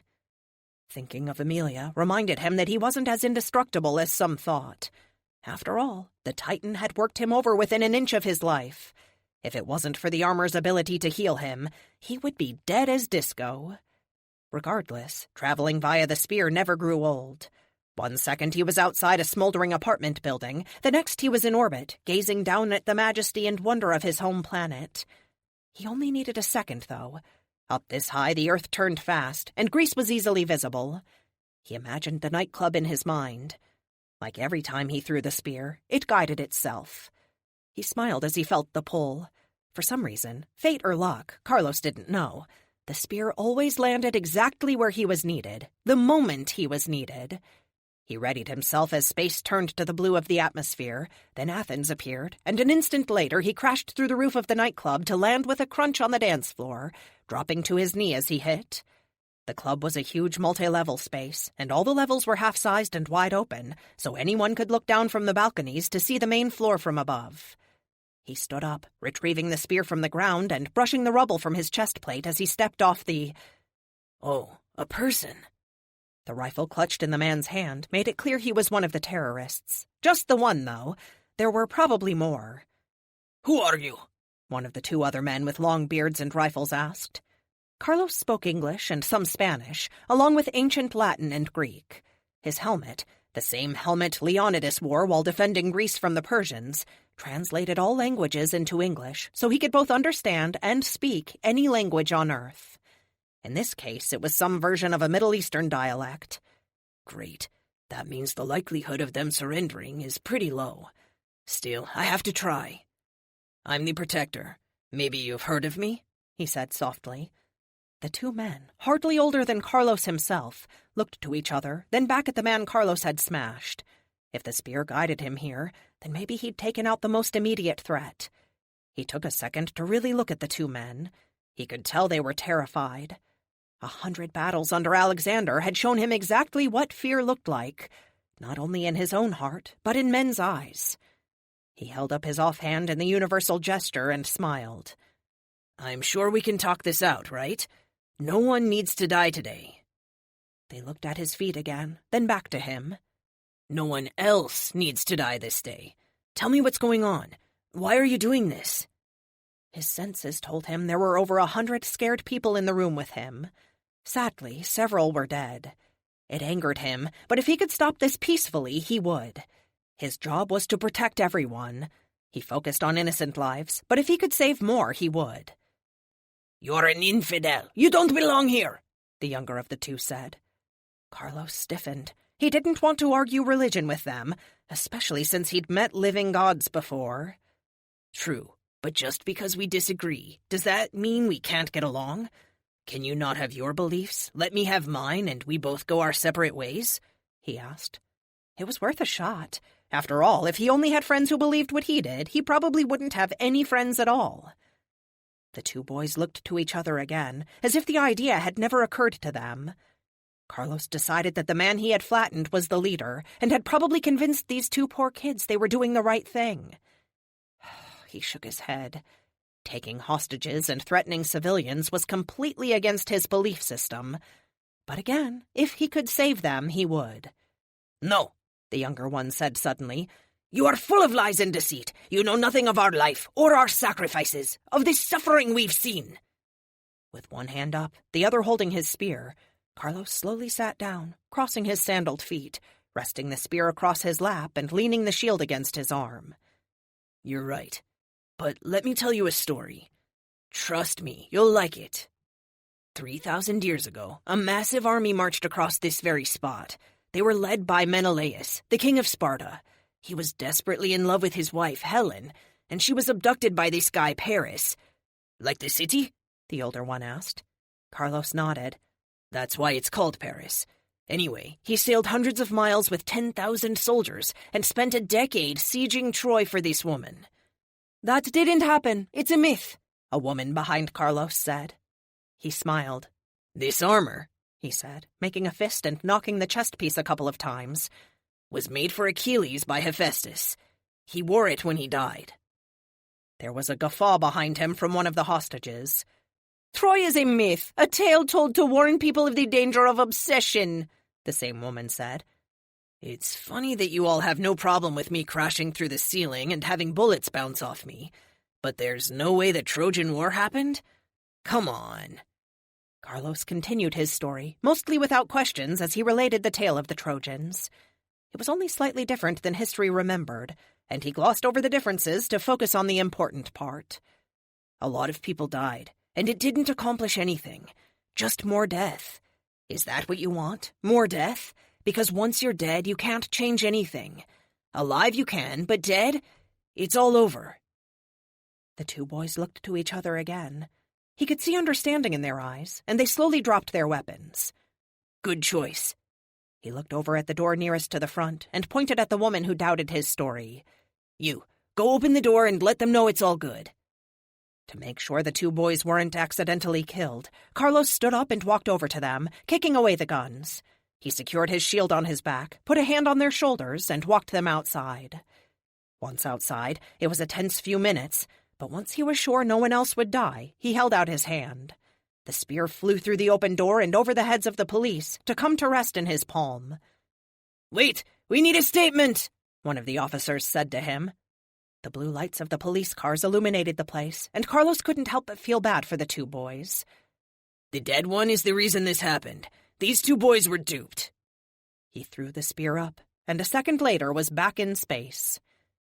3 hours later, one ship rescued and 20 tons of rubble removed, Carlos stumbled down the slope near the collapsed bridge to sit on a rock outcropping overlooking the chasm the bridge had once crossed.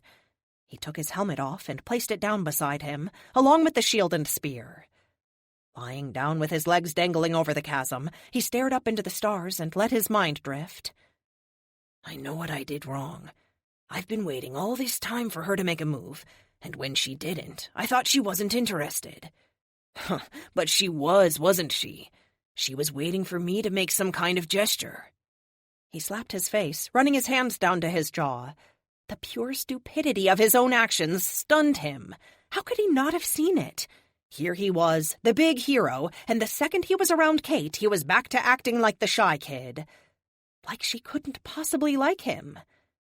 Now that he thought about it, it was obvious. When they were on the boat, she kept finding excuses to touch him. Whenever they were in a room together, she would sit down next to him and lean in close. And oh, golly, did she smell good. Dork, he said to himself with a smile. Time to man up. He sat up, placing his helmet back over his head. Milton, you there? Always, sir, the AI replied. Where is Kate right now? I've lost contact with her, sir. She's moving through an area of Mexico with intermittent cell coverage. His heart raced. Lost contact? Now he really was a jerk. He'd left her there to fend for herself because she hurt him. But really, it was his fault. Sure, she could have acted differently, but that was no excuse for his own behavior. Damn. Okay, I'll go check on her. I need to talk to her anyway. Spear, don't fail me now. He heaved it up into space, thinking of Kate's gorgeous face the entire time.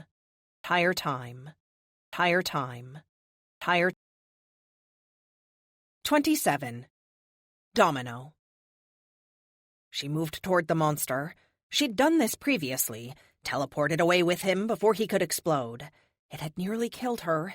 If it wasn't for Amelia and Teddy, she would have died. No Amelia this time. Even if she were here, no Teddy either.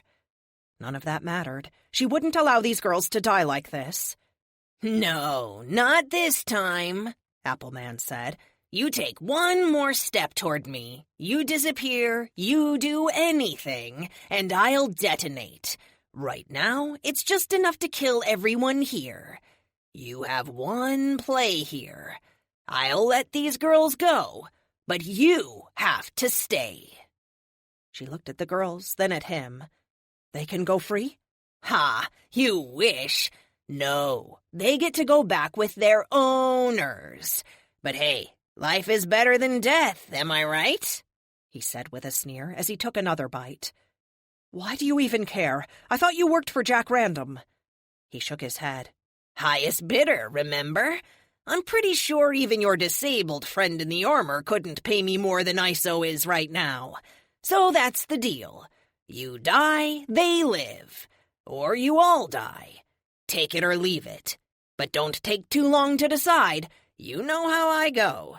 In 3 minutes, this whole area is going to look like Nagasaki.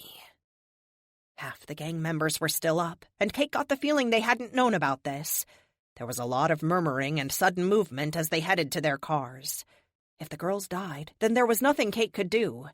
But once they were gone, maybe she could get him out of here, far enough away that they would reach minimum safe distance. "Okay," she said. "Okay? You're just going to let them take us?" Rachel yelled. "You don't understand, Rachel. He's a bomb, a living bomb. In 3 minutes—" 2.5, Appleman interjected. "He will go up like a nuke, and everyone within 3 miles will die. You have to go now. I'll come for you, I promise." She looked hard at the girls, trying to convince them it was true, even though she knew she was lying. Rachel nodded, gesturing for the girls to get up and walk past the man. The gang members quickly hustled them into the waiting SUVs, then tore out of there at breakneck speed. 1 minute. I'm not sure they can get away. Too bad. Some of them were pretty, he said. "No more, Appleman. This is the last time you do this. No matter what, this ends now." He laughed. Hardly. Nothing can stop me from exploding once I trigger it, he said, gesturing to the apple. So that's why he's always eating an apple. Kate smiled as she heard a familiar sound, a whistle as something fell through the sky. She didn't know how he knew to come to her rescue, but he knew. "Here's the thing, Apple. You think that you're going to explode, and then, in a few months, what? You reform?" He nodded. Sometimes longer, but I always reappear wherever I detonate. Last time it was a little tricky because I went off 10 miles up. The good news is, when I hit the ground, I just detonated again. I'm like nitro, baby. Handle with care, he said with a laugh. What happens if you detonate in space? Carlos asked from right behind the man. Somehow, without even Kate hearing or seeing him, he'd made his way into the back of the truck through a hole in the canvas. He seized Appleman by the neck, and in the same instant threw his spear up into the sky. Kate barely had time to see the surprise on Appleman's face before they were gone, flying off into orbit faster than Kate could follow. Amelia had told her the Protector made the journey in less than 2 seconds. She looked up at the night sky, wishing for a second it was her instead of... The sky lit up like a small sun had appeared 100 miles up. Appleman could trigger his detonation, and probably had as soon as he could. The flash illuminated the countryside, and then it was gone, vanished as if it was never there. Then she waited. Carlos wasn't indestructible. He'd spent 3 days in the hospital after stopping Amelia's satellite weapon, then a few days recovering after his fight with Titan. The last Protector, Sydney, had died while fighting Behemoth. They were strong and tough, but they could die. Please don't be dead. Minutes ticked by, and Kate's breath came in ragged gulps. Her chest heaved as the reality of what had happened set in. He was gone, killed in the blast. She fell to her knees, sorrow and pain, loss and regret overcoming her. She put her hands to her face and screamed in frustration. Why? Why had she let this happen? It was all her fault, all her doing. If she had just dropped her petty need to be the center of attention for 1 second... Then the spear hit the ground 10 feet from her. Carlos fell from the sky, slamming into the ground and dropping to one knee. His armor glowed bright red. Smoke drifted off it as the cool night air clashed with the superheated metal. "Carlos?" she asked, stunned. "I'm okay. Stay back for a second," he said. He stepped away from her. He picked up the spear, spun it once, and struck the ground with the point. As if he'd opened a fire hydrant, a gout of water, seawater from the smell, gushed from the ground, engulfing him in steam that exploded outward. She leaped to her feet, shielding her face and retreating from the hot steam. After a moment, the steam cleared and the water stopped. Carlos stepped forward, his usual lazy grin on his face. He pulled his helmet off and tossed it on the ground along with his shield. Kate, I'm so sorry. It was all my fault. What? She asked, surprised. Appleman had nothing to do with you. No, Kate, not Appleman. He closed his mouth and walked toward her with a purpose she had never seen in him before. A gleam in his eyes. Her empathy kicked in, and she knew exactly what he was doing. His strong arms encircled her, and he pulled her close, planting his lips on hers and kissing her like she was the most important woman in all the world. More important than the kiss, which she enjoyed more than any kiss before, was the honesty in his emotions. He hadn't intended to rebuff her. He'd genuinely thought she wasn't interested. But now that he knew she was, he acted. After a moment, they broke their embrace, both of them breathing heavily. It felt so damn good to be in his arms, she almost purred. Then reality caught up with her. She stiffened. "The girls!" "Right," he said, letting her go. "Let's go get them." "Then more kissing?" she asked. "Try and stop me." She smiled mischievously. "I might." He growled in response, and Kate felt everything was right. Now, they just needed to go kick some butt and save some lives. Some lives. Some lives. 28. Her glee turns to anger when she picks up the remains of the spear and points it at the ground, and nothing happens. Her scowl becomes wide-eyed surprise. Then she shakes the spear a few times and tries again. "It's not working," she says. Her eyes burn with anger as she looks at the spear, then back to me. I'm guessing it was supposed to do something, but I don't have time to figure out what. She can't hear the dozens of people running toward us. I march forward, snatch the spear out of her hand, and wrap one arm around her waist. "Unhand me, you cretin!" "Listen, I don't know what you were trying to do or what you thought would happen, but you helped me find the spear. I'm not going to leave you to die here. Besides, I need to know what you know."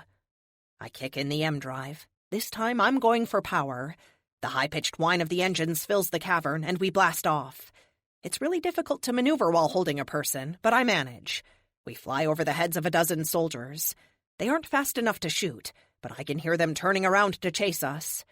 I hit the ground outside where the staircase came down. The tunnel is too small for me to fly up while holding her.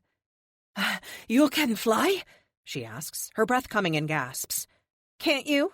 I say with a smirk. "No, not at the moment." I shrug. "Up the stairs. We need to get outside, then we can take off." I let her go first. Once she's a few steps ahead, I follow, but I examine the spear first. It certainly looks Bronze Age. The shaft is mostly deteriorated, almost petrified wood. The spearhead might have looked great in the sun, but now it is a dark green and only a small amount of the actual metal still exists. I hope Pythia knows what she's doing, because if the fate of the world rests on this piece of junk, we're doomed. Once we're at the top of the stairs, I grab Nemesis again. She doesn't struggle as much this time, and I blast off. Instead of going for the door, I pick a skylight that isn't stained glass. Using my free arm as a shield, we crash through it and into the night air. I can't fly nearly as fast with her in my arms. Not only would she die of hypoxia, she'd freeze to death. Instead, I shift her so she can lie on my back, holding my shoulders as I keep my speed at a measly 150, which turns the 30-minute trip into 3 hours. Thankfully, I can't hear her whine the whole time. We hit the ground outside of Delphi just as the sun crests over the mountains. She stumbles and falls to one knee. I reach down to help her up, and she jerks her arm away from me. "I'm fine," she says. "Why did you bring me here?" I stop for a second. I had assumed she'd known about Pythia, but now that I have a second to think, I realize it's a foolish assumption. Pythia has mentioned her loneliness more than once. If there was another Olympian on Earth, the prophetess hadn't known about it. "Follow me," I say as I walk around to the correct pillar. Once she is in place, I press the stone. The ground rumbles, sinking slowly down. Her eyes go wide as we pass the barrier. She looks up as the new ground slides above us, replacing the one we're on. "How is any of this possible? You mortals don't have the ability or the knowledge to craft any of this," she says as the lift walls give way to the cave. Frank and Luke are at the small table, eating and speaking in hushed tones. Pythia kneels next to the pond, running her hands through the surface and watching the ripples go back and forth. She turns around with a smile on her face, until her eyes meet Nemesis. "You," she whispers. "Apollo, that fool!" Nemesis leaps off the lift and runs full speed toward Pythia. I don't think it's for a hug. "Luke!" I shout. I bring up the IP cannons, but the angle is wrong. Luke responds with the speed of a man who's trained his whole life to fight. He's up out of the chair before she takes 4 steps. He collides with her at the halfway point, and she throws him off her like a rag doll. Angle or no, I fire off a blast. Ionic energy washes over her, knocking her forward. She collides with Pythia, slamming the poor girl to the ground, then rolls on top and starts choking her life out. "Nemesis, stop!" I yell as I jump down. Halfway there, I hear the crack of Pythia's neck. I sock Nemesis across the jaw as hard as I can.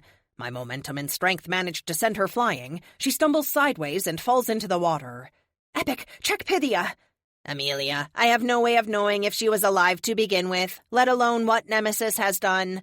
However, Pythia is not moving and does not appear to be alive." "What? How?" "Foolish mortal, aligning yourself with the spawn of Apollo. Justice is served for her crimes. Now give me this spear so that I might unleash retribution on the rest of this pathetic planet." Now I understand why they kept this thing in the vault. Luke regains his feet and walks up behind me. I toss him the spear. "Not today, crazy lady. Today!" The bang of thunder behind me knocks me down, and I faceplant in the ground. I struggle to my feet when I see what caused the concussion. Luke's face is a mirror of my own surprise. Instead of a spearhead, he's holding the full spear in his hand like it was a snake. "Amelia, what's going on?" he asks. "How am I supposed to know?" "No, you can't. It's mine." Nemesis charges out of the water, leaps through the air, and tackles Luke. She knocks him backward. He lands hard on his back with a grunt as the wind is knocked out of him. The spear clatters against the ground. She rolls off Luke and runs for it like a junkie looking for her next fix. I let loose with 2 full-power IP blasts, narrow beams, right in her back. They knock her off balance and she runs face-first into the wall, then slides down, leaving a streak of blood.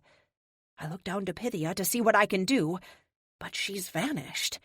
I look around the room, but her body is nowhere. There isn't even a pile of clothes like Obi-Wan Kenobi. "Frank!" I yell. "Find something to tie that crazy bee up!"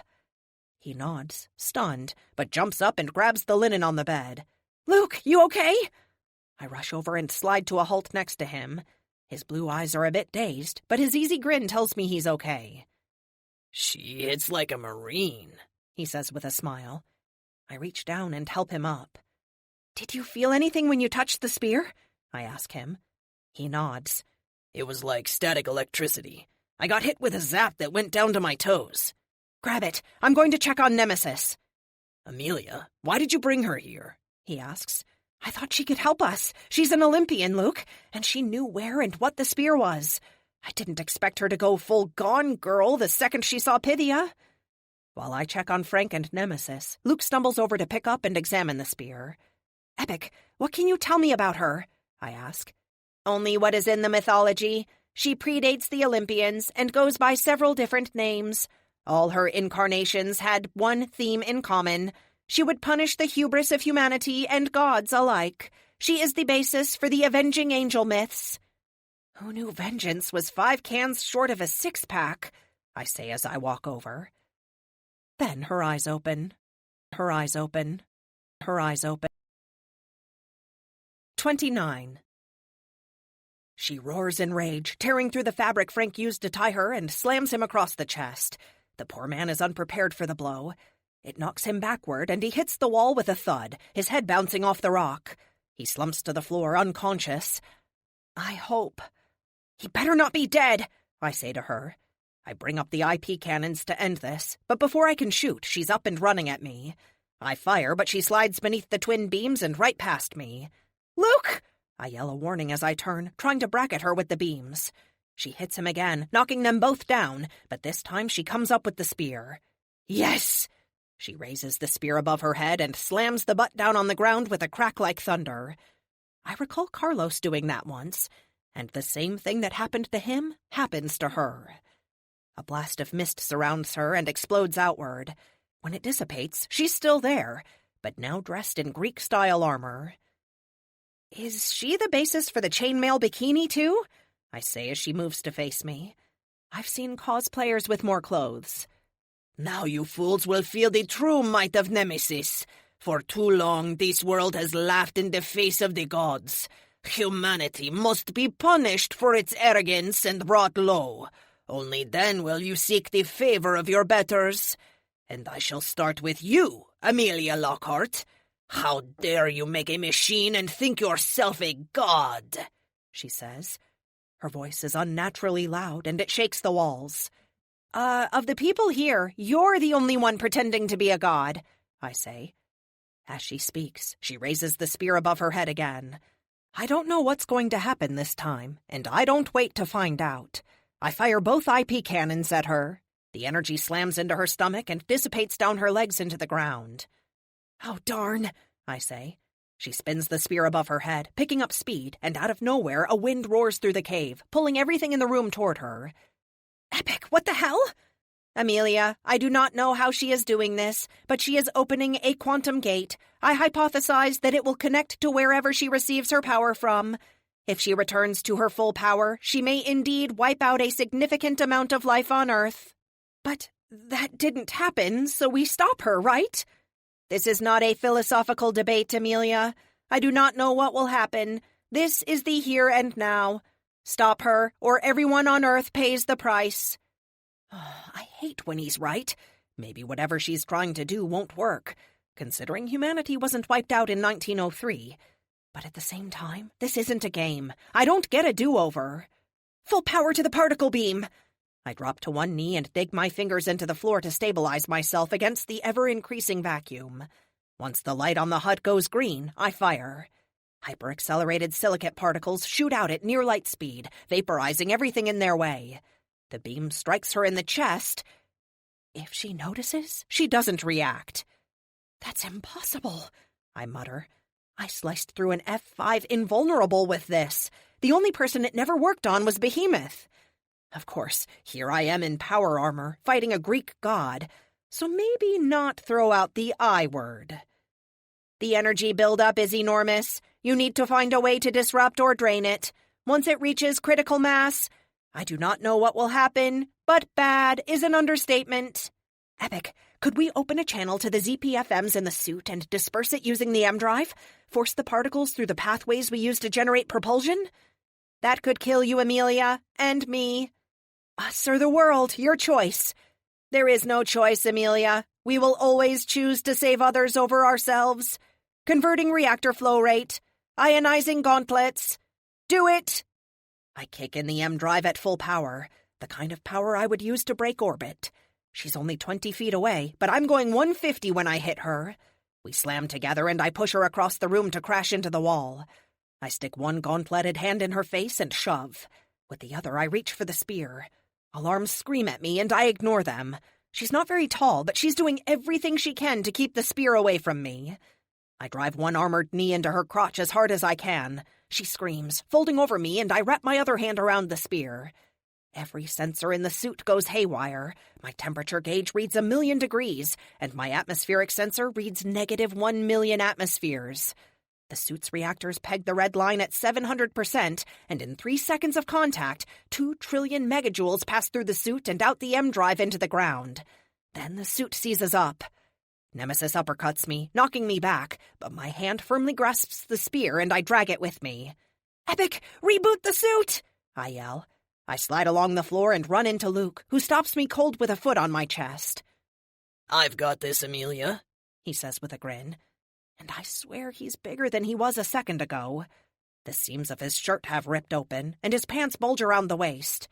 Nemesis comes at me, and Luke leaps right at her, his big fist catching her square in the nose.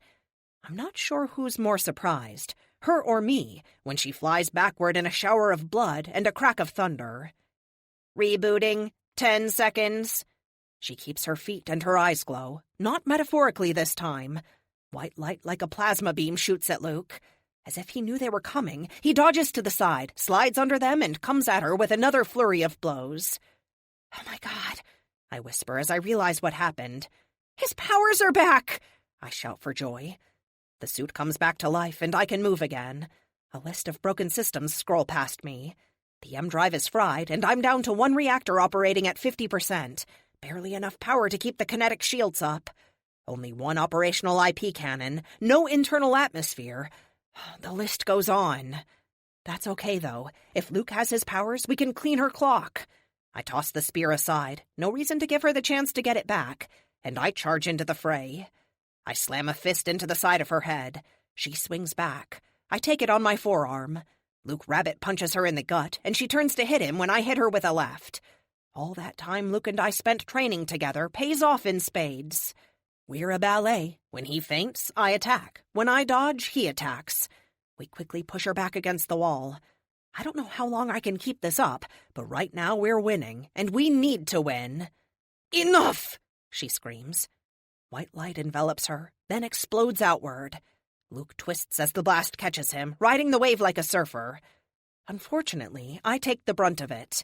She's on me in a heartbeat. Her bronze-armored fist hits my faceplate, knocking my helmet against the cave floor. I stick one hand up in her face and trigger the IP cannon, blinding her for a second as I try to push her off. Hands like vice grips rip into my chest piece like it's a sponge, and she pulls me up with her, swinging me around and slamming me against the wall. Luke, the spear! She keeps hitting me and alarms warble. The kinetic shields are on the verge of failing, and when that happens, I'm dead. I don't know what to do, he says as he picks it up. Hit it against the ground! I manage to spit out a word each time she pulls me back before slamming me against it again. It's hard to see with an elephant hitting me, but I make out Luke raising the spear above his head. He holds it for a second, then slams it against the floor. A crack of thunder booms through the cavern. Gone are his clothes. Gone is Luke. Standing in his place is the Protector. From his red-plumed helm to his golden shield and his sandaled feet, Luke looks every inch the part. And dang if he doesn't look good. Nemesis, unhand her, he orders.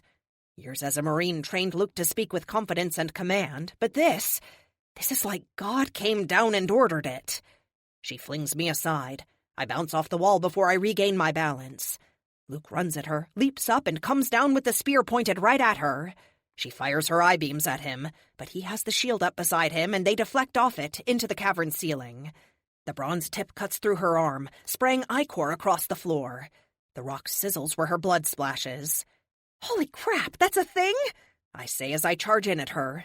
So it would seem. Luke spins around and slaps the haft of the spear against her. She stumbles back just as I dive in and sock her across the jaw as hard as I can. I stumble past her. Alarms scream for my attention.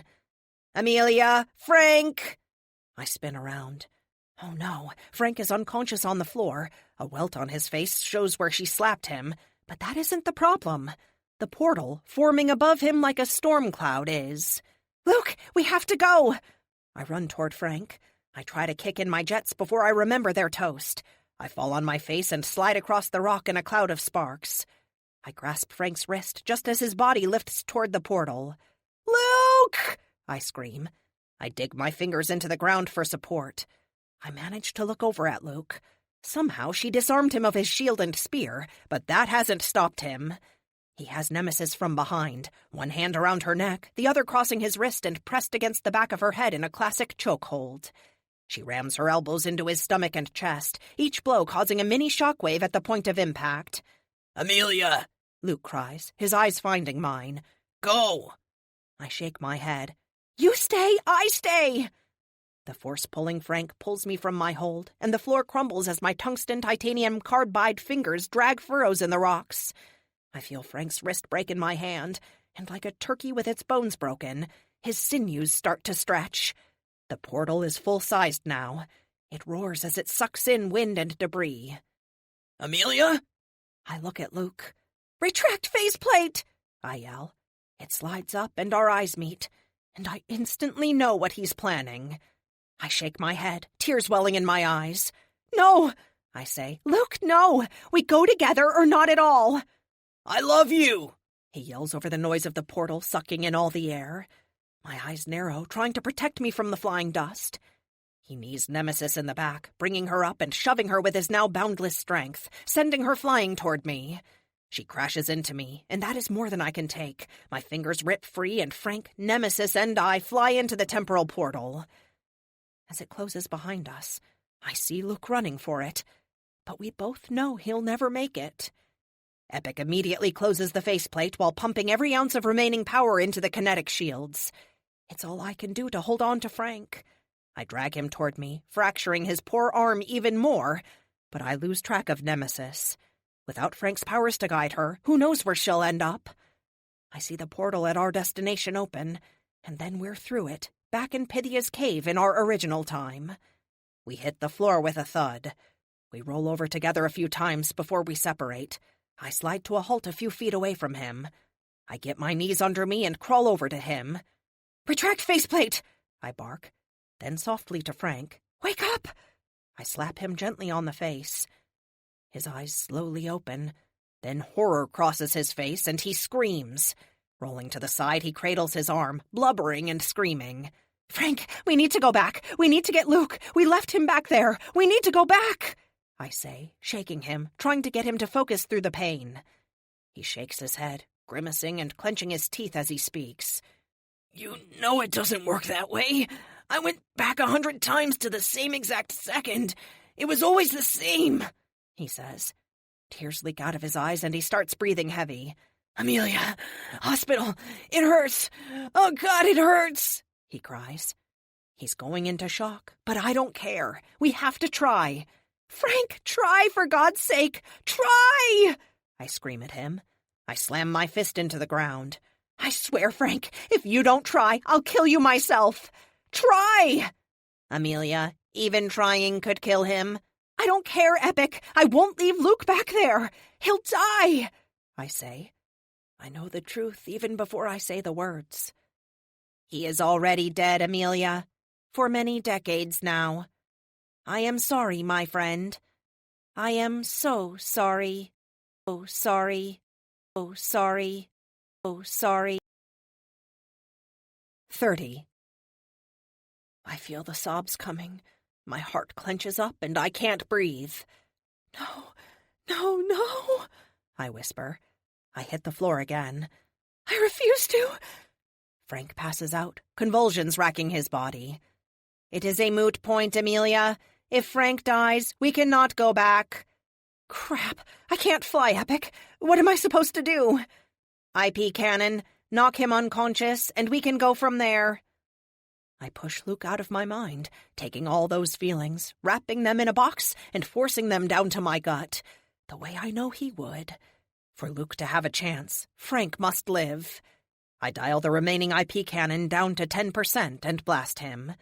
The energy interrupts the ions in his nervous system, and he instantly relaxes as the pain is temporarily reduced. This isn't a permanent solution. I still can't fly him out of here. Do we have comms? I am afraid not. Virtually all the circuits close to the surface of the armor were fused when we channeled the energy from the spear into the ground. Yeah, that was weird. I'm not sure. Oh no. Amelia, we have more important matters to concern us before you lay the blame for all death and destruction of the last 120 years on your shoulders. But, it was Tesla. His machine, wasn't it? No, Amelia. I cannot tell you how she did it, but she was indeed breaching dimensional barriers. When you interrupted and siphoned it off into the Earth, you caused the event that created superpowers. It is the only possible explanation for why Luke and Frank immediately regained their powers. Whatever happened to Tesla may or may not relate to this, but for the scientists of the time, it was an easy thing to point to and say it was the cause.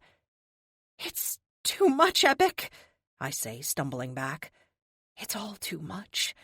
My heart flutters faster than I can think. My breath comes in ragged gasps, and I am on the verge of passing out. Amelia, if you pass out, Frank dies, and with him any chance of rescuing Luke. You have to figure out a way to save him. I nod, trying desperately to keep everything into that box and let it sit. A coldness comes over my heart, and my head clears. I can do this. I just need to get to the surface, and I can call Kate, and then she can come here and get him. Except the elevator. I've never known how she does it, but this cave is a dimensional pocket of sorts. Once that lift door closes above us, there is no communicating with the outside world. When we were last here, not Luke, Kronos, trashed the elevator while we were fighting. Another idea comes to me. Epic, am I right in thinking we saw Pythia come out from behind the waterfall? Yes. I charge over, splashing into the water like a kid with floaties on. Epic closes my faceplate as I go through the water. After it clears from my visor, I see there is another cave back here, this one lit by a brilliant blue light, as bright as the sun, but somehow not blinding. I pass under it and gasp. The small room contains a coffin-like machine with a see-through top. Inside, lying peacefully, corpse-like, is Pythia. Hanging next to the coffin is a pair of skinny jeans, a white tank top, panties, a bra, and, of course, a cell phone. I am unclear how she does this. I think I have an idea. Imagine she's you, an advanced AI, and her bodies are like my armor. There would be nothing stopping her from transmitting her program from body to body, not unlike the way I carry you around in my armor when I think we might be cut off. Yes, but she died in another solar system, light years from here. How would she have come back? Same way I did, or some other way. Doesn't really matter. If this device can create tissue, then it can regenerate tissue. Easier said than done. I don't see any controls, no buttons, handles. I don't even know how it's powered. A hiss emits from the coffin, and the glass lid slides open. Pythia's large blue eyes flutter open, and she smiles. Amelia, it's a pleasure to see you again. Please don't hate me. I was left with no other choice. As were you. I know that, but right now we're at the end of the loop. Frank is dying, Luke is trapped in the past, and we need this machine to save Frank so he can save Luke. Of course, bring him here. I run back out, splashing water everywhere as I plow through the waterfall to reach Frank. His arm is swollen to the point it's unrecognizable as belonging to a human. I'm sorry, Frank. This is my fault, I say as I carry him back. I should have let him go and just stayed with Luke. The cold water calms him a little as we pass through it. In the intervening seconds, Pythia has slipped into her clothes. She doesn't quite look like the teenage girl with the exaggerated bosom and hips she had before. More like that girl grown up, with less baby fat around her face and a more serious countenance. She points at the coffin. Put him in. Take off his shirt if you can. I do. Frank is quite a bit taller than Pythia, but I manage to fold his legs over, then pull off his shirt. My suit isn't designed for fine manipulation. Epic, make a note. I want some kind of tool set that allows me to manipulate fine wires and electronics. Note made. Once he's in, Pythia holds her hand over his head and slices the air over him in a wave. The glass slides back into place with a hiss of compressed air. The light inside glows, and Frank visibly relaxes. I stumble back, suddenly breathing heavily. Relief floods through me, and I smile. Oh, it's going to be okay. Once he's healed, I'll go back and get Luke. Then we can figure out what happened to Nemesis, I say, turning and heading for the cave. The next thing I need to do is figure out how to get out of here. Weariness consumes me as I traverse the pond for the 4th time in 10 minutes. I stumble to the elevator shaft and look up to see how bad the damage is. I have to blink several times to clear my vision. Amelia, you are in respiratory distress. You need to sit down. I can't, Epic. I need Kate. She can make everything better. Pythia is next to me, looking up the lift shaft. The cave will repair itself, given enough time.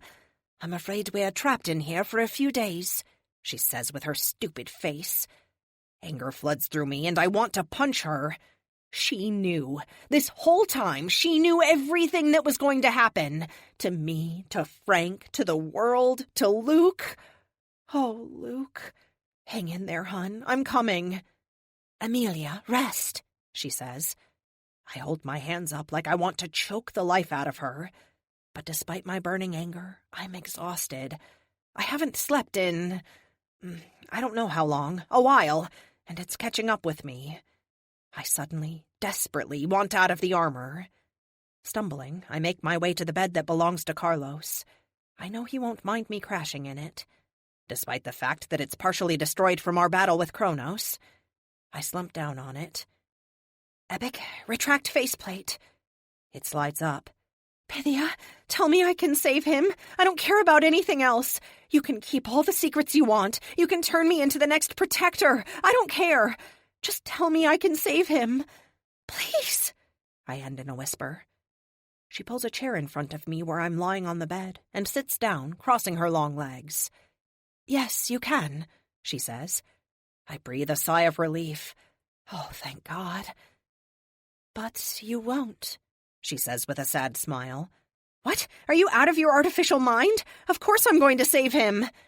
How could she think I wouldn't? Amelia, if I told you that going back in time and bringing him forward would indeed save him, but cause one person to die, would you? I open my mouth to say yes, but I pause. Would I trade a stranger's life for Luke's? Just one? How about 10 people? She asks. Or 100? I close my mouth. Well, no, not 100, but I'm not going to tell her that. How about 1,000,000? She asks. What if, she says in a whisper, I told you the entire planet, 7 billion and countless unborn. What if I told you they would all die, but you could have Luke back? I shake my head. He would never forgive me, and I seriously doubt I could make myself do that, knowing the cost. But no, that's not the way it works. We brought Frank's wife and daughters back from the past. She nods. Yes, and in doing so, there is a parallel Earth where they die, causing Frank to go back to save his family, and so on and so forth. But Frank and his family aren't superheroes, Amelia. They're not focal points of action. You saved more than the Earth when you stopped the Thune. If you were never there, how many trillions would die? But I was there, I tell her. She nods. Because you chose to be there. Time is nothing but the choices we make. Would you sacrifice trillions just to find out if you can change the past? I shake my head no. Of course I wouldn't. It isn't a philosophical debate. Maybe Luke would be there when we go back, since we went back before there were powers, before I caused superpowers. But once we left, he lived his life. Everything he did would be undone. Everyone he saved. Every decision you've made since you chose to become who you are to save your parents was a choice you were going to make, Amelia, she says, putting one hand on my armored knee. You are who you are. You've made hard choices and you've saved countless lives. Behind all of your struggles, fighting Erickson, then the Thune, then the Titan. My head jerks up. She knew about that? You knew? I asked. She nods. I'm sorry. I had to do and say everything I did and said to make sure you were in the position to make the decisions your heart told you to make. I want to cry so bad it hurts. But it isn't time yet. Erickson was right. He said there would always be trouble, that I couldn't save everyone. She tisks. Oh, Amelia, hun. He was so wrong, it's almost funny. He was manipulated by the Thune. All the people he sacrificed for his cause, it was all for naught. The moment the Thune showed up, all his tech would have gone dark, and he would have lost the Earth without a fight. Once the Thune were done strip-mining the Earth and murdering every man, woman, and child they could find, Kronos would have returned, laying claim to his planet. She takes my chin in her delicate hands and pulls it up so I'm looking at her.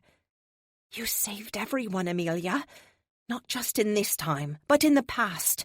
Luke, as the protector, fought in the Great Wars, saved countless millions, stopped genocidal madmen with power they had no idea how to control. All because of, and for, you. He fought for your future, Amelia. He died for your future. Don't you see? This is what happened, because this is the only way it could have happened. All because you chose to save your parents. Understanding dawns on me. All of it. My whole life. I could say it was preordained destiny or something, but it wasn't. Maybe if I wasn't me, I could make other choices that would result in different actions.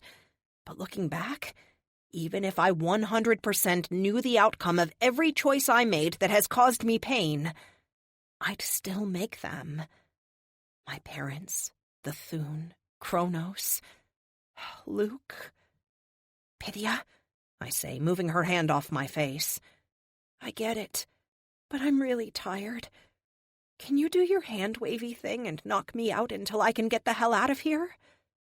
Yes, Amelia. Sleep. You've earned it. Earned it. Earned it. Earned it. 31. Domino. Kate exited the federal courthouse in downtown Phoenix with a smile on her lips and a spring in her step. Things couldn't have gone better with the judge. What did they say? Carlos asked her as she walked out of the courthouse. He was dressed in unassuming clothes, khaki pants and a short-sleeved polo over his broad shoulders. She let her gaze linger on those shoulders for a few seconds more than she probably should have. All charges are dropped and everyone is free to go. Except Tessa, that is. Well, she's out on bail, and the case looks good for self-defense. They want to investigate a little further. Milton's recordings make it pretty clear, though, that Massacre had controlled her. I think it's going to be okay. Well, as okay as it can be with Tia's death. I have to say, I'm glad Tessa did what she did. Saves the rest of us the trouble. I'll surely miss Tia, though. She was a sweet spirit, Carlos said. Kate nodded. Amelia's going to be heartbroken. The three of us really formed something in Argentina. Amelia, but not you? He asked. She smiled, a sad expression floating across her face for a moment. I'll mourn Tia, for sure, but she isn't the first friend I've lost in the line of duty. And I doubt she'll be the last, Kate said, looking away for a moment. Carlos wrapped his arms around her waist, lifting her like she weighed nothing, spinning her around, then kissing her on the mouth for a long, long time. Kate didn't mind at all. When they stopped, they were both breathing hard, and he had her pulled in tight against him. Carlos? She asked in a whisper. Yes? Have you ever had dinner atop the Eiffel Tower? Nope.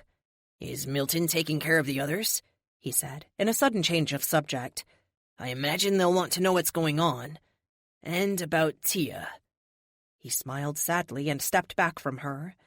For a moment, Kate imagined the rest of the world disappeared, and it was just the two of them. But they were far from problem-free. The largest issue she had to deal with was arranging Tia's funeral, which meant a trip to Buenos Aires. She shuddered just thinking about that place. Sure, it was gorgeous, and the people were nice, but when she and Amelia left the last time, she had told herself she'd never go back. Then there was moving everyone back into the spire, briefing the team on ISO 1, and going full alert until they knew what and who they were dealing with. Finally, there was Amelia and Luke. Almost a week and a half since they disappeared, and still no word from them. No sign that they had returned. I can tell by that far-off look you have that you're sorting through all the things you have to do, Carlos said, interrupting her thoughts. Maybe we don't have time for dinner in Paris, but I sure could use a shower before I resume my job. Think I could use your place since mine's still inaccessible? He asked. They drifted apart, though their hands were on each other's waist still. She smiled, a full-face smile that made her feel like a kid again. Sure, Muscles. Your car or mine? Mine draws a lot of attention. How about yours? She pulled him close one more time and triggered her powers. Tigress didn't bat an eye as her mistress appeared, simply meowing as if Kate had just walked out of the bathroom. The feline ran up to her person and purred as Kate scratched behind her ears. There should be some fresh towels in the... Pain. Searing, heart-wrenching pain punched her in the gut so hard it was like her best friend died. Kate? Carlos was there, kneeling next to her, trying to hold her, asking her what was wrong. Amelia, she whispered. Amelia's back, and she's hurt. I have to go, she said. Go, Carlos said. Kate focused on the pain, unable to fathom how one human being could hurt so much and still function. 5 seconds after I reach the surface, she's there, decked out in her professional look with her hair in a bun, my Kate. Hey, I say lamely. She stops short of me, eyes going wide as she feels what I feel. Even after 72 hours of Pythia-induced sleep, I'm still a wreck. Are you hurt? Oh, hon, what happened? I shake my head, pressing my lips into a stiff line. I can't talk about it right now. Rest assured there will be time to fill you in. Right now, I need to know how long I was gone. Almost 2 weeks. Amelia, a lot has happened in your absence. A lot. I nod. Yeah, me too. Can you take me to your place in Paris? I can use the mobile removal unit I stored there and get out of this suit.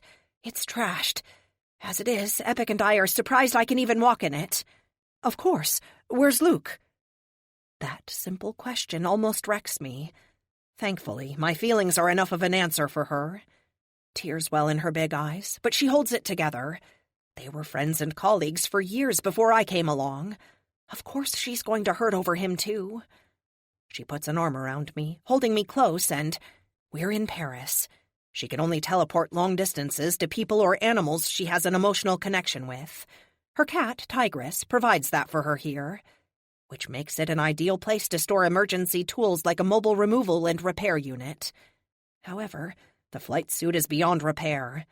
Most of the mechanisms are fused and...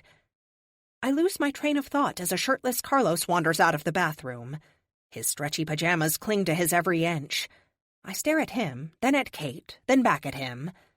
I want to feel surprised, or happy, or anything. Instead, all I can feel is my own pain. Yeah, hi, he says, just as lamely as I would. We're dating, Kate says suddenly. We figured stuff out. I nod. I'm happy for you two, really, I say with a yawn, though I know my tone doesn't indicate I am. It's about time, Carlos. Pythia would like you to come back to the cave when you can. She has some things to fill you in on. He smiles and puts the toothbrush back in the bathroom before coming over and giving me a hug. I don't know how to respond. A hug seems so meaningless. I knew you wouldn't fail, Nina, he says, planting a peck on my cheek. He pulls back. His grin fades and he looks to Kate. What's wrong? He asks. Later, she says. Pythia will fill you in, Carlos. Go see her, I say. He nods, leans over and kisses Kate on the lips before walking to the balcony. The spear is outside, resting against the wall, taunting me. He picks it up, slams the butt against the ground, and he's the protector. Just like Luke. He throws the spear up, then looks back at me with concern on his face. I give him a little wave before he vanishes into the sky. Amelia, what happened? Kate asks again. I sigh. I guess I do need to tell her. I go to her bedroom where she has a walk-in closet with about 1,000 pairs of shoes and outfits. In the back, stored as small as I could make it, is a mobile removal unit. It will take the armor off, send it to the quantum station where I keep all my suits. It's a write-off, though. I can salvage it, but there's no fixing it. As I work, I start talking.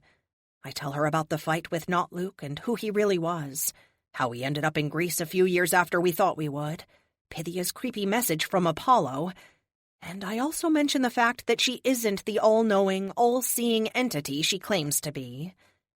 I stop for a second to put the last piece in place for the removal unit to activate.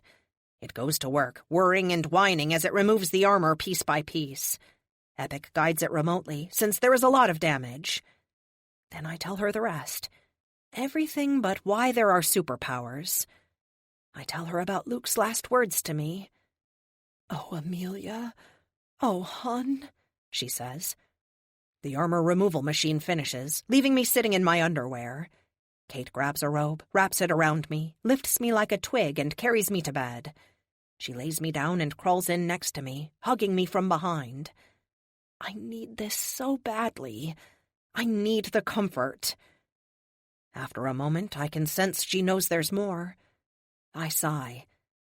I never could hide anything from you. What else could there be? Luke's gone, and it's all my fault. The tears I held back, the emotions, the feelings I didn't want to feel, they come back at me 100-fold. Don't be silly, Amelia. It isn't your fault. You did what you had. No! I roll over with some effort and look at her. I'm why there are superpowers, Kate. I helped Nemesis retrieve the spear. She used it to weaken the barriers in the dimensions for her own gain, and I interrupted that. I acted as a conduit, grounding the power into the world instead of her. This is all my fault. Your misery is my fault. Everything is my fault. Even Erickson is my fault. I whisper that last part. I hadn't even thought of that till just now. I can't take it anymore. I break down and the tears come. All the while, Kate holds me, running her hands through my hair. After a long time, an idea comes to me. Kate, can you make me forget him? I ask through the tears. It hurts so bad, and I don't know what to do. I feel like I'm going to die, I say in a hushed whisper, punctuated with chest-heaving sobs. I can't, hon, and you would hate me if I did, she says. She's right, of course. I just don't want to feel this anymore. No physical pain I've ever experienced in my whole life felt as bad as this does. I really do want to die. Hush, you'll feel better after a good night's sleep. I nod, curling up against her. She's wrong, though. I'll never feel better. Not ever. Not ever. Not ever. 32. The next day I do feel physically better, but not much. Maybe clearer-headed. Kate takes me to the Spire, where federal agents await to arrest me. However, with Agent Brown dead and his boss implicated in some kind of conspiracy, the charges won't stick. Tia will still be dead. Finding out about her and what happened to Tessa is just 2 more blows I don't want. Once my lawyers are on the case, it takes 4 hours for them to release me. With all the video evidence, witnesses, and expert testimony, I won't even be going to trial. With how Carlos and Kate dismantled ISO 1's operations south of the border, the fact that Major Nelson was more than happy to testify, then Milton recording Tia defeating the assassin they sent to kill the team, it's pretty clear we were set up. Amelia, I'm worried about you. Please tell me what you are thinking, Kate asks as she pushes me into my apartment. Everything used to be so bright, so shiny. Now the world just seems drab and cruel. What am I thinking? What am I feeling? I don't want any of this. Amelia, I am sorry to bother you, but I have something that is urgent for you to see. Not now, Epic. I want to shower and sleep. Amelia, it is important. I nod and sigh. Kate. She pushes me silently over to the bookcase where I pull on armor to open my not-so-secret passage. She wheels me in, and I want to leave immediately. This place used to fill me with such joy, and now, it's just some place where I used to spend time with Luke. What's so important, Epic? I ask. After you removed the flight suit in Paris, I attempted to send it through the quantum gate to our station. When the gate did not form, I assumed there was some interference, or that maybe the mechanism in the local unit had failed. Now that we have returned, I have tried to access quantum space 600,000 times. I cannot. I say while I run my hand through my hair. All my armor is over there. Are you sure the equipment is working? Yes, I have determined there is a carrier wave artificially interfering with our ability to access quantum space. Where is it coming from? I ask him. I can only guess, but it looks like the same energy signature Nemesis used to contact her home dimension. She's still alive, then. But why wait until now? I ask. I cannot solve the equation without at least some of the variables. Neither can I, and I don't have the armor to deal with it even if I did. And frankly, I don't care. Epic, initiate Nomad, then shut it all down. Amelia? Kate asks, confused. I thought long and hard about my next words. Are you sure? Yes, I say to both Epic and Kate. I'm done. Arsenal is no more. Epilogue. Amelia Lockhart, 1138 Protector Ave, Phoenix, Arizona. My dearest Amelia, as I write this, Sydney is in the past, training with Athena to take over the mantle of the Protector from me. I don't have long to live. I'm not sick, I'm just old. I'm not in any pain, and I certainly don't regret much. I wish we could have married, had a family, and grown old together. But we didn't, and we won't. I know you want to blame yourself for this. You always do. But it isn't your fault. What happened, happened. This is no different than the time you were lost in space. Except I'm not coming back. Promise me you will have a life. Say it out loud for me. You will meet some geeky engineer and he'll hit all the right buttons. Please, Amelia, for me. I did. I met a girl in France during World War I. We married, had children, they had children. It's been a good life. We named our firstborn Amelia after you. I wrote you 100 times over the years, but this is the only letter you will see. It's the last one I will ever write. I love you, Amelia, always and forever. Live your life. Leave me in the past. Please. Love always. Luke. This concludes Ancient Arsenal by Jeffery H. Haskell, narrated by Emily Beresford. Copyright 2019 by Jeffery H. Haskell. This unabridged audiobook is published by arrangement with Jeffery H. Haskell and was produced in the year 2020 by Tantor Media, Incorporated, a division of Recorded Books, which holds the copyright thereto. Please visit Tantor.com for more information on our growing library of unabridged audiobooks.